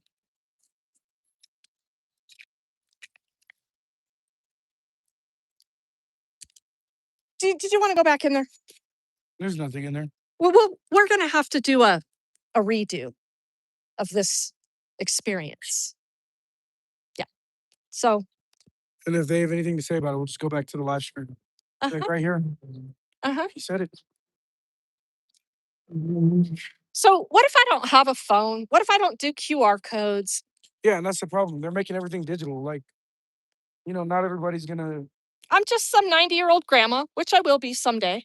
Mm. And I no longer have any use for cell phone. And I walk in there and I know my rights. Paper, ink, put it on the wall, laminate it. Easy. Done. You can read it.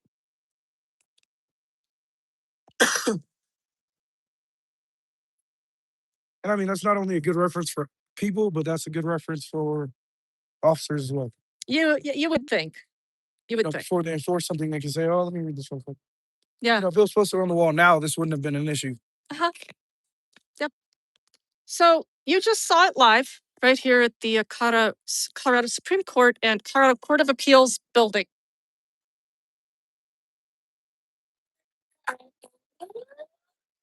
Yes, please come in hot and blow up this ridiculous situation. So let's go this way. We have all day parking. I'm hungry. Are you hungry? I'm hungry. This is the Denver Public Library, downtown branch. It's just recently remodeled. It's pretty groovy in there. They're cool. Denver Library, they understand everything. They give no shits if you go in there and record and show the library. We maybe could if, I don't know. I've never been up into some of those other floors. I don't know what they got going on. Did he just spit on me?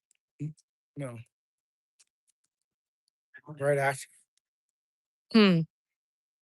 Dude, don't be spitting on people. Don't be spitting on people. You can't do that because you'll go to jail. You'll go to jail. Don't spit on people.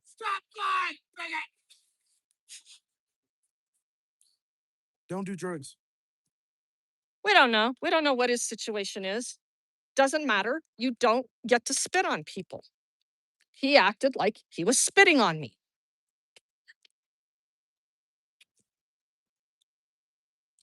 Yeah, this is some blazing warm sun.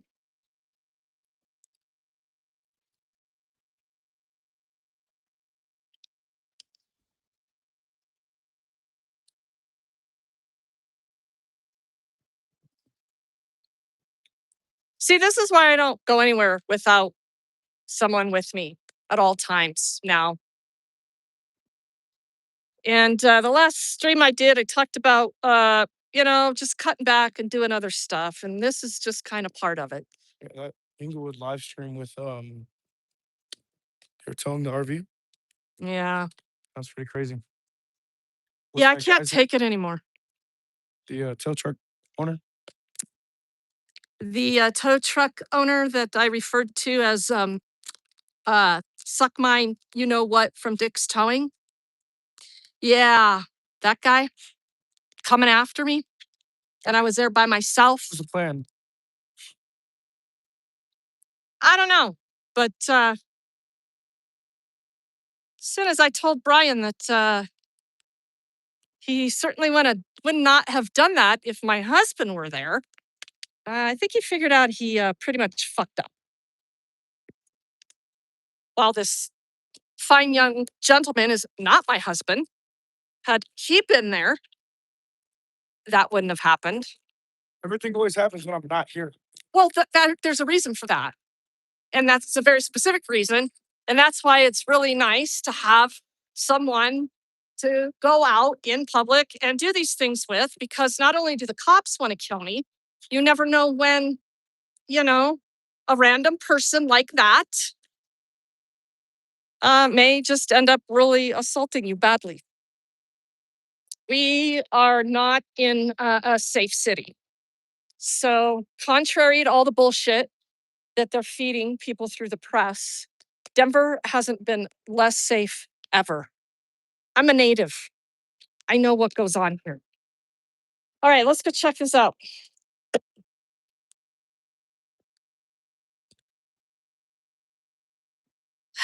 So, this is the Ralph Carr building. This is where they hold the post board meetings.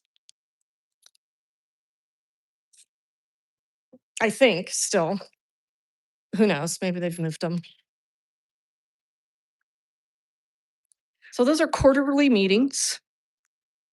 And I never get to go to them because there is inevitably always something going on when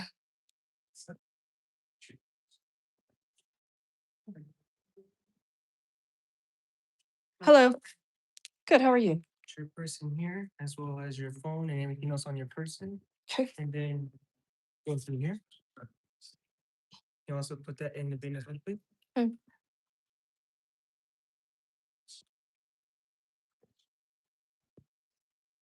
You're welcome. Hello, Sam, how are you?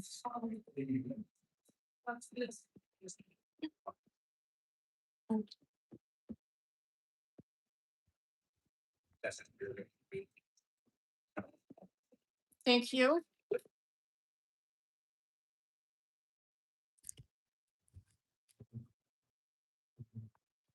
So they sent the smart guy over here in a hurry from the other end. Yeah. He came on over here and made sure that we weren't going to have any problems. So, what parts of this building can I walk around and exercise my rights in? Can somebody explain that to me? And is there anything posted? The only thing posted that I know of is on the courtroom side. Okay. It's on the wall. There's like a little QR code by where the guard station is. Okay. And that's the only side of the building where the judges don't let you film. Okay. Permission. Okay. So anything that's publicly accessible to the public here Mhm. is publicly accessible for any citizen to be able to exercise their rights. Yes. Thank you. Thank you very much.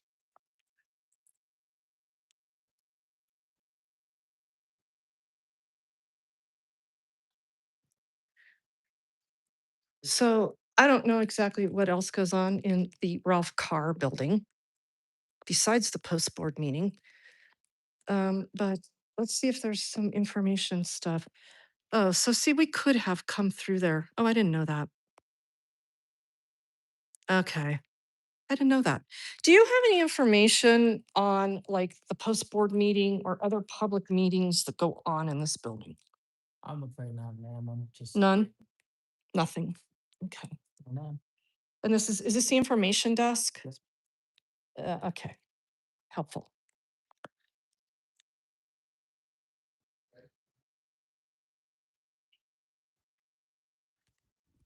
So this is the conference room typically where the post board meeting is held. We got to come to one of those. I want you to see that. It's pretty fascinating stuff. And every cop that is on the post board is there. And the cop I can't remember. It's huge. The board is huge. It takes up this whole room. And the length of this hall is the room. Right? And they set up a big ass horseshoe table in there. And the attorney general's there, all the members of the post board, to include Ron Thomas, the chief of police of Denver. He's now on that board.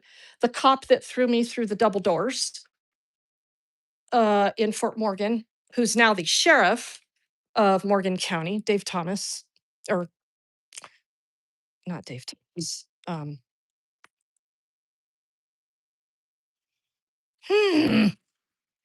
lost it. So Jim Crone was the sheriff at the time that Under Sheriff Dave, whatever his fuck nuts is. Excuse me, language. I didn't mean to say that. My bad. What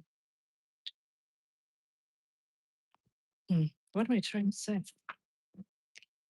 So at any rate, he's on the board as well, the cop that threw me through the door. You know, and they sit on the post board. That is the Peace Officer Standards and Training Board. Public telephone room. What is a public telephone room in an area like this? Well, there's no telephone in here, but you can have privacy. So we should have a rest in the rest area here. I think we're at a rest stop. Looks public enough to me. Let's check in with the chat. Make sure that we've got good service in here. And I probably should plug my phone in.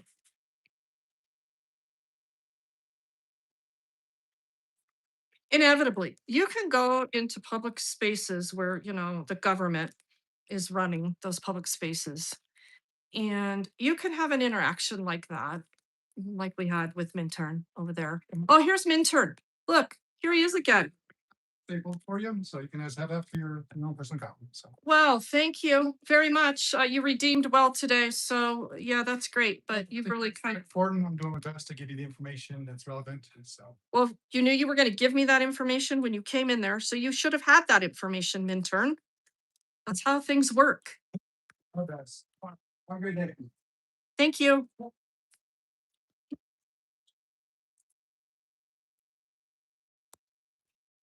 He's working very hard at correcting his major fuck up.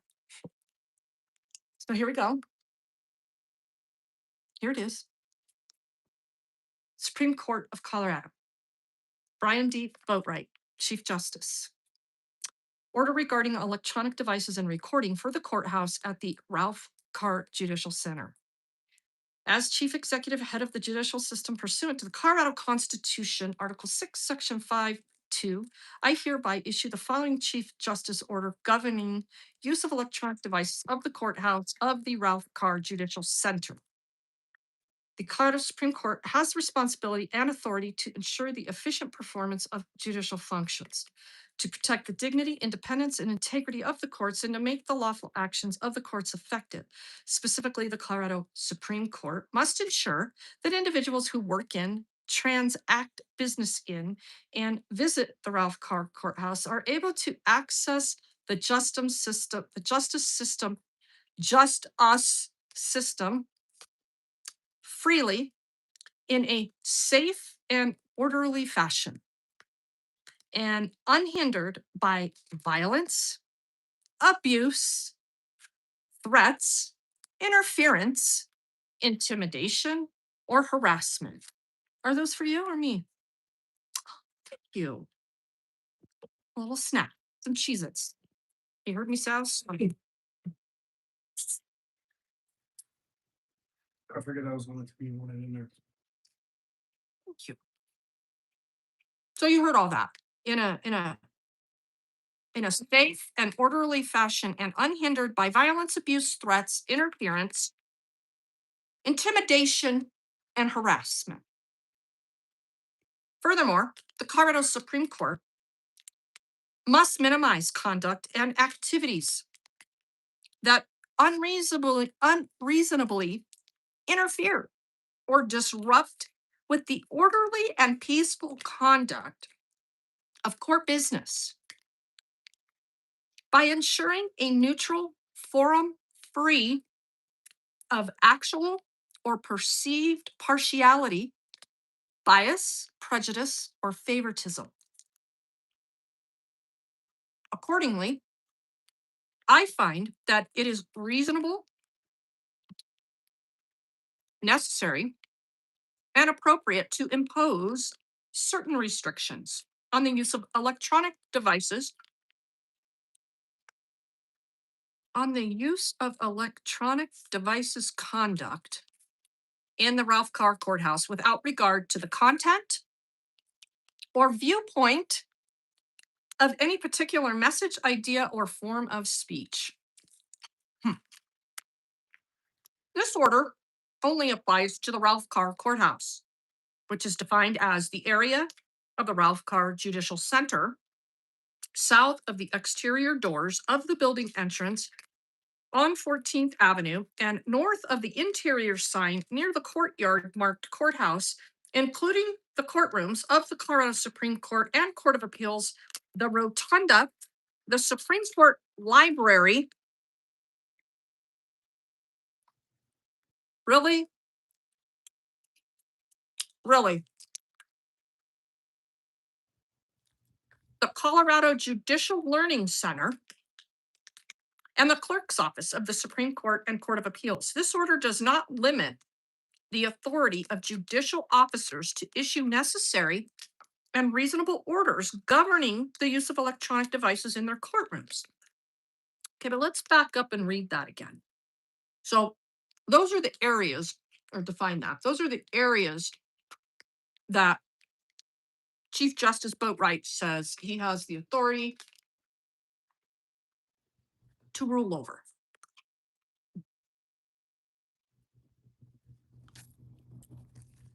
In the people's building. Right. Not his courtroom. In the people's building.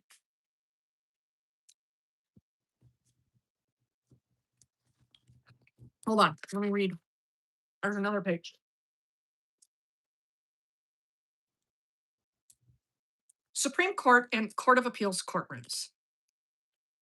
The Judicial Department live streams all official proceedings as they happen and archives the proceedings on respective courts' web pages. Okay, great. Recording proceedings in the courtroom is prohibited unless a request for expanded media coverage has been granted by the court. I've done that before. It immediately got denied. Not here, different court. Blah, blah, blah. The clerk's office and the Supreme Court library, except for authorized law enforcement and security personnel. No person shall use an electronic or other device to make audio or video recordings or transmit live audio or video streaming in any part of the Supreme Court library or the clerk's office of the Supreme Court and Court of Appeals, unless specifically permitted by the clerk of the Supreme Court, the clerk of the Court of Appeals, or the Supreme Court librarian.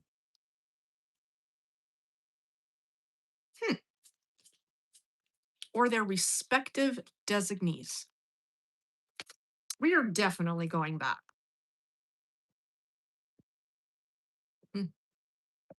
Public areas of the Ralph Carr Courthouse. So the Supreme Court library is not a public area? Why? Any thoughts on that? How a library? Is it just specifically a library for a judge? I've never been in the Supreme Court library.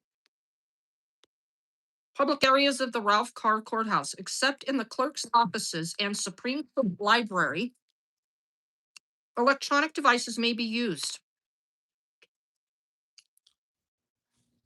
So where were we in? The Judicial Learning Center?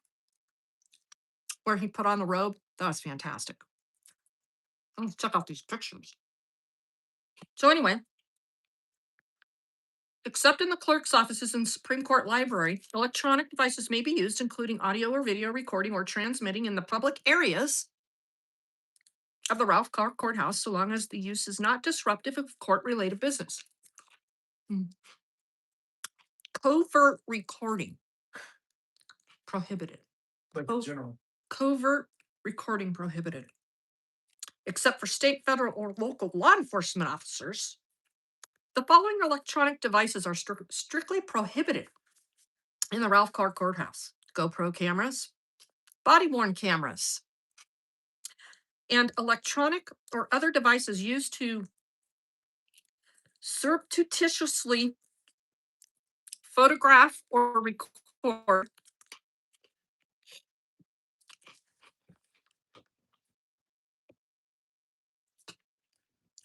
Hold on.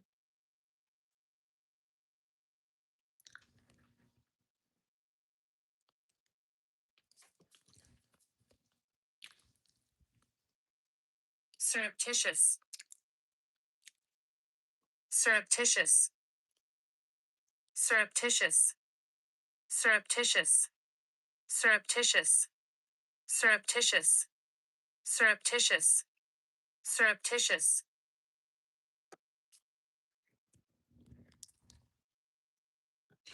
Describes actions done in a stealthy, unauthorized, or secret manner, usually to avoid detection or disapproval.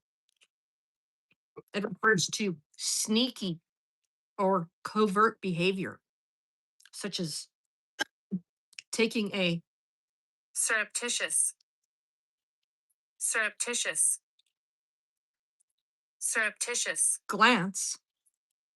Common synonyms include clandestine, furtive, covert, and stealthy, while antonyms, the opposite, are open, honest, and overt.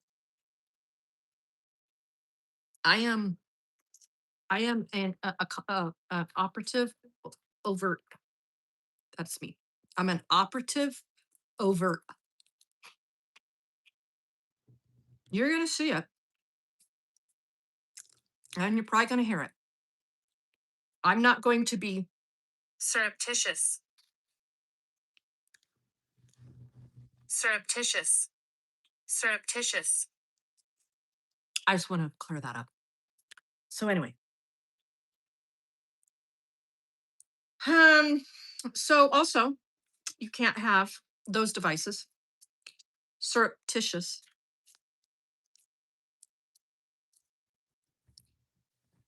They also include hidden surveillance cameras, like they do on us. You can't do any of that shit. Don't be doing that with your government. I mean, how the hell's Minturn supposed to know who he's dealing with? You also can't have any other recording or photography devices attached to or concealed in clothing or other objects, like your eyes. Shut that shit down. Hey, Luis, do you sound like, here, can you get me a Coke? Oh, out of there. Pretty please. He's acting surreptitious. Surreptitious. Surreptitious. What's that GoPro? What type of GoPro? They have sugar. Oh, what type of Coke? What did you think I said? I thought you said what type of GoPro? No. Can I have a Coke Zero, please? So you cannot go into their building with your eyes because covert recording is prohibited. So aside from attaching devices or concealing them in your clothing or other objects, your eyes also are not allowed in this building. So it's up to you to figure out how you're going to get yourself around. That's not their problem. That's your problem. But you come in there with either 2 eye patches on or a bandana tied around your head, because just because you have your eyes closed doesn't mean you might not be being surreptitious. Surreptitious. Surreptitious. So next time we go there, we're probably going to have a Surreptitious. well, we got to we gotta get our eyes out of, we can't have eyes when we go there. Yeah, that would be surreptitious. Surreptitious. So yeah, I mean, we're gonna have a do-over visit over there. So this prohibition does not include personal or employer issued cell phones, tablet computers, laptops, or smartwatches, although these and similar items remain subject to the prohibition on photography, audio, or video recording, or transmitting live audio or video streaming described above. All persons shall comply with the lawful requests, directions, and orders of law enforcement officers and security personnel in the performance of their duties. Because security personnel are, lawful kind of people.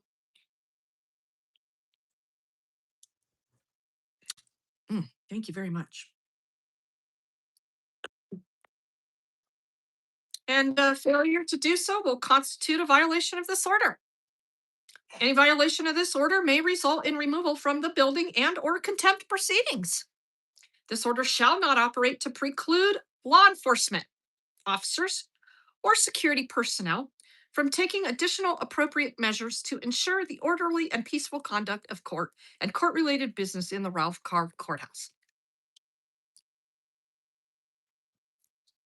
So that is the Chief Justice of the Colorado Supreme Court, Brian D. Boatwright's orders. And judges, they're the ultimate authority, right? That's why our country's doing good. That's why things are going good. Like, Judge Shamjob over there in Denver, Issam Shamsheed Dean, my judge from the other day. Why don't you just steal your original? Oh, yeah. How dead are you? Oh, well, you got that other cord? No. Are you going to be able to use this one? Yeah. Because, we had 2 ports. Oh, well, that other one wouldn't have mattered, would it? Well, hold on. Let me see what my phone is doing here. Because, did I even turn this on? I'm really glad that I have not lost this stream. I think I finally got my phone settings right. Well, yeah, here, go ahead. We'll just alternate a little bit here. So anyway, let's check in with the chat after reading that. What do you think about that?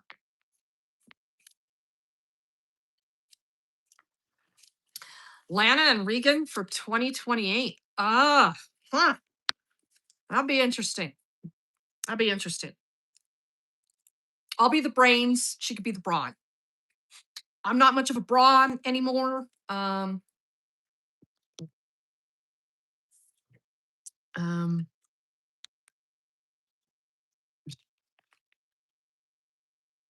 I do like me some J-Town Press. No doubt about it.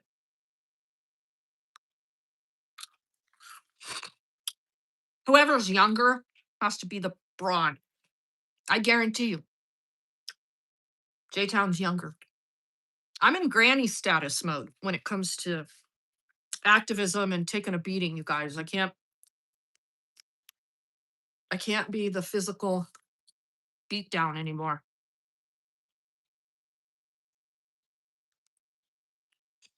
So wear glasses and use cane. Says grab it hard. Interesting.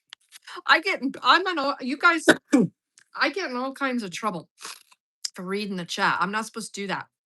I had to take 15 minutes and explain to a damn jury of my peers, which included a 19-year-old that fell asleep and a jury foreman who was on his fucking phone in the jury box.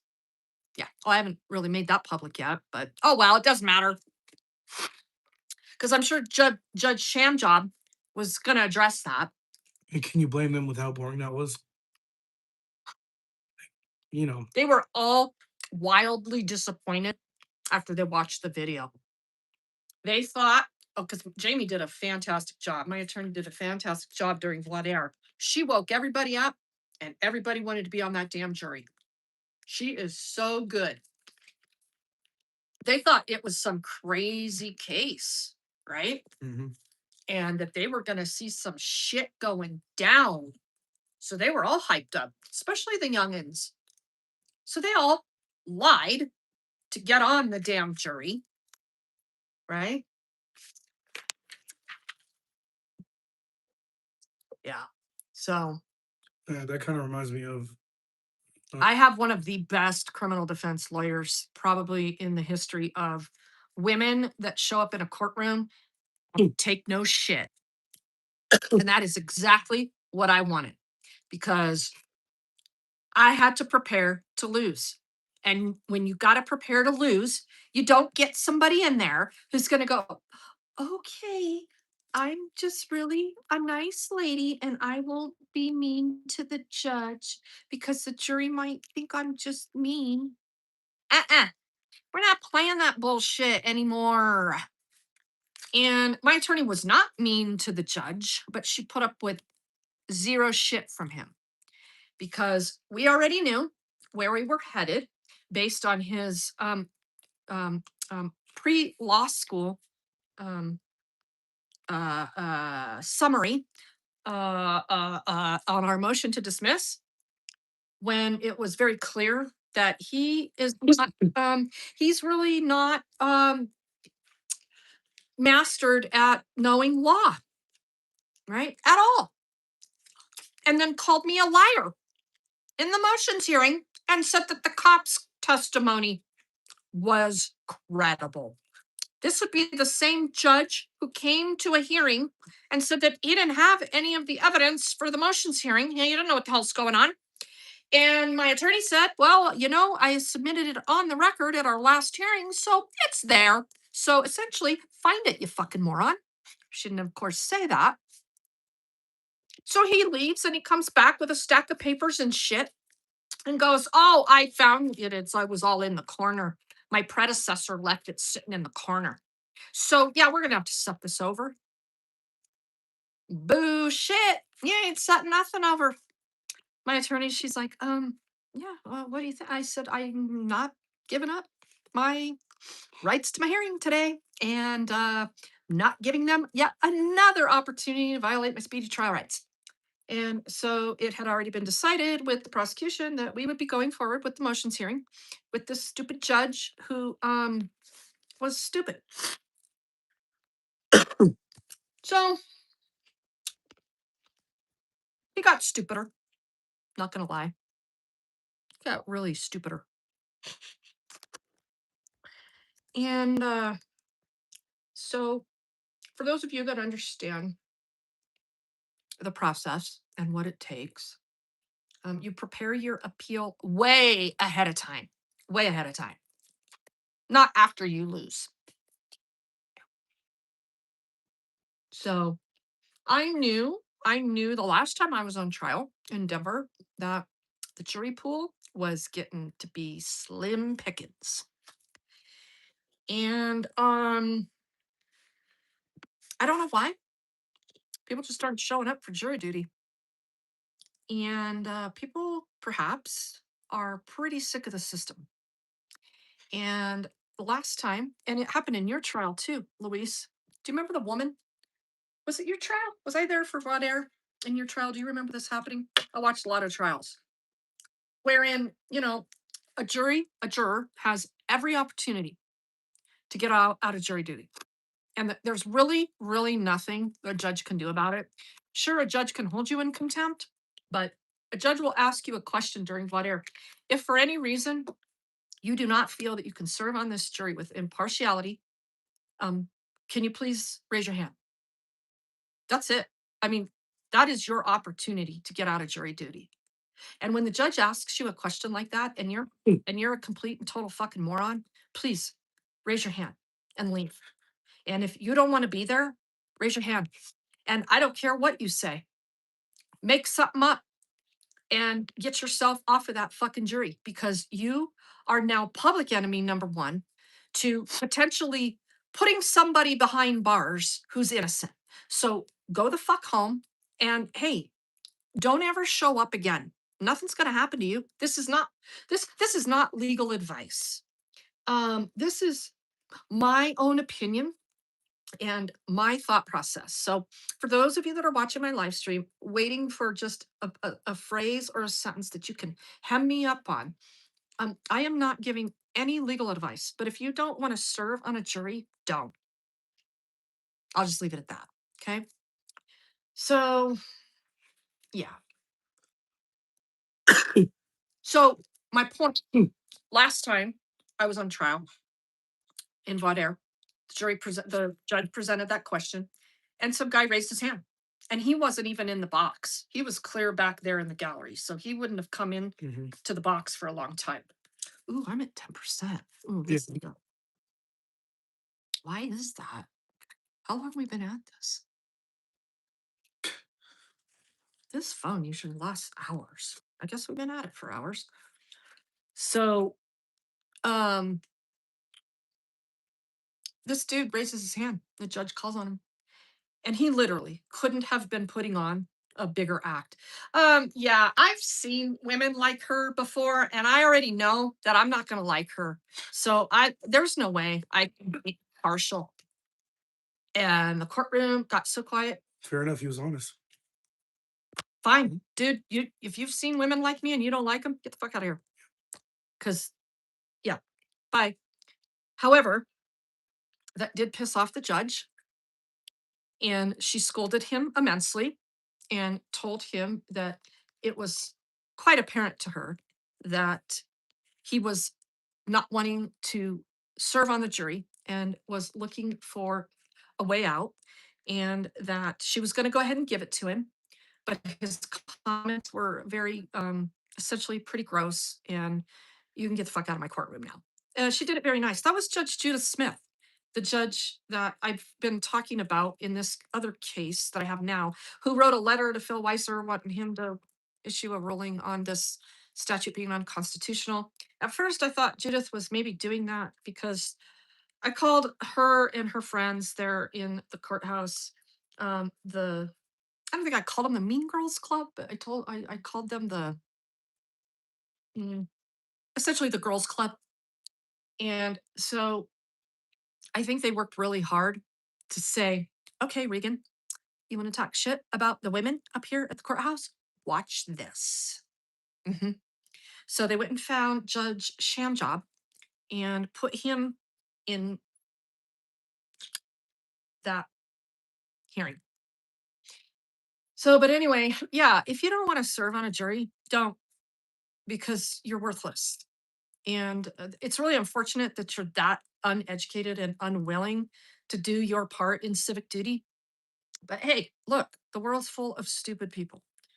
And if you're stupid, get yourself off a jury.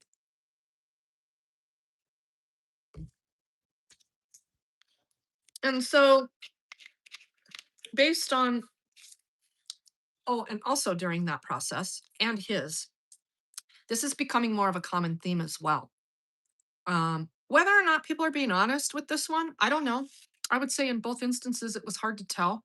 But a woman raised her hand. She was in the box and said, I can't be a part of this process. This is not justice. We don't have justice in this justice system anymore. And I can't serve. Now, ultimately, those are the kind of people that should be serving. Okay. However, if you don't know where they're coming from with that, you don't understand why. Because look, I wouldn't want somebody to have to sit through some bullshit cop hurt feeling. Your fucking feelings are hurt over a live stream. And my mother was murdered and her murderer walked free. I'd be pissed. I'd be pissed too. So that kind of commentary I wouldn't hold against people. Did that happen in your trial?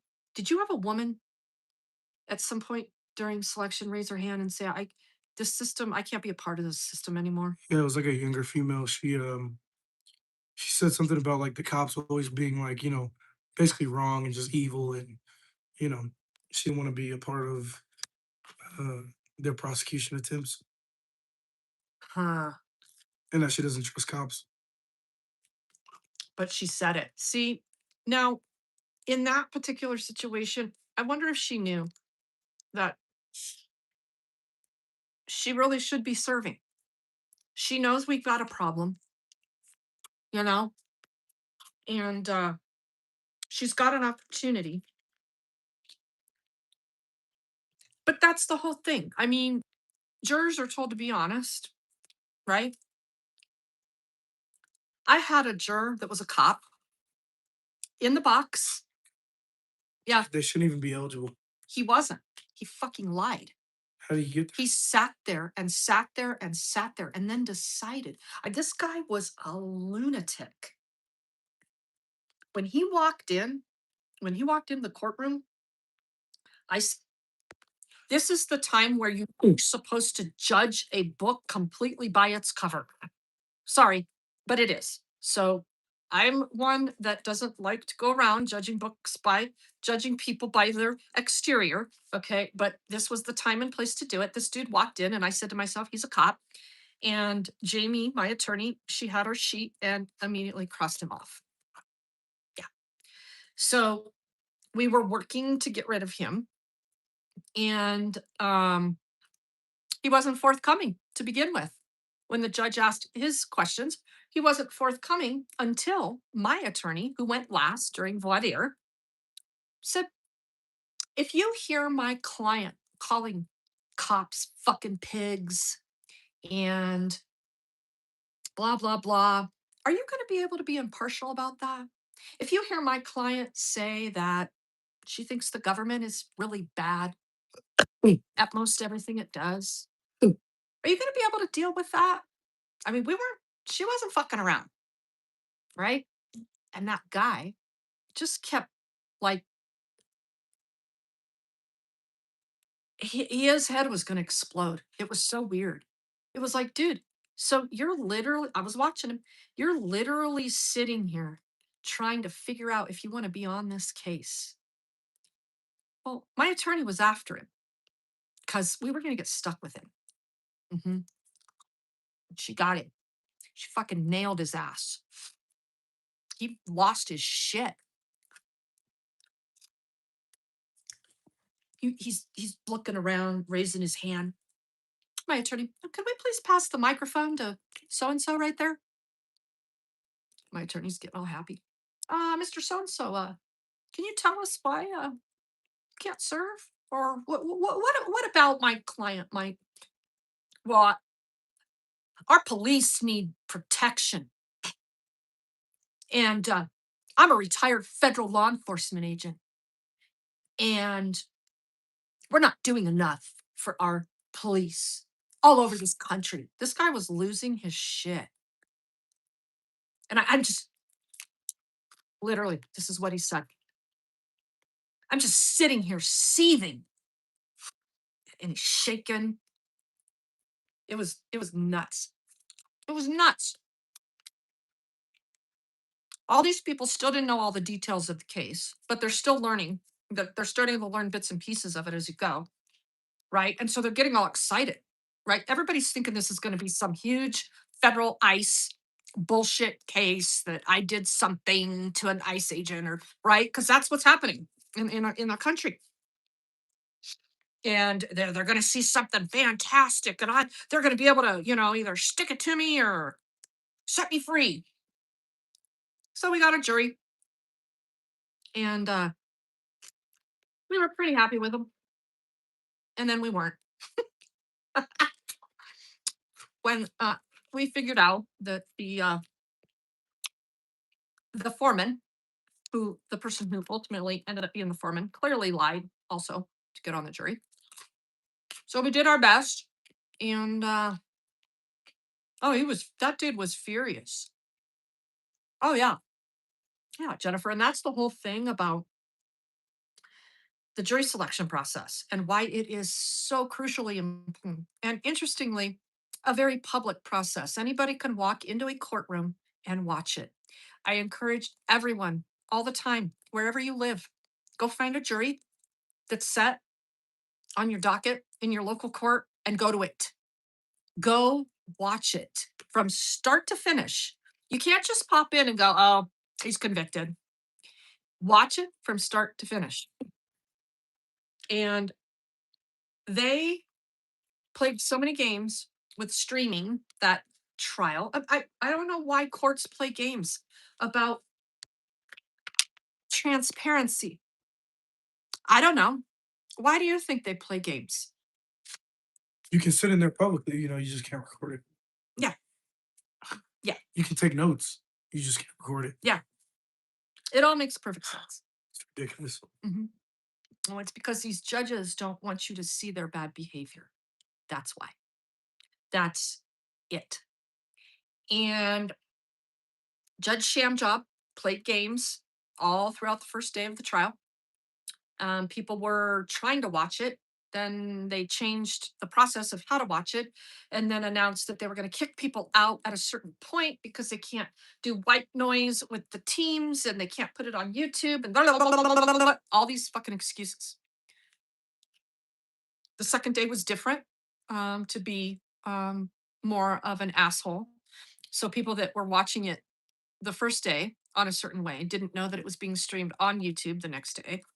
That's the public side of what the Denver courts use to stream their proceedings because we have a law now here in Colorado, which I am really thankful for that. But it still gives judges full discretion to stream or not, and I suppose it should if they're being honest about their intentions. But I don't know. Show me a judge honest about intent. I mean, I'd like to meet some judges. I don't think any judges probably want to meet me, but I would certainly like to meet some good ones. Good ones on why everything they do in their courtroom shouldn't be streamed to the whole wide world. Sure. Sex assault, horrific things like children being abused or assaulted. Uh, but other than that, I don't know. Some other reasons that have been talked about is we don't want the cops watching ahead of time.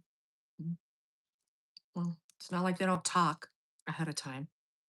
It's not like they follow your orders of sequestration anyway. I don't know. We have a lot of we have a great deal of problems in our justice system, our just us system. So you win some, you lose some, because as I've said, you're going to Vegas. I've lost two trials now in my life. The other one was out in Jefferson County a long time ago when a cop mm, charged me with interference at a political rally because I was trying to leave. They told me that Secret Service was going to shoot me, so I couldn't leave. Yeah, that was another real smart involvement interaction with the Jefferson County Sheriff's Department. And they drug me off into the dark, left my kid in a crowd of thousands. I was screaming bloody murder because I was simply trying to leave and he was behind me. It was pitch black. It was dangerous. It was a crowded situation where they didn't have control of the crowd. And I wanted to leave. I wanted out of there before shit went down. And they were corralling people over in this darker area of the parking lot where this was going on. I was like, hell no, I'm leaving. Somebody starts yelling at me, you can't leave, you can't leave. I'm like, yeah, what the fuck ever. I'm like, come on, son, let's go. And next thing I know, I'm being whipped into handcuffs and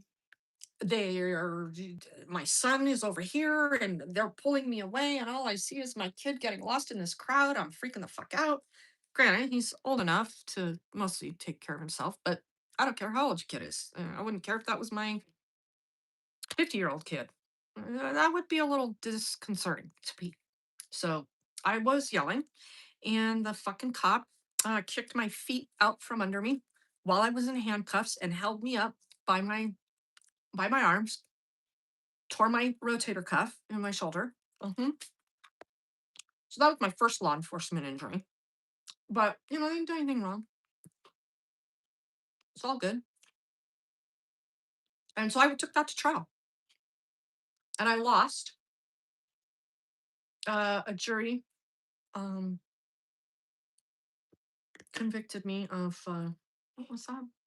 Obstruction, interference, something stupid. And I paid a giant fine. That was it. And we didn't have good evidence because we had no body cams then. And we had no video. So it was their word up on the stand. And they worked it. Yeah, they worked that jury and told that jury that they did me a favor because Secret Service was going to shoot me. I would have been dead if it wasn't for what the Jefferson County Sheriff's Office did for me that night. Because Secret Service, they were all over. They were on the roof. They were everywhere. They were giving orders to the sheriff's department, telling them to corral people because it wasn't safe. Yeah, and they were going to shoot me. So the jury liked that. They're like, bitch, did you think you'd be able to like not obey their orders and leave? Who do you think you are? Yeah, you're lucky you didn't die. So that was my first trial ever. Learned a lot. You won't learn anything of what the entire process is like until you yourself go through it. However, you do need to go watch because that is very, very important. Just check in with the chat. So yeah, we're just over here at the Ralph Carr building in case you're wondering. And we've been doing some touring of buildings today, me and the real constitutional upholder guy here, who's just got a bad nagging cough. And I feel bad for him. And he's trying to get better and keep dragging him out into public spaces. But I am going to try to clean up my mess that I made right.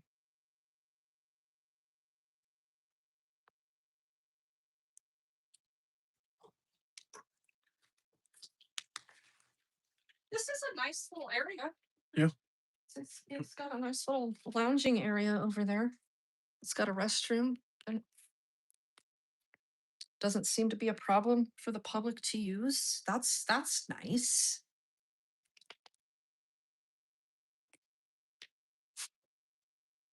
So yeah, try amongst yourselves. See what's right in this restroom. It's to the right.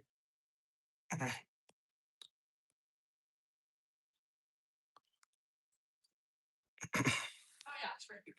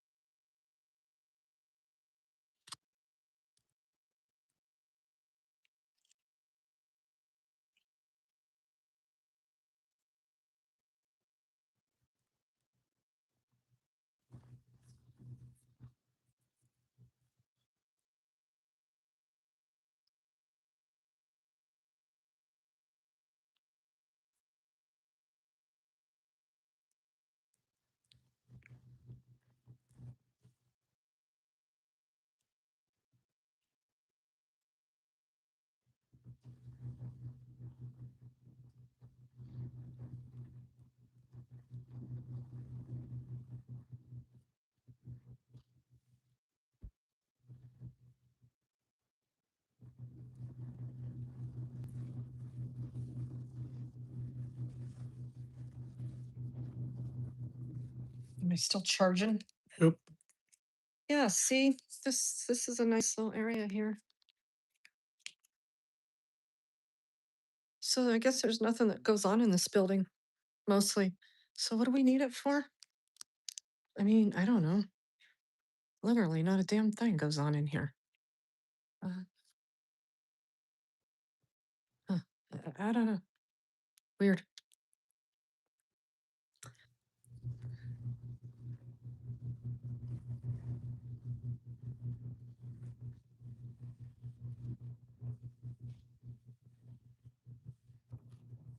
Did I not ask that little security officer guy if he was state patrol? I need to go back and look at that.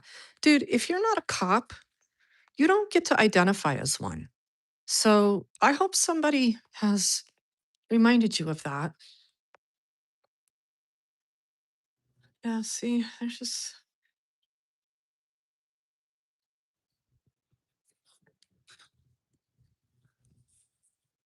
Yeah, nothing goes on in this building. There's not a single soul in here.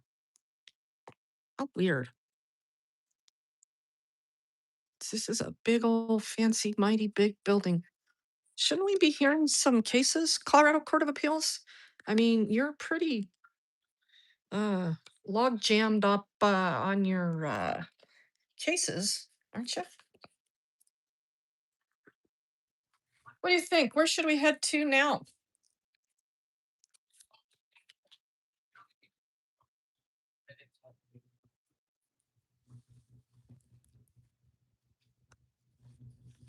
Where should we go to now? What public building? Should we go check out the library? I don't know. Does anybody want to see the library? It's actually very cool. This downtown. Have you ever been in the downtown public library branch? Right here. Yeah. Been in that building? Once or twice. And they just recently remodeled it, and I think I've been in there since then. Um,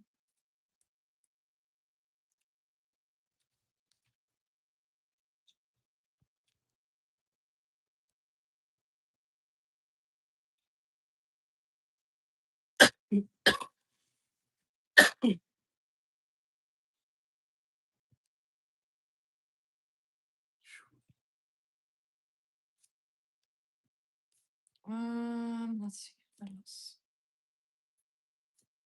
Other public buildings are over here. Government buildings. And oh, and today is a holiday for Denver. It's Cesar Chavez Day, but we don't call it Cesar Chavez Day anymore because apparently he's a sexual abuser now. I don't know. Look, I don't minimize sexual assault and all those kinds of horrific things that happen. I'm confused, and I don't know how one day somebody wakes up and says, I'm going to change history today. And because I I don't know, but anyway, today's Susu Poodoo Day. Uh they changed the Cesar Chavez Day, Cesar, sorry. To I'm not gonna say it right, it's Spanish. I got quinceañera right. I know what a damn quinceañera is. Hell yeah, I do. Ah, gotcha. And Okay. then I can. Yeah, let's take a walk. Um, like right now.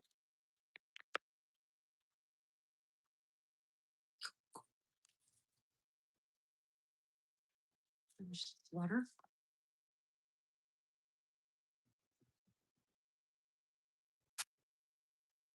Oh, we're cleaning up our mess. We had some Cheez-Its.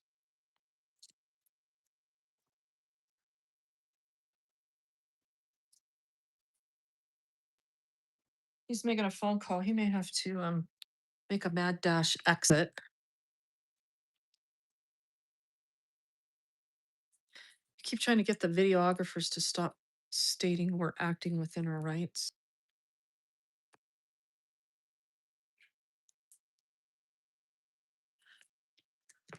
Do we need to hustle? Do I have time to go to the library then? Or Maybe. it's almost that time. Well, let's at least head to the exit.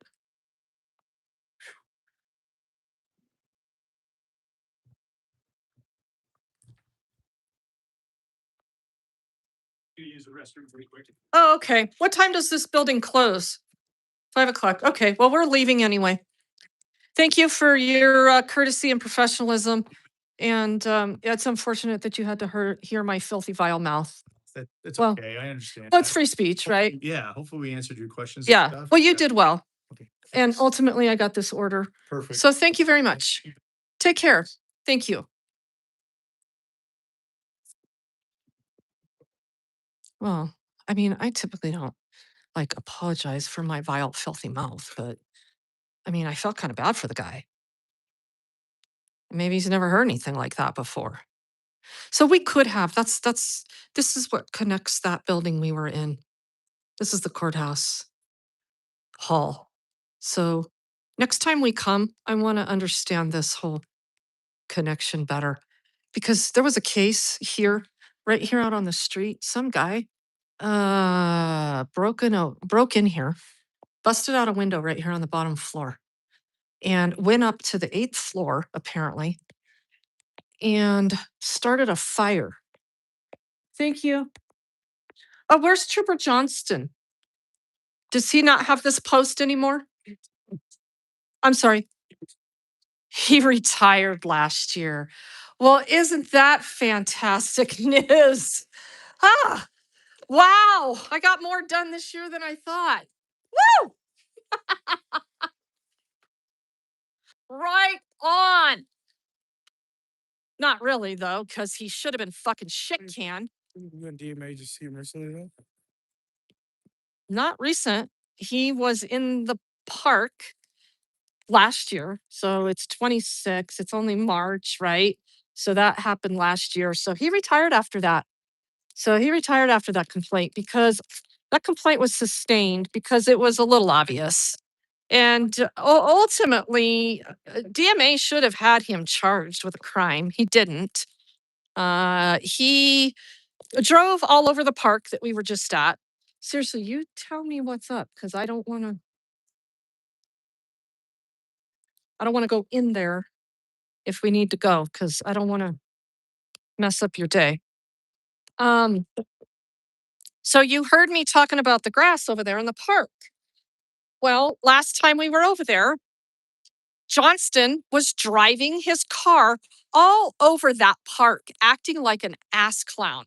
And DMA was just walking behind his vehicle and he'd floor it and he'd take off through the park. I was over fighting with Minturn and whoever was sitting in the truck. And it was just a total shit show. It was so ridiculous. And this trooper Johnston, he's wildly obese. And he is really a liability on the taxpayers, if you will, for several reasons. One, he can't make good life and death decisions. And two, he was a walking stroke waiting to happen. And so how cute, that little guy over there walking, he's waving at me. Oh, people have been super friendly today down here, except for the guy that tried to spit on me, but that's a good thing. That's a really good thing for us. Not that the guy tried to spit on me, but that people are friendly. So anyway, Johnston turned on his windshield wiper fluid on DMA, sprayed it all over him and his camera. State Patrol. Trooper Johnston. I had already had interaction with him before, filed a complaint on him. I had interaction with him right here. DMA and Sweet Tea and I had already had interaction with him. In another instance in this building, he's no good. And he didn't even try, right? Look, I get it. People go through shit. You gain weight. Things go wrong.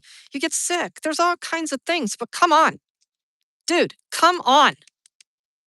And we need standards. We need physical standards in law enforcement. I don't care who you are. And look, if you're not a tough person, you can't be in law enforcement. Well, but of course, that's not what we need anymore from law enforcement because that's not what we hold them to. What's up? I think we have time. Do you? Okay, let's do this thing then. We got to walk.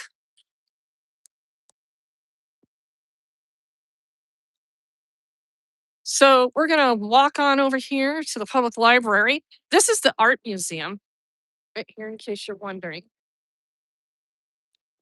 I haven't been there for a lot of years either because I don't care. They've ruined downtown. Denver's ruined.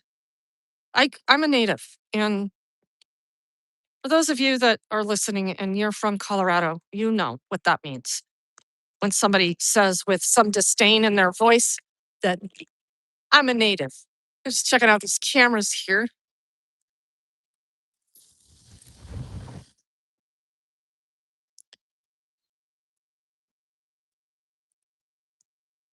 There are quite a bit of services here also for the unhoused. The librarians are phenomenal here, or at least always have been. Oh, I forgot. I just got done saying that it's a holiday. Ugh.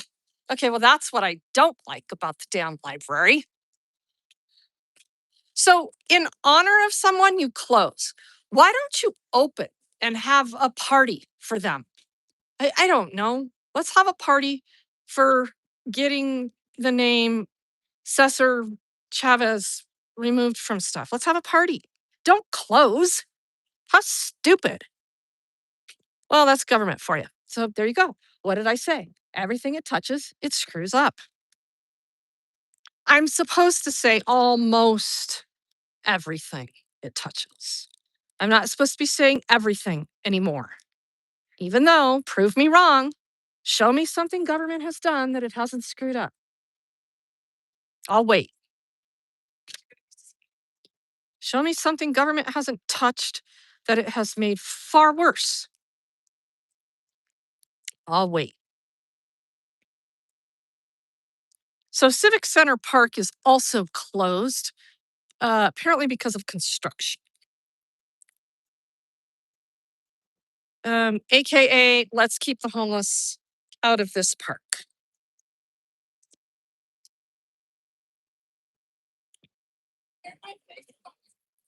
I'm sorry, what? No, I'm not going to blur your face. Yeah, it's recording you. You're on a public sidewalk. Do you know what that means? Oh, okay.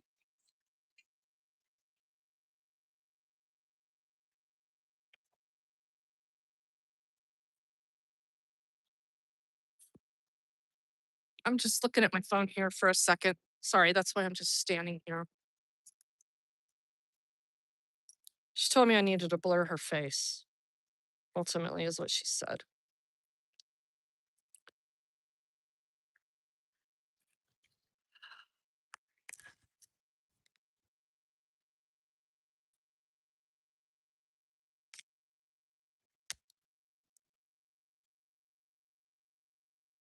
Well, I wonder how much damage the legislature did today. Hang on 1 second here. Who knows? We'll have to go follow up at some point.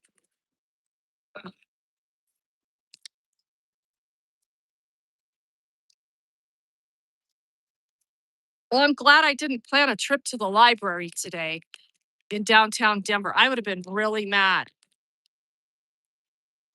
See, that's why you just don't know what's going to go down. I got to have somebody with me all the time because shit is dangerous. Shit pops off all the time down here. That's why they have 1,000 cops down here standing around doing nothing on Fridays and Saturdays. You know what I'm saying? They're so afraid of cameras. This building is lined with cameras. It's okay if the government's doing it, though.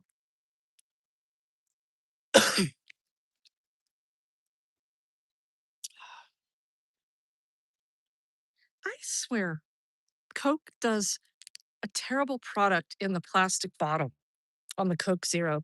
It tastes like cinnamon. If you buy Coke Zero in the can, it's lovely. I don't like the flavor of cinnamon Coke.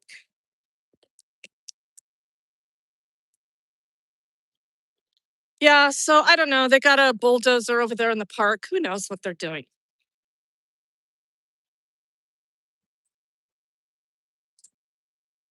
They're redoing that amphitheater thing, and it'll probably take them 3 years, right? So they can keep the homeless out of the park. Just like they did over here in Lincoln Park, this park over here that I'm talking about with the grass.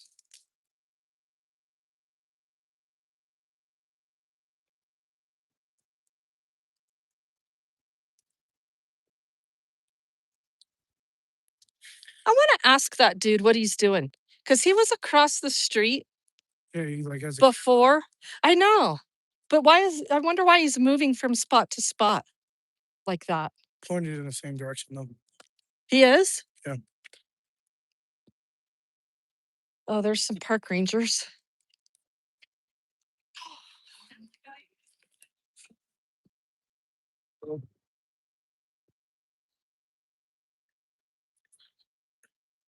All right. Grass area closed. Huh. Interesting. So they made a law. Need to go? Need to go? Yeah. How soon? I just want to sign here. I mean, we got time to walk back up there and everything, right? Okay. Seriously? Closed to all entry permits accepted. Closed to all entry. On the grass?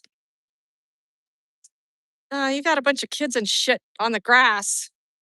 Call in the park ranger. Hey, park ranger. There's people on the grass. What kind of stupid shit is this? Is this new? This doesn't look new. Why have I not seen this before? I've been down here within the last couple years over here. How have I not seen this? Very, very bizarre. Well, we got to walk up the excitement side and then come back down. You okay? When are you gonna talk to this dude? Oh, I forgot. Yeah, I wanted to ask him that Probably question. what they got going on. Oh, please. Wherever there's, 15 RTD buses gathered, some more shit's about to pop off.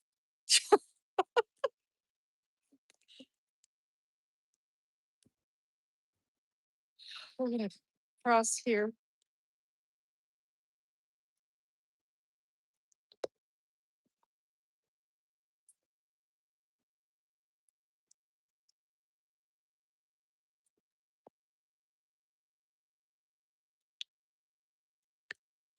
All right, let's cross. So if you're just joining this stream or have been here for a while and wondering what the heck's going on, the real constitutional upholder and I, over there, that guy that's dressed nice with perfect stature, he and I were over here at the Capitol today. And we have been going into public buildings.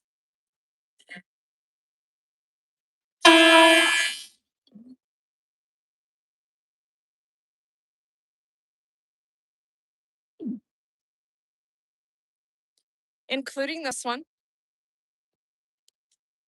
which is the Colorado Supreme Court and Court of Appeals.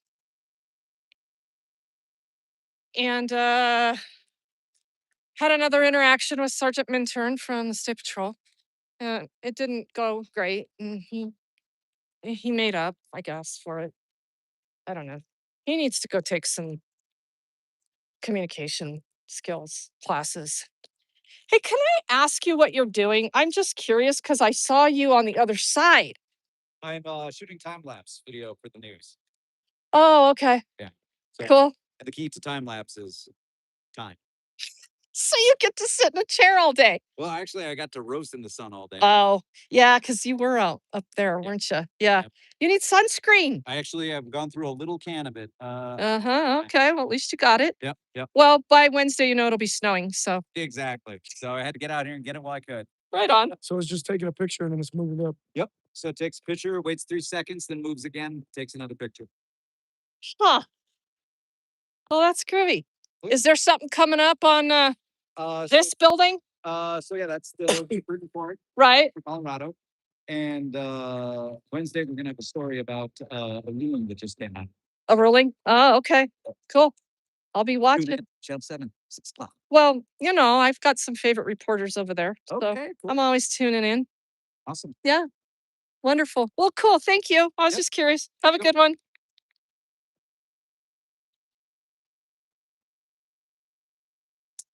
Ah, yeah. Turns out I'll be meeting with one of those great reporters from Channel 7 tomorrow. Yeah. Stay tuned. So, yeah. So we're going to head over to our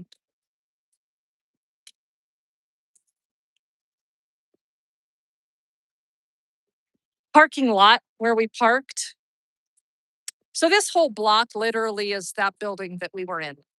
So you saw us enter on this side, then you saw us again entering on the other side over there.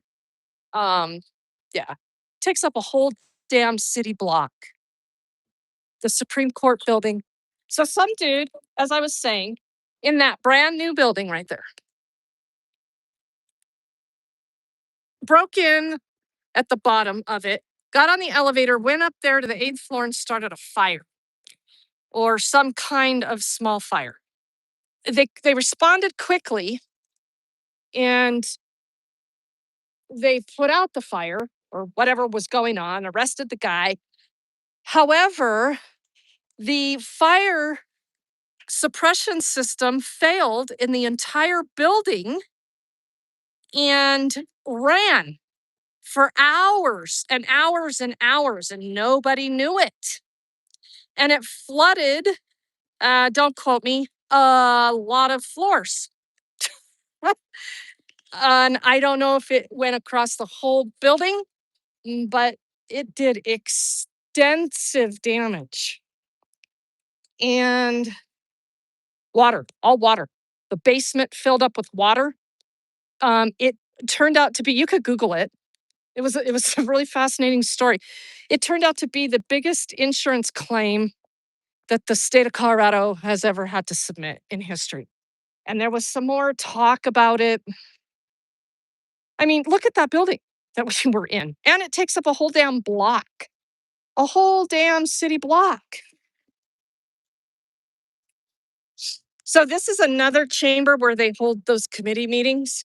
When I said you got to come out and they go over there and have committee meetings. So yeah, they're still here. They're still running our lives.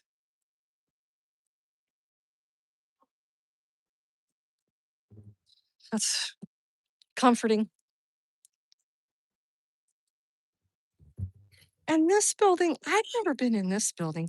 This is part of the Capitol as well. This building and that building. And There, so these are all the buildings that State Patrol Executive Branch is in charge of. So how does this side of going in and out of the Capitol work? I wonder. I don't know. So can you just walk out of there? Is there security up there? I don't know. But yeah, so, anyway, if you want to catch a legislator on their way to their car on the property of the people, this is where you do it. And, always be nice and respectful and all those things. But yeah, this is an educational series. Those cameras on each corner of the building are interesting. What are those things below? Do you see these cameras? You see those boxes up there? You see the halo thing, right? But those boxes, are they some kind of solar panel or Flashlight, it's a flashlight? spotlight. So it lights up the area or helps the camera capture in the dark? What do you know? No idea. Huh. I feel like I've never seen such a contraption of sorts on this building, and it really ruins the architecture, and I think it's fucking ridiculous. So there's my opinion on that. I was in a committee hearing once in that building. Says it's the Legislative Services Building, but I went there to testify once for something. Can't remember what. Which is all a waste of time. I've never accomplished anything in changing a law or making a law that would limit the authority of government. That did get paid, right? Okay. Because I'm mostly inept at stuff like that. Good thing I'm not. I have to really apply myself. I used to work in this building. Pretty cool, huh? Yeah, we don't need to wait for the light. Let's go down here. Jaywalking is no longer a crime in Denver because somebody, I don't know, did that for political reasons, for some purpose. Yeah, and eliminated that criminal offense because adults should be able to get themselves across the street. And if small children are crossing the street in a dangerous fashion, then we've got a new set of problems. So somebody was obviously smart enough to say this law is stupid. Get rid of it.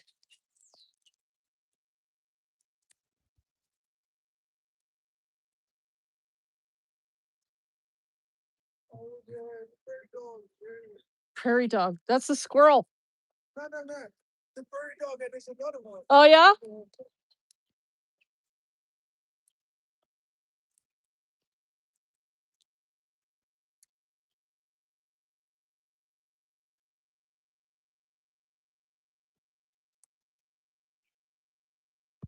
All righty. Well, this is kind of the end of our tour, I guess.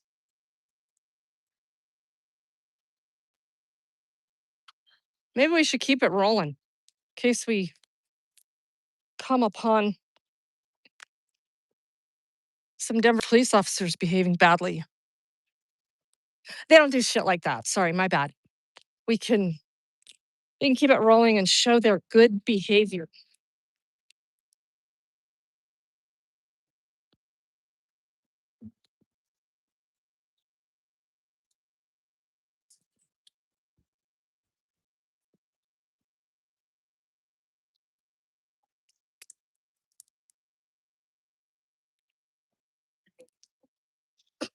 Yeah, downtown Denver. It's just not the same. You can grab a water in the back? Yeah. Let me find my key. I think. Yeah. Okay. And also in my trial, what was interesting, the full video of what they were using against me was provided.